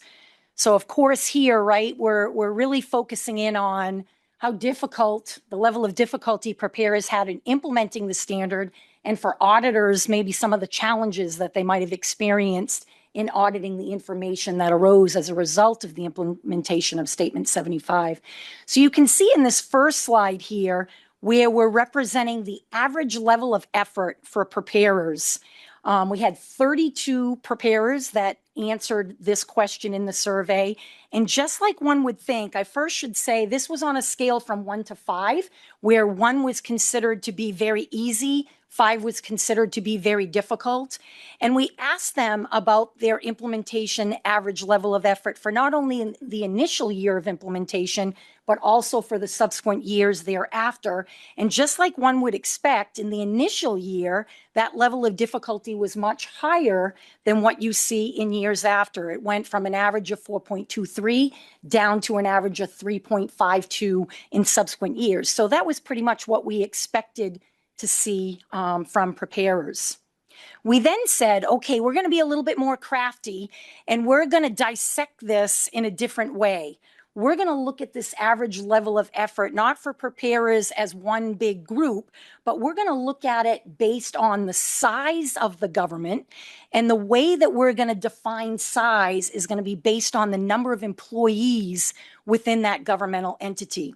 So the different stages that we used were those governments with more than 1,000 employees, governments with between 100 and 1,000 employees, and then those governments fewer than 100 employees. And again, using that same scale, 1 very easy, 5 very difficult in the initial year, which you see here in orange, and then the years after.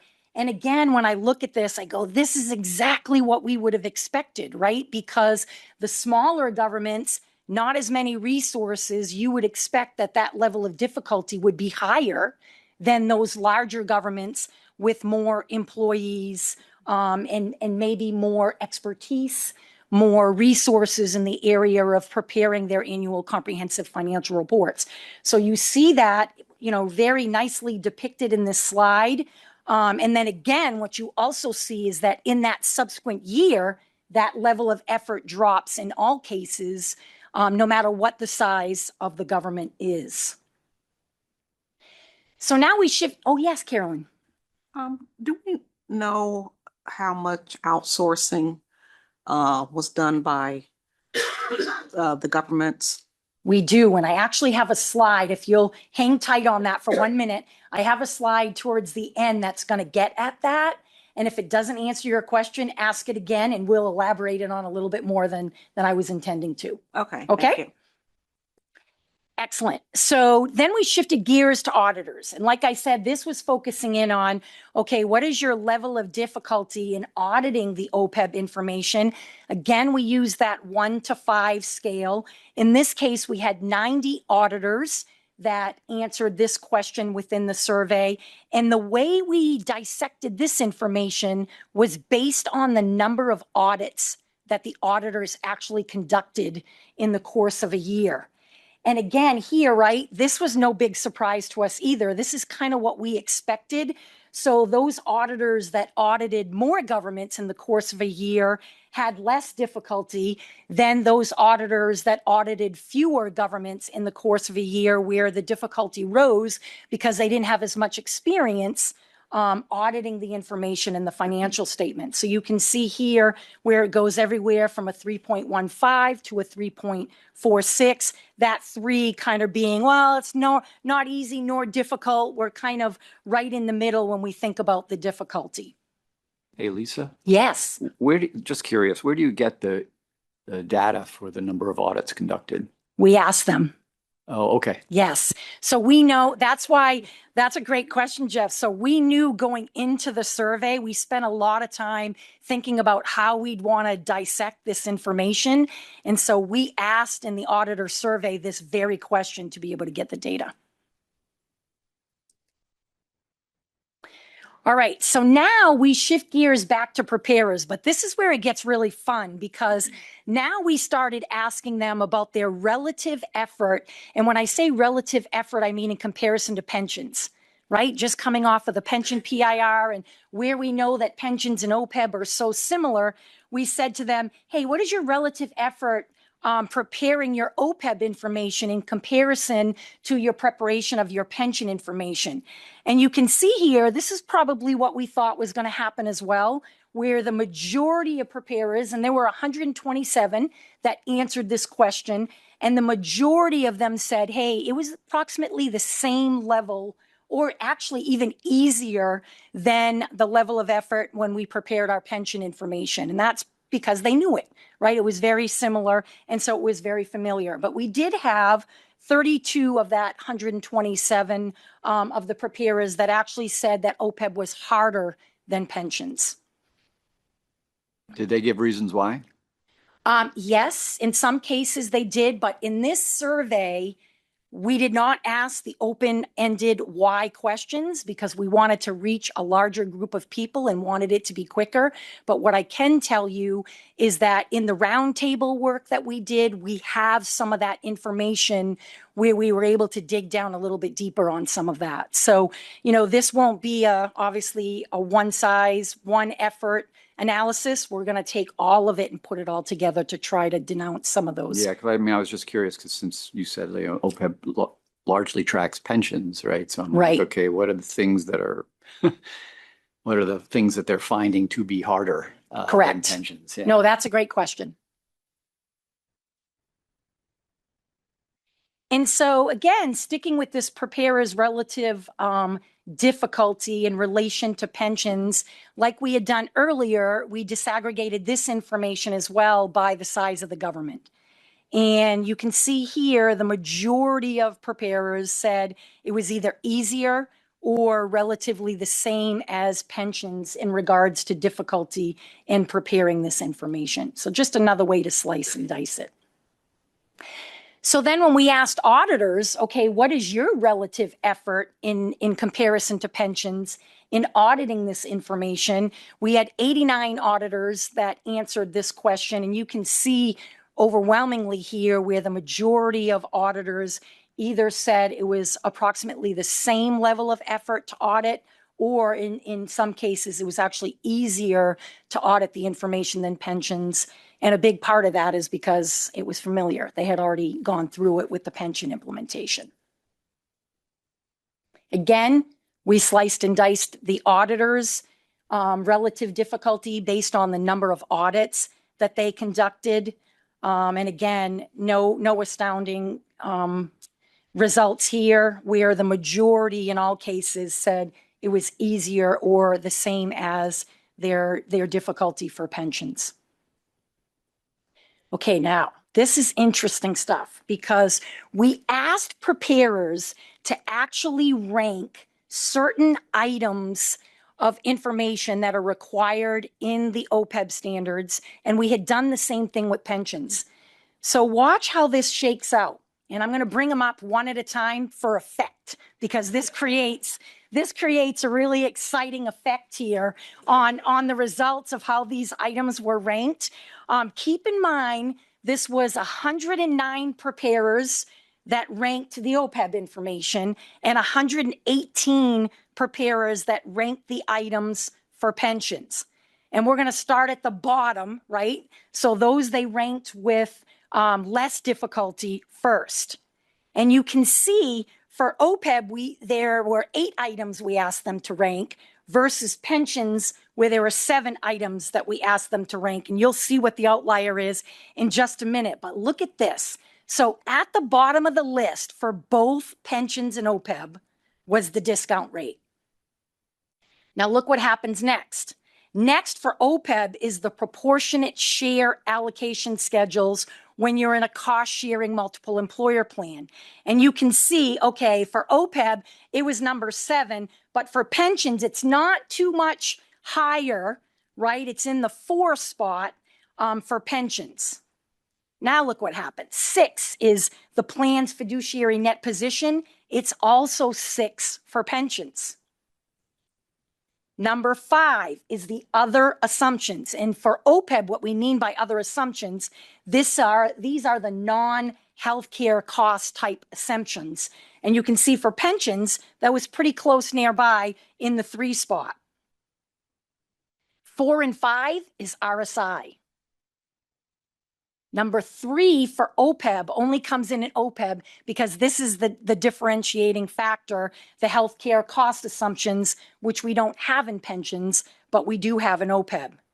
Now watch what happens. Number 2 for both of them, as being the second most difficult item, is the deferred outflows and deferred inflows of resources. And then number 1 for both of them is note disclosures. Very interesting comment here about note disclosures, because as you all know, right, we also have this pre-agenda research project that is really moving along quite nicely, where we're examining the pension and the OPEB note disclosures in regards to concept statement 7 and this whole idea of essentiality that was put forth in concept statement 7. So the really interesting thing is what we're learning here in the PIR project related to OPEB is all going to be information that we're also going to be able to use to inform us in that pre-agenda research project on concept statement 7. So in other words, the 2 projects are not happening in silo. We're really learning things from one project that we're going to be able to use in the other. So let's do this again. And again, for effect, I'll bring them up one at a time, but this is how the auditors rank the items by difficulty. For OPEB, there was 90 auditors, and for pensions, there was 93. So we're looking at pretty much the same number of auditors here ranking these items. At the very bottom for both was fiduciary net position. Coming next for both were the liability roll forwards, both for OPEB and for pensions. Coming next in order, discount rate. Coming next in order, the RSI schedules and the note disclosures. Coming next in order, the proportionate share allocation schedules, again for those cost-sharing multiple employer plans. Then the healthcare cost assumptions sneak in for OPEB. Then we have the required note disclosures for both. And then here's where it gets a little different. For pensions, deferrals came out as number 1. For OPEB, they came out as number 2 in level of difficulty. And then other assumptions were number 1 for OPEB versus number 2 when you think about auditing for pensions. So again, very similar results for both OPEB and pensions in how they rank these individual items by difficulty. Okay, Carolyn, here's where I think I'm going to address the question that you asked, because one of the things that we did ask preparers in their survey, and there was 106 preparers that responded to this question, we asked them, hey, what do you use third-party assistance for? What do you need help in when you were implementing the OPEB standards? You can see the majority or the largest number of them said they use third-party assistance for the deferrals, for the maintenance of those schedules related to the deferred outflows and the deferred inflows of resources. Coming up next was the proportionate share allocation for when they're in a cost sharing multiple employer plan. And then very, very closely on the heels of that are the schedules for RSI and the related note disclosures and the required note disclosures for OPEB plans. Again, great information that's informing our concept statement 7 work. And then, I can put some of these other categories down at the bottom. There was 35 preparers, and in that other, we're talking about things like actuarial services that they required assistance for. Sometimes it was state-provided information, or they actually said, hey, we got some assistance from some healthcare experts in pulling this information together. Carolyn, did I nail it for you? You got close. Oh, okay. Do you have a more question? I was curious to see from the size of the governments, if we could tie that information to that. I'm sure we can. Okay. Yep, because as I said, we asked them, right, what their size is in the survey. So I feel very confident that we can slice and dice the information that way if that would be helpful to you. Yes, thank you. Absolutely. You're welcome. Lisa, could Yes. you go back to the preparer Sure. rankings? Sure. Just, sorry, got to make you do all your. Yeah, a lot of clicks. Do you think, I mean, this is my assumption, is that the OPEB, the allocation schedules and the cost share plans is mainly a prevalence issue? Is there's fewer cost share plans? Is there anything that we've been able to glean? I think you're on it. Okay. Yes. Okay, because it's more single employer plans for OPEB. Correct. Okay. You're and then absolutely was correct. there anything that we've been able to glean, and maybe this comes from roundtable discussion or whatever, on the notes themselves? Was the information, the difficulty because of obtaining the numbers after, or is it the structure not understanding what needs to be disclosed? Do we know? So in the survey, in the roundtables, I don't necessarily know that we got direct feedback on that, but I do expect that it's the former. Yeah. That it's and in deriving it's in getting the information to plug in. versus yes, exactly. Okay. Yeah, but I can tell you, because we're working on the concept statement 7 work, that is something that we are diving in a lot more detail, obviously, to be able to determine essentiality, where we're going to be asking people, how do you use the information and where do you get it? Why? There's going to be a lot more whys because there's going to be an interview process as part of that. All right. So when we asked auditors about their clients who receive third-party information, you can see here where, again, the largest area was the deferred outflows and inflows of resources, pretty similar to what you saw with preparers when we asked them about their clients. Next was the proportionate share, then note disclosures and RSI, the same types of things that were noted by preparers. Any questions, any additional questions on the preparers and auditors before I dive in a little bit on users? Okay, let's talk about some of the results then what we saw from users. So when we asked users about their average relative interest, and this was a question we asked them in regards to pensions for OPEB, you can see where the vast majority, I think it was like a 51-49% split, where they're as equally as interested in OPEB as they are in pensions. You can see there were a few that were OPEB only and pension only, but the majority of the users of the 35 that answered this question said they had their relative interest for both was pretty much the same.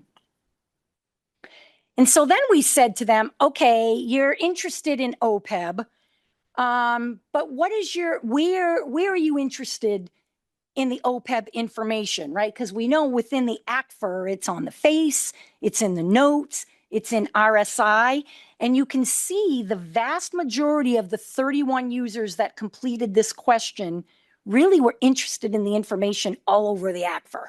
It wasn't that, hey, we just look at the face or the notes, or we look at notes in RSI or just on the face. 27 of those 31 said, we're all over the aquifer for this information, in looking for this information, which was pretty interesting, I think. I guess that was one that surprised me a little bit. All right. Then we asked them, what information do you actually use in your analysis? And this was something we asked them not only about OPEB, but we also asked them about pensions. And this was to see the differences. And what we're reflecting here on this screen is what we learned related to net liability and the deferred flows. But we asked them about a lot of other components related to pensions and OPEB other than just those two. We also asked them about changes in the net OPEB liability. We asked them about the amount of the OPEB expense, the plan description, the healthcare cost trend rate, the discount rate, assumptions, the sensitivity analyses. So we have data on a lot more information items than what is presented here. But these were two that jumped out at us that we thought were important to share with the board. And that relates to the net liability and the deferred flows. And you can see pretty consistent from pensions to OPEB in the number of users that said, hey, we actually use that information in our analysis. This is another big one where Con 7, we are digging our heels in. Don't just tell me that you use it. We want to know how you use it. We want to know how it's informing your decision or your assessment of accountability so that we can inform the board on meaningful effect when that time does come. So this was pretty interesting because it was basically about the same for both pensions and OPEB for both the net liability and the deferred flows. We then, just to wrap up here, we then asked all three types of stakeholders, the auditors, the preparers, and the users, about their use of the alternative measurement method and whether or not they used it or not, right? And you can see where the majority of preparers said they didn't use AMM. The majority of auditors said we don't have clients that use AMM. And the majority of users said we don't use AMM information, or the financial statements that we look at, the governments are not using AMM. So that's something for us to tuck away. And before I wrap up, just one other thing I wanted to highlight that wasn't on the slides relates to the implicit rate subsidy, right? Because that's a hot button as well, if you will, when it comes to pensions and OPEB. And what we learned is that the majority of auditors and the majority of preparers said when we asked them about the difficulty related to the implicit rate subsidy, they said it's either neither easy nor difficult to either prepare or audit that information. And of course, there'll be more of this as we draft the final report and we bring all that analysis to you in December of 2026. So with that, that's all of our prepared remarks, but we certainly would take any questions, additional questions that you might have on the user survey. Yes. So going back to pages 20, 21, 22, and looking at those charts where the deferred flows, the outflows and inflows, are ranked really high. And it seems to me like in looking at that for both the auditors and the preparers, the costs are high. It's taking a lot to do that. And then also the contracting out, which is reflected, I think, in 22. But then you overlay that with slide 27, indicating that there's less use on the deferred flows than there is that liability part.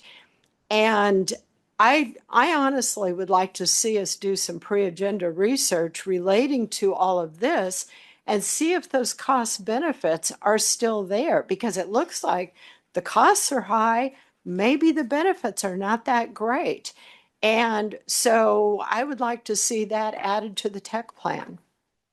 Sure, that's certainly something that's obviously not something the staff can do, but that's certainly something that the board could entertain, discuss. I think Diane has a good point.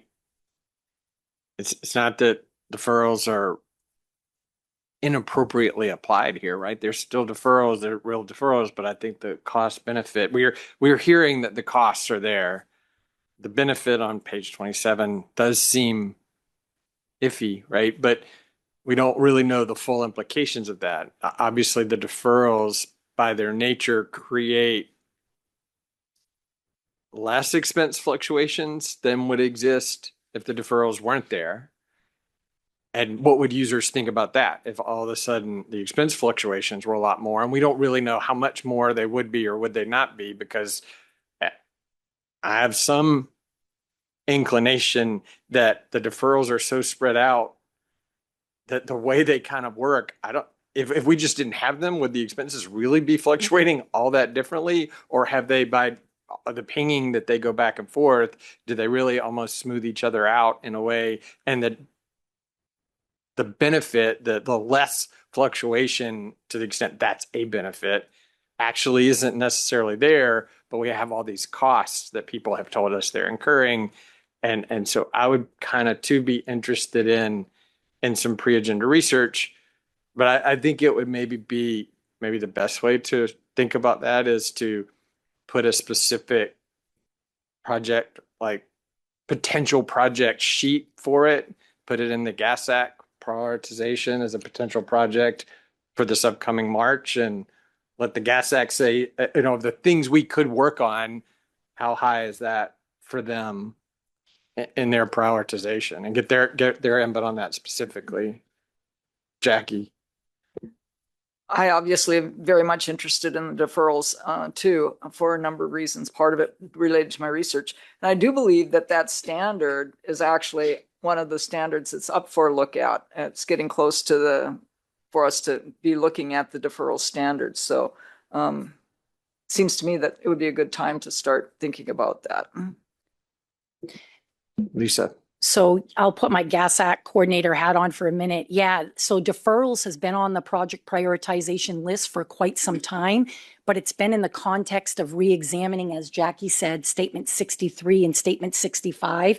It sounds like this would be a narrower in just regards to pension and OPEB, if I'm hearing you correctly. I don't want to put words in your mouth. So that to me would be a separate potential project altogether. I think from my perspective, those are very different things. I agree. I mean, if you look at the project prioritization last year, re-examination of it was like 7th or 8th. So Right, it was it's up relatively there. high, but that's almost getting at the conceptual framework and should we have deferrals, and are deferrals working? Right.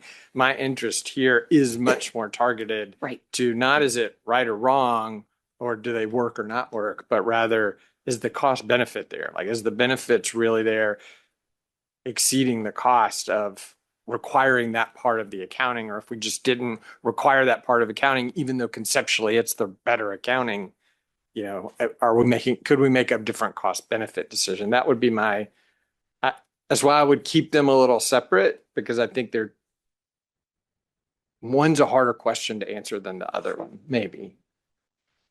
Yeah, and I would just say that, if it's based around cost benefit, that narrow scope, because in talking with our OPEB and pension experts here on staff, right, this whole model is built on the mindset of this is a career-long employee-employer relationship. And when you start pulling threads on things, everything is so intertwined and interrelated that we could have some unintended consequences. But if the focus is just not conceptually, but just looking at it from a cost benefit standpoint, I think we just need to be very clear about that.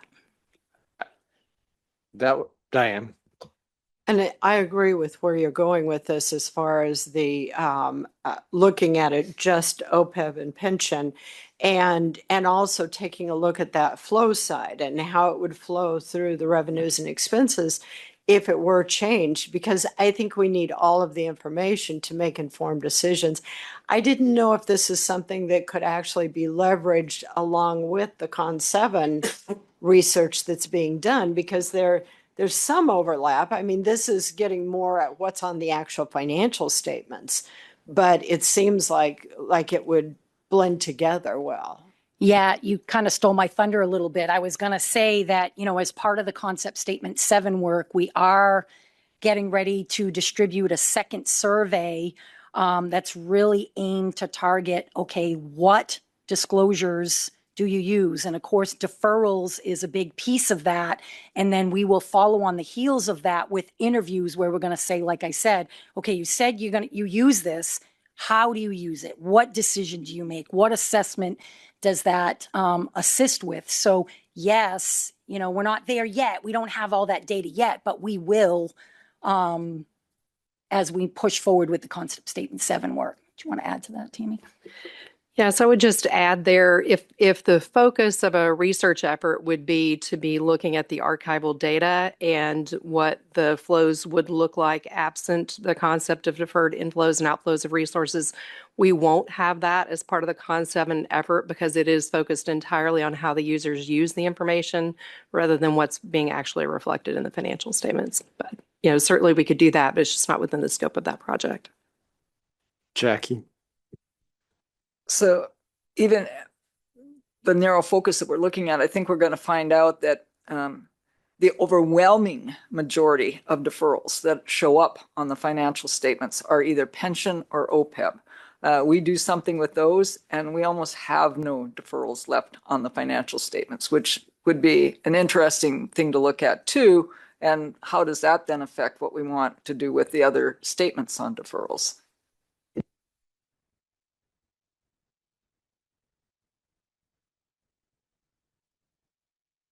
Maybe we could put a potential project sheet together and kind of look at what it does. Because in some respects, Tammy, I think you almost, if it were just me, just Joel, I would kind of want to do the archival research first and understand what the impact of the fluctuation is. And then from there, decide, do I need to talk to users about, this is a pretty big fluctuation now. You're going to start seeing this. Does that impact you? Or it's really not that big a deal. And then I don't feel as big a need to talk to, maybe what we already have from the users about deferrals tells us enough about it, or the academic research that exists about the use of deferrals on pension and OPEB that helps us as well. So I don't know. I guess we could think about how that might be structured. I don't mind leveraging the Con 7 thing to the extent it makes sense, but I also don't want to slow it down or muck it up, so. And we have access, the data that we have in-house with Credit Scope gives us some information, but it's not disaggregated enough to do this kind of a look. And I agree, Joel, if we were thinking about just what's been raised here this afternoon, it would make sense to look at what the fluctuation is so that then you could talk to users about, does it matter given the fluctuation, right? The second piece only really necessary if you see a significant fluctuation in the first piece. We just don't have that built in because that wasn't the focus. But and if we actually get our automated research tool in the first part of 26, maybe this research becomes a lot easier to do too, right? At least the archival part of the research. So that's right. That's when I'll start doing cartwheels. That would be great. Can't wait to see that. This discussion, I guess the one caution I would make is I think we ought to be careful not to front run the final PIR report, because part of this is about conclusions, and so we're basing something on one slide in a presentation, and then there's going to be a lot more information in that report, and the purpose of that report is to give the board some conclusions about the research, and maybe this conclusion will be there, maybe it won't be there. But I think we look at it in the context of the PIR report, what that means also with the pension report that we recently had done. And then the board can decide, okay, is there something here? Is there some additional research that needs to be done? Is there a project that needs to be done? I'm sort of seeing it more, that we shouldn't rush. Well, I think this is scheduled. At this point, we're in the reporting phase over the next year. So we've kind of done most of the work. This is the work.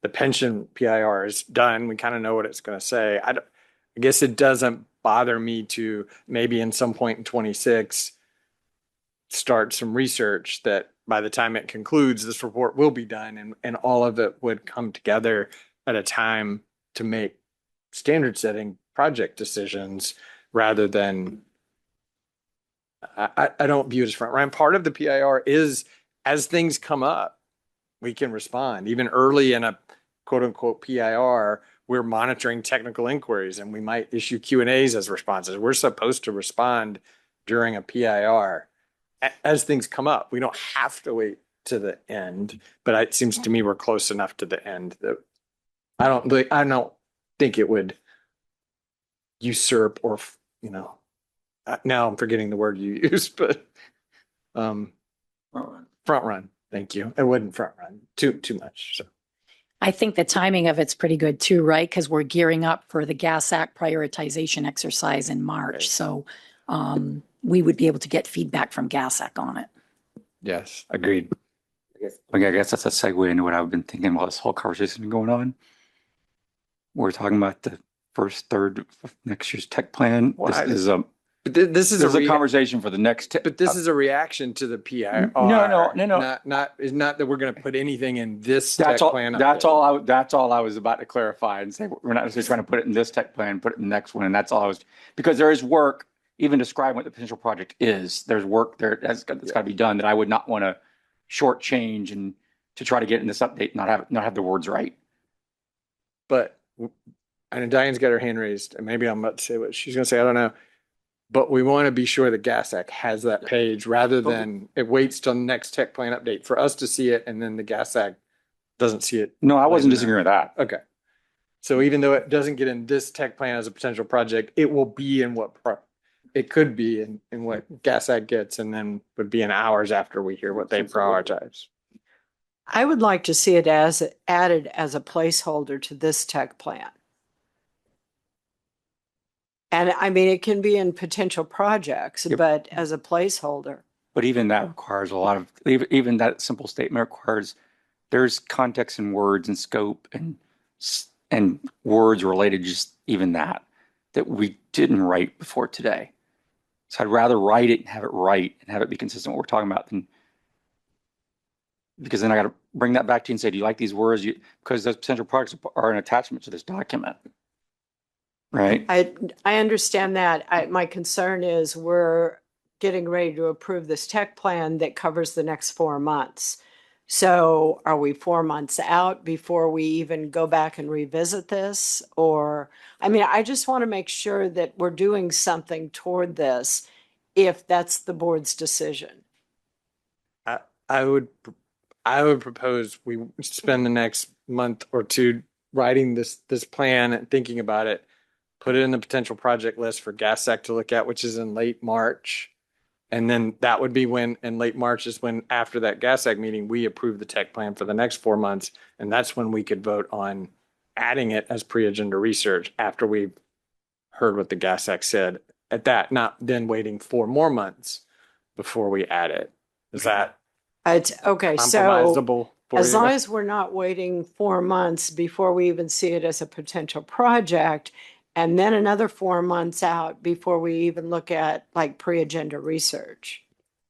I would hope we could, in 4 months out, see it as a potential project and then also conclude whether or not based on Gas Act and that whether we want to add it at that same meeting that directly comes after the Gas Act prioritization. Because theoretically, just think process-wise, if you want to add pre-agenda research project, you theoretically are supposed to put that in front of Gas Act and get their opinion. So what he just said is relevant, right? I mean, if you do ultimately want to do that, they need to see it and be able to weigh in on it. Let's think about it a little bit more to make sure that we can do what you just said, but I think we can do what I just said and make you comfortable. That's the way it's going to happen. Without pushing it out like 4 months yes, and then another. I understand your objective and we will try to work to make sure that happens. And I don't think we have to do anything in this tech plan to still have that happen. Joel, I think Chris wants to. Hey, Chris. Thanks, Lisa, Joel. So I just have a procedural question. So say the Gas Act doesn't see much value in this, but we actually have, per this PIR, real factual data that we're able to reach conclusions. I just want to understand. I mean, to me, it sounds like we want the GASX feedback, but moving forward is not necessarily contingent upon what the GASX decides. And I just wanted to make sure we're on the same page there before we move forward, or if there's a difference of opinion or a difference of procedure, understanding that we kind of understand that now. Well, the board approves the tech plan irrespective of what the gas act says. I have personally always put a lot of stock in, if the gas act prioritizes, I want to work on the things that are important to our stakeholders and not just the things we think are important. Having said that, doesn't mean we can't. We think it's important enough, even if the gas act for whatever reason didn't see it and didn't put it very high, we could still choose to do it. Because I guess I just see it as this is not we saying it's important. This is the data showing it's important. So it's a little different to me It is than right. just throwing it out to I the would gas agree. sack and them telling us to go forward, right? And that, I guess that's part of us making our choices. The gas act is an input to it. The gas act maybe to me is a major input, but is not the only one. In this case, as you point out, this data in the PIR report is another input. And so we might choose to say, well, the gas act didn't prioritize it, but this shows us we should do something. So we're going to vote to do it, or at least call a vote to do it, or whatever. So I would agree with that.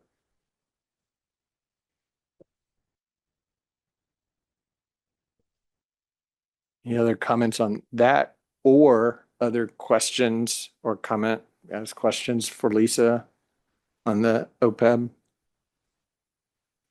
Tammy. One more comment. If we've wrapped up the discussion around the deferred flows, I would like to just acknowledge Se-Young Yoon, who is an academic at Framingham State University that the team is meeting with next week. As you might suspect, as we move into this final stage, the number of articles that Lisa cited, around 40 papers, know that the vast majority of those papers are not OPEB papers. Academics don't typically study OPEBs because the data aren't really there for them to do so. So we sort of twisted Se-Young's arm a little bit, and he has conducted some research that the team's meeting with him about next week. So just wanted to give him a public recognition for the work that he's done. His work you'll see cited in the final report as well. Thank you, Tammy. And that's great. We appreciate that and appreciate you doing that. I have a question, Lisa. Okay. So you talked about part of what I was going to ask about, which is implicit rate subsidy. So I heard you on, it's not any more difficult than other OPEBs to prepare or audit, which makes sense. Do we have any insights into whether users think about an implicit rate subsidy OPEB liability differently than any other OPEB liability? Or do we know how many governments, or is there a large number of governments where the only OPEB they have is an implicit rate subsidy? So to answer your first question, I think the answer at this point is no. No, we don't have information to understand. Correct. Gotcha. Okay. Correct. But we definitely are asking about that in the concept statement 7 work. So we may be able to get some of that in this next effort that we're doing. Asking about implicit rate subsidies specifically? Yeah, don't we have one It's question? not called out differently as a disclosure. Okay. Maybe no and no. I'm sorry. Okay. All right. That's fair. Can we? I think in one of the surveys, what you see in the presentation that we put together for today is the vast majority of the survey results that we have, but it wasn't everything. And I know there was one question somewhere about the prevalence of different types of things, and one of those was implicit rate subsidy. But I think all we would really have would be for the sample, how many preparers had that. I don't know that Joel, you asked how many would have had just that feature. I know we didn't ask that question. So that would require something a little different maybe to get at it. Now, I would say we could, if you found that to be important, We've been conducting these surveys in a way that allows people who respond to participate in anonymity. So they, at the end, will say, if you want to, provide your contact information, we collect that information. For the ones who provided their contact information and for whom the implicit rate subsidy was an issue, we could do some outreach, at least among that subset of preparers, to capture that information if it would be something that would be useful. And at this point, it's fine. I don't think it's necessary for the PIR. I don't want to do undue research, but maybe let's table it for our automated research system. And maybe I don't know if that's something we'd be able to pull out and see where implicit rate subsidies are shown or not. But maybe that's a way we could do it efficiently and figure some of that out. I don't want you to have to do a lot of effort for that, but. So I'm looking at the questions that we asked in all of the surveys, because for some reason it triggered something in my mind. We did ask in the preparer survey, what difficulties have you encountered preparing information for OPEB information for plans that include an implicit rate subsidy? So we have information on the difficulty. Yeah, which you described earlier. Yeah. And that's part of my question, but that's not then the other questions. But that's fine. We'll maybe as Jackie. So let me look at the data we collected for the 400 or whatever entities that we did our study on. I did check. That was one of the things I looked at on implicit rate subsidies. Let me see what we've got in our spreadsheet that might be helpful to at least identifying entities. We've got the financial statements too, so you could do a data scrape on that if you needed to. Thank you, Jackie. Any other questions for our OPEB PIR team?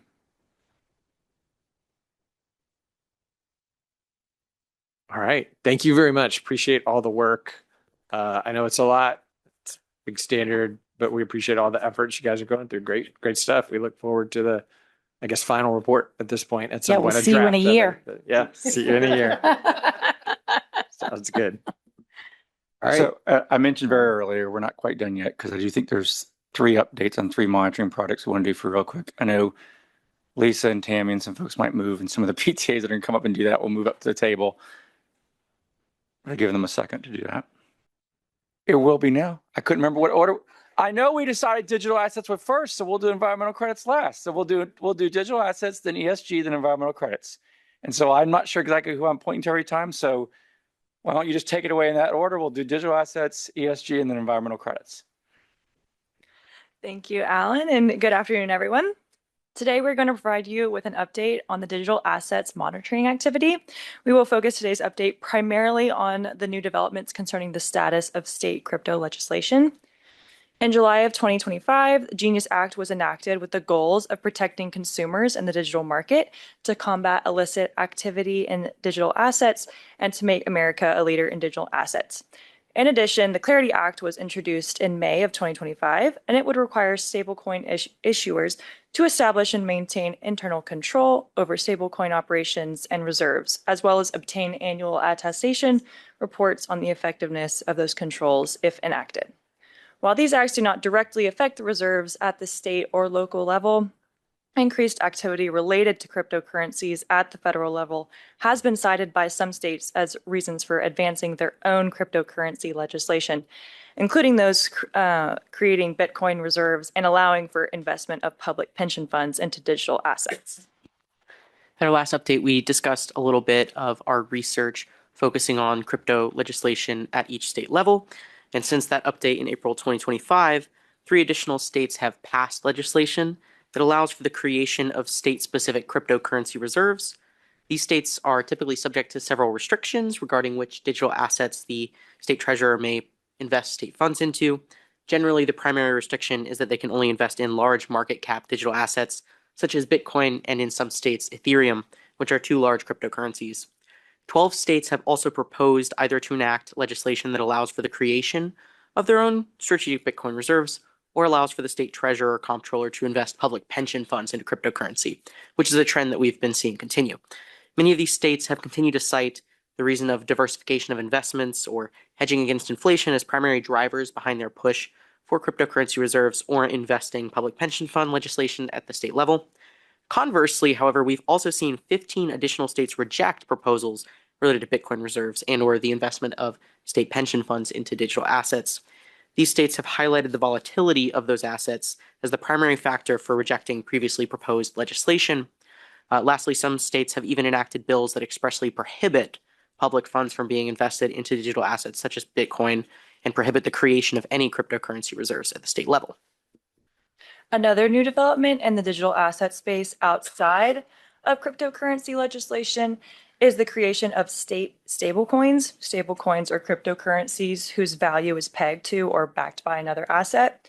For instance, in August of this year, one state launched its own stablecoin. This stablecoin's value is backed by the US dollar and short-term US Treasury bills. Each token represents a right to access one US dollar.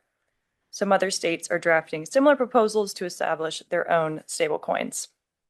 As of November of this year, one state has introduced a $100 million municipal conduit bond collateralized by Bitcoin provided by a private mining company using a trust structure. This bond requires borrowers to provide Bitcoin collateral equal to 160% of the loan amount, and if collateral value drops below 130%, the position is liquidated to protect bondholders. The last continuing development that we'll discuss today in the digital asset space is the acceptance of cryptocurrency as payment. As we've discussed in previous updates, states are sometimes accepting cryptocurrencies as payment, such as for taxes or fines, and they've generally been using intermediaries to convert cryptocurrencies to cash.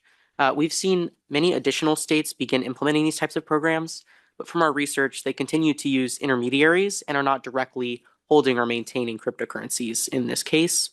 Also, since our last update in April of 2025, the SEC has released guidance requiring additional disclosures from issuers involved in cryptocurrency offerings. There have been no new guidance related to digital assets since April 2025 by other standard-setting bodies such as the FASB, FASAB, or the IASB. However, in FASB's November 19th board meeting, the board did decide to add a project related to crypto transfers to their technical agenda, since there was a lot of diversity in practice based on how wrapped tokens and receipt tokens, which are similar to cryptocurrencies, are accounted for now. This project also will clarify derecognition guidance for crypto transfer arrangements to assess whether the control of a crypto asset has been transferred. We will continue to monitor investments in cryptocurrency by state and local governments, changes to state reserve activities in future updates, and monitor standard setters and activities such as the conduit bond that Mary Beth mentioned going forwards.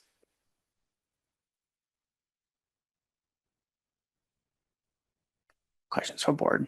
Any of the board members have any questions? I do think it's interesting that, even some of those stable cryptocurrency stabilization funds we're talking about, that's really just the treasury. They're investing some of the short-term liquidity into cryptocurrencies, or some of the pension funds into cryptocurrencies, which tend to be investments, which tend to not be the thing we've been worried about. And the tax provision we've talked about, paying in cryptocurrencies and tax, still tends to have a third party involved, which also tends to be something we haven't had to necessarily worry about from a standard setting standpoint. But this latest development with, using Bitcoin to securitize a bond, that's a whole different conversation that might be something we need to pay even more attention about, because that's probably a different conversation. Yeah, I mean, as I see the potential for something that would force us to think about something, the advancements here, the only one I see as it's currently constructed has the potential to do that is the bond deal, because they're talking about things like, I'm going to take my payment of my fee in crypto and other ways of getting it that it wouldn't necessarily be a investment. So one bond issue is not it, but if it becomes a trend, that's something that bears close watch. One bond is not prevalence, but we might get there one day.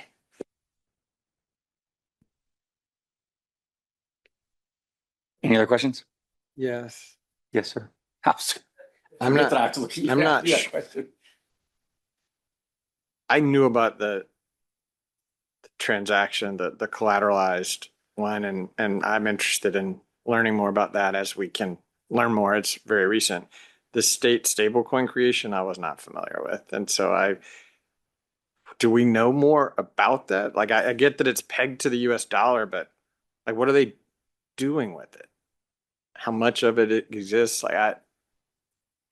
How much more do we know about that, or that's also just new? It sounds new. From what we've seen in our research, there's one that has been created, but the state has not allowed them to be purchased, though they exist on blockchains. And then there is another state that is actively considering one. And there was some movement at the political level to create it, but they haven't fully introduced it. So right now it seems like it's not really in public circulation. Gotcha. Thank you. That's good to know, but good to monitor. So thank you. Anybody else have questions? Thank you both. Brett? Great. It's been a while since we have brought you an update on our ESG monitoring project. So as a reminder, the objective of it is to monitor government and standard setter activities in environmental, social, and governance reporting. So today we have a few updates from what other standard setters have been doing, as well as just some recent events in the news. So starting with other standard setters focusing on the International Sustainability Standards Board, they've been conducting research under the Sustainability Accounting Standards Board with the objective of aiding in the implementation of IFRS S1 as well as S2, which are disclosures of sustainability related financial information as well as climate related disclosures. An exposure draft was issued in July of this year for proposed amendments to the SASB standards that address 9 of their 12 priority industry standards, and they're expected to address the remaining 3 priority standards by the end of this year in other exposure drafts, of which one of those priority standards being electric utilities and power generators. Another exposure draft was issued by the ISSB in April of this year for amendments to greenhouse gas emission disclosures. The proposed amendments were ideally supposed to address application challenges related to greenhouse gas emission requirements. And through redeliberations, the board tentatively decided to amend the financed emissions metrics and clarify that an entity applying sustainability accounting standards is permitted to exclude greenhouse gas emissions attributable to derivatives when disclosing financed emissions information. Redeliberations are ongoing and final amendments are expected by the end of this year. Finally, for the International Sustainability Standards Board, Practice Statement 1, Management Commentary, was issued in June of this year to provide companies with a flexible framework to prepare management commentary, including allowing sustainability information to be reported within MD&A or alongside it. More recently, they have published illustrative examples to go along with this of climate-related scenarios to improve reporting of uncertainty in the financial statements. Moving to the International Public Sector Accounting Standards Board, they have recently approved 2 new standards at their December 2025 meeting, one of which being their Sustainability Reporting Standard, Climate-Related Disclosures, which provides principles for an entity to employ when determining what information to disclose about climate-related risks to its own operations, opportunities it may provide, and outcomes of its own public policy programs and its general purpose external financial reports. 96 comment letters were received, and based on those responses, the board decided to develop 2 separate standards across 2 phases to support the differing perspectives, one of which being the own operations and the second being public policy programs. The final pronouncements for phase 1 were approved at the December 25 meeting, and phase 2 is projected to begin in March of next year. The second new standard that they approved at their December meeting was IPSAS 92, Tangible Natural Resources Held for Conservation. This standard includes recognition, measurement, presentation, and disclosure guidance for tangible natural resources, which they propose to define as a naturally occurring tangible asset that is managed to prevent its degradation. Then the SEC in March of 2024 issued the enhancement and standardization of climate-related disclosures for investors. This would have required companies to disclose climate-related risks and greenhouse gas emissions in registration statements and annual reports. In April of 2024, they issued a stay, and in March of this year, they decided to withdraw from defending those rules in court. In other related events we saw in the news, earlier this year, a bond rating agency downgraded the credit rating of a major metropolitan water and power department due to wildfires. The increasing frequency and severity of the wildfires was the reason for the downgrade. And Shortly following the event, the bond rating agency announced it will begin assessing the threat of wildfires on the creditworthiness of all bond issuers in the state. In February of this year, the European Commission published Omnibus 1 and 2, aiming to simplify sustainability rules by reducing the scope of reporting companies and removing certain requirements to simplify reporting templates. On a state level, more efforts have been made to pass climate risk disclosure rules, originally initiated by a state passing Senate bills in October of 2023, which require certain companies doing business in the state to disclose carbon emissions and climate-related financial risks. We have also seen other states introduce similar legislation this year. And along the same lines, in April of this year, an executive order was issued to identify and attempt to block state-level activities and laws that address ESG initiatives. In May of this year, multiple lawsuits were filed against states to challenge their climate laws or prevent them from pursuing damages claims against fossil fuel companies, and all cases of those litigations are still ongoing. With that, thank you for your time, and we're excited to continue monitoring this effort. Thanks, Brett. Any questions for Brett? Thank you. Appreciate the update. Christian? All right, with that, we'll move into the final monitoring update, the tech plan kind of updates that we have today, and that is for environmental credits. So some of the discussion that Paul, Em, and I will be bringing to you is a little bit similar to the information that Brett just talked about for ESG monitoring, but we're looking at it through a slightly different lens. And it's been a little while since our last tech plan update. We brought some information back to you in April of 2025. And since then, we've been monitoring some updates to regulatory programs kind of at the federal level, as well as different state programs. And then we'd also like to highlight some recent updates from the accounting standards that are setting bodies. So just kind of as a brief recap introduction, the objective of this activity is to monitor the development of government-administered environmental credit programs, such as emissions trading, as well as monitoring the development of guidance in this area by other standard setters. Starting out with that kind of federal space, the One Big Beautiful Bill Act passed earlier this year does terminate several clean vehicle and residential energy credits over the next year under an accelerated repeal schedule. We wanted to kind of bring this to your attention as several states have indicated that the loss of funding from these IRA-created programs will impact their proposed budgets and activities. And as we move forward, we'll continue to monitor to see how those potential impacts kind of play out. Also on the federal level, in April, the president issued an executive order which directed the Attorney General to take appropriate actions to stop the enforcement of state laws and continuation of civil actions that target or discriminate against out-of-state energy producers or subject those energy producers to arbitrary or excessive fines. Again, we bring this up namely because the executive order did specifically identify cap and invest programs that several states are running as those that are subject to the order. So we're monitoring to kind of see what happens with any lawsuits in that area or action that the federal government will take subsequent to that. As Brett mentioned with ESG, we're also monitoring for lawsuits against states, particularly because state courts have indicated that this executive order can be used as evidence when determining the legality of environmental credit programs. So kind of keeping an eye on that.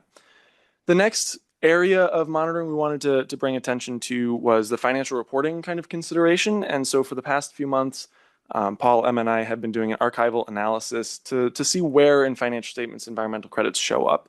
And so we looked at all of the states that have a cap and trade or a cap and invest program to review environmental credit auction results or compliance reports, basically just to see, how prevalent is this issue and what's going on with either the face or the notes. Through our search, we identified 24 governments that are subject kind of to these requirements, in addition to 10 states that are participating in the Regional Greenhouse Gas Initiative program. And we reviewed those annual comprehensive financial reports for key terms: environmental credit, carbon credit, cap and trade, cap and invest. Through that archival analysis, we only found one instance of environmental credits being reported on the face of the financial statements, and that was in the Statement of Revenues, Expenditures, and Changes in Fund Activities. And then about half of the governments in our sample included a mention of environmental credit information in the notes to their financial statements. This ranged from the amount of compliance obligations or liabilities to the value of environmental credits those governments held, reported as intangible capital assets. We'll get a little bit more into kind of some of the reporting of this when we look at the FASB's proposed ASU on how public companies should record environmental credits in their books. But before we get there, I'm going to pass it over to Emma to talk about recent developments for specific state cap and invest programs. Thanks, Christian. Now I'll update you on the recent developments with state environmental credit programs. California's program, originally under Assembly Bill 32, requires major emitters to purchase allowances for each ton of CO2 they emit.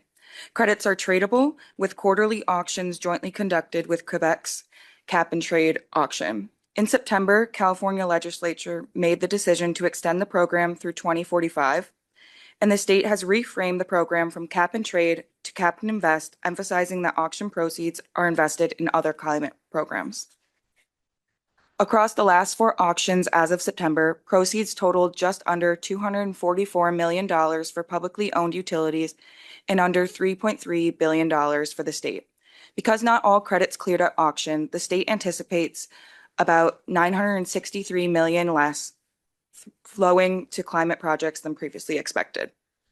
The November joint auction sold out all 51.3 million current vintage allowances and 6.8 million advanced vintage allowances, both above the 2025 reserve price. The California Public Proceeds Report has not yet been published for this auction. Next, in November, Pennsylvania ended its efforts to join the Regional Greenhouse Gas Initiative. Instead, the state administration is advancing a state energy plan that includes a cap and invest provision for emissions rather than joining the multi-state compact. In December, the New York Department of Environmental Conservation, the DEC, finalized rules establishing a mandatory greenhouse gas reporting program. The program is for data collection only. It does not require emissions reductions or the purchase of allowances. Reporting to the DEC will be required starting June 2027 for prior year emissions. This action follows an October court ruling that the DEC had unlawfully delayed implementation of the greenhouse gas program mandated by the Climate Leadership and Community Protection Act. The court set a February 6, 2026 deadline to develop cap and invest and program regulations. Next, we'll update you on recent developments with other standard setters, beginning with the FASB. Last December, the FASB issued a proposed accounting standards update titled Environmental Credits and Environmental Credit Obligations. The comment period closed on April 15th with 41 letters received. Redeliberations wrapped up in August, and the board directed staff to draft a final update. During redeliberations, the board affirmed most of its prior decisions about the scope, recognition, measurement, and presentation of environmental credits and environmental credit obligations. In addition, the board made significant changes to the proposed disclosure requirements in response to comment letter feedback. The board affirmed the qualitative disclosure requirements, and the board also affirmed quantitative disclosure requirements for current and non-current amounts, expenses, income statement effects of changes in use, and fair value measurement for non-compliance and unfunded portions related to environmental credits and environmental credit obligations. The FASB's proposed definition of environmental credits is that they are an enforceable right that is not a grant from a regulator or its designee, and lacks physical substance and is not a financial asset, is represented to prevent, control, reduce, or remove emissions or other pollution, is or was separately transferable in an exchange transaction, and is not an income tax credit. These environmental credits would be recognized as assets when it is probable that they will be used to settle an environmental credit obligation transferred in an exchange transaction. The FASB differentiates the measurement of accounting credits used to settle an obligation from credits obtained for other purposes. Namely, compliance environmental credits would be measured at cost and would not be tested for impairment, while non-compliance environmental credits would be measured at cost less impairment losses, with impairment testing occurring at the end of every reporting period. Environmental credit obligations are regulatory compliant obligations arising from existing or enacted laws, statutes, or ordinances represented to prevent, control, or reduce emissions or other pollution that may be settled with environmental credits. The funded portion, or the portion of the obligation for which the entity holds and expects to use credits, would be measured using the carrying amount of the credits held. The unfunded portion would be measured at fair value of the credits necessary to settle the unfunded portion, the cash penalty the entity will pay to the regulator to get rid of their obligation, or environmental credits that the entity will purchase before settlement of the liability from an unconditional purchase commitment for a fixed quantity of environmental credits. The board decided that the effective date for public business entities would be for annual reporting periods beginning after December 15th, 2027. The effective date for non-public business entities was deferred by a year. And now I'll pass it to Paul for an update on the IPSASB. Thanks, Emma. At its December 2nd meeting, the IPSASB voted to approve the final pronouncement for the own operation standard known as Sustainability Reporting Standard 1, Climate-Related Disclosures. Within the standard, IPSASB defines the term carbon credit as an emissions unit that is issued by a carbon crediting program and represents an emission reduction or removal of greenhouse gases. Carbon credits are uniquely serialized, issued, tracked, and canceled by means of an electronic registry. And this is all mentioned within paragraph 7 of the standard. More so, paragraphs 21 through 25 require disclosure of climate-related targets set by the entity, as well as targets set by law or regulation, including the planned use of carbon credits to offset emissions. Within this section of the standard, paragraph 24, subparagraph E, mentions that an entity who uses carbon credits should disclose 1, the extent to which and how achievement of emission targets relies on carbon credit usage, 2, what third-party scheme will verify or certify the carbon credits, 3, the type of carbon credit, examples being nature-based or technology-based, and 4, other factors necessary for users to understand the credibility and integrity of the carbon credits. The IPSASB plans on finalizing the second standard, that being public policy programs, by the end of 2026. And with that, we thank you for your time, and we're happy to answer any questions and look forward to additional research over the next few months. Thanks, Gru. Do we get any technical inquiries on environmental credits? Have you gotten any? Top of my head, no. I don't know. I'll say recently. I go back. Yeah. And I'm not, ever. It is like it in is the last 6 months or. It's not a topic that I immediately think about asking questions for. Any questions for the team on environmental credits monitoring?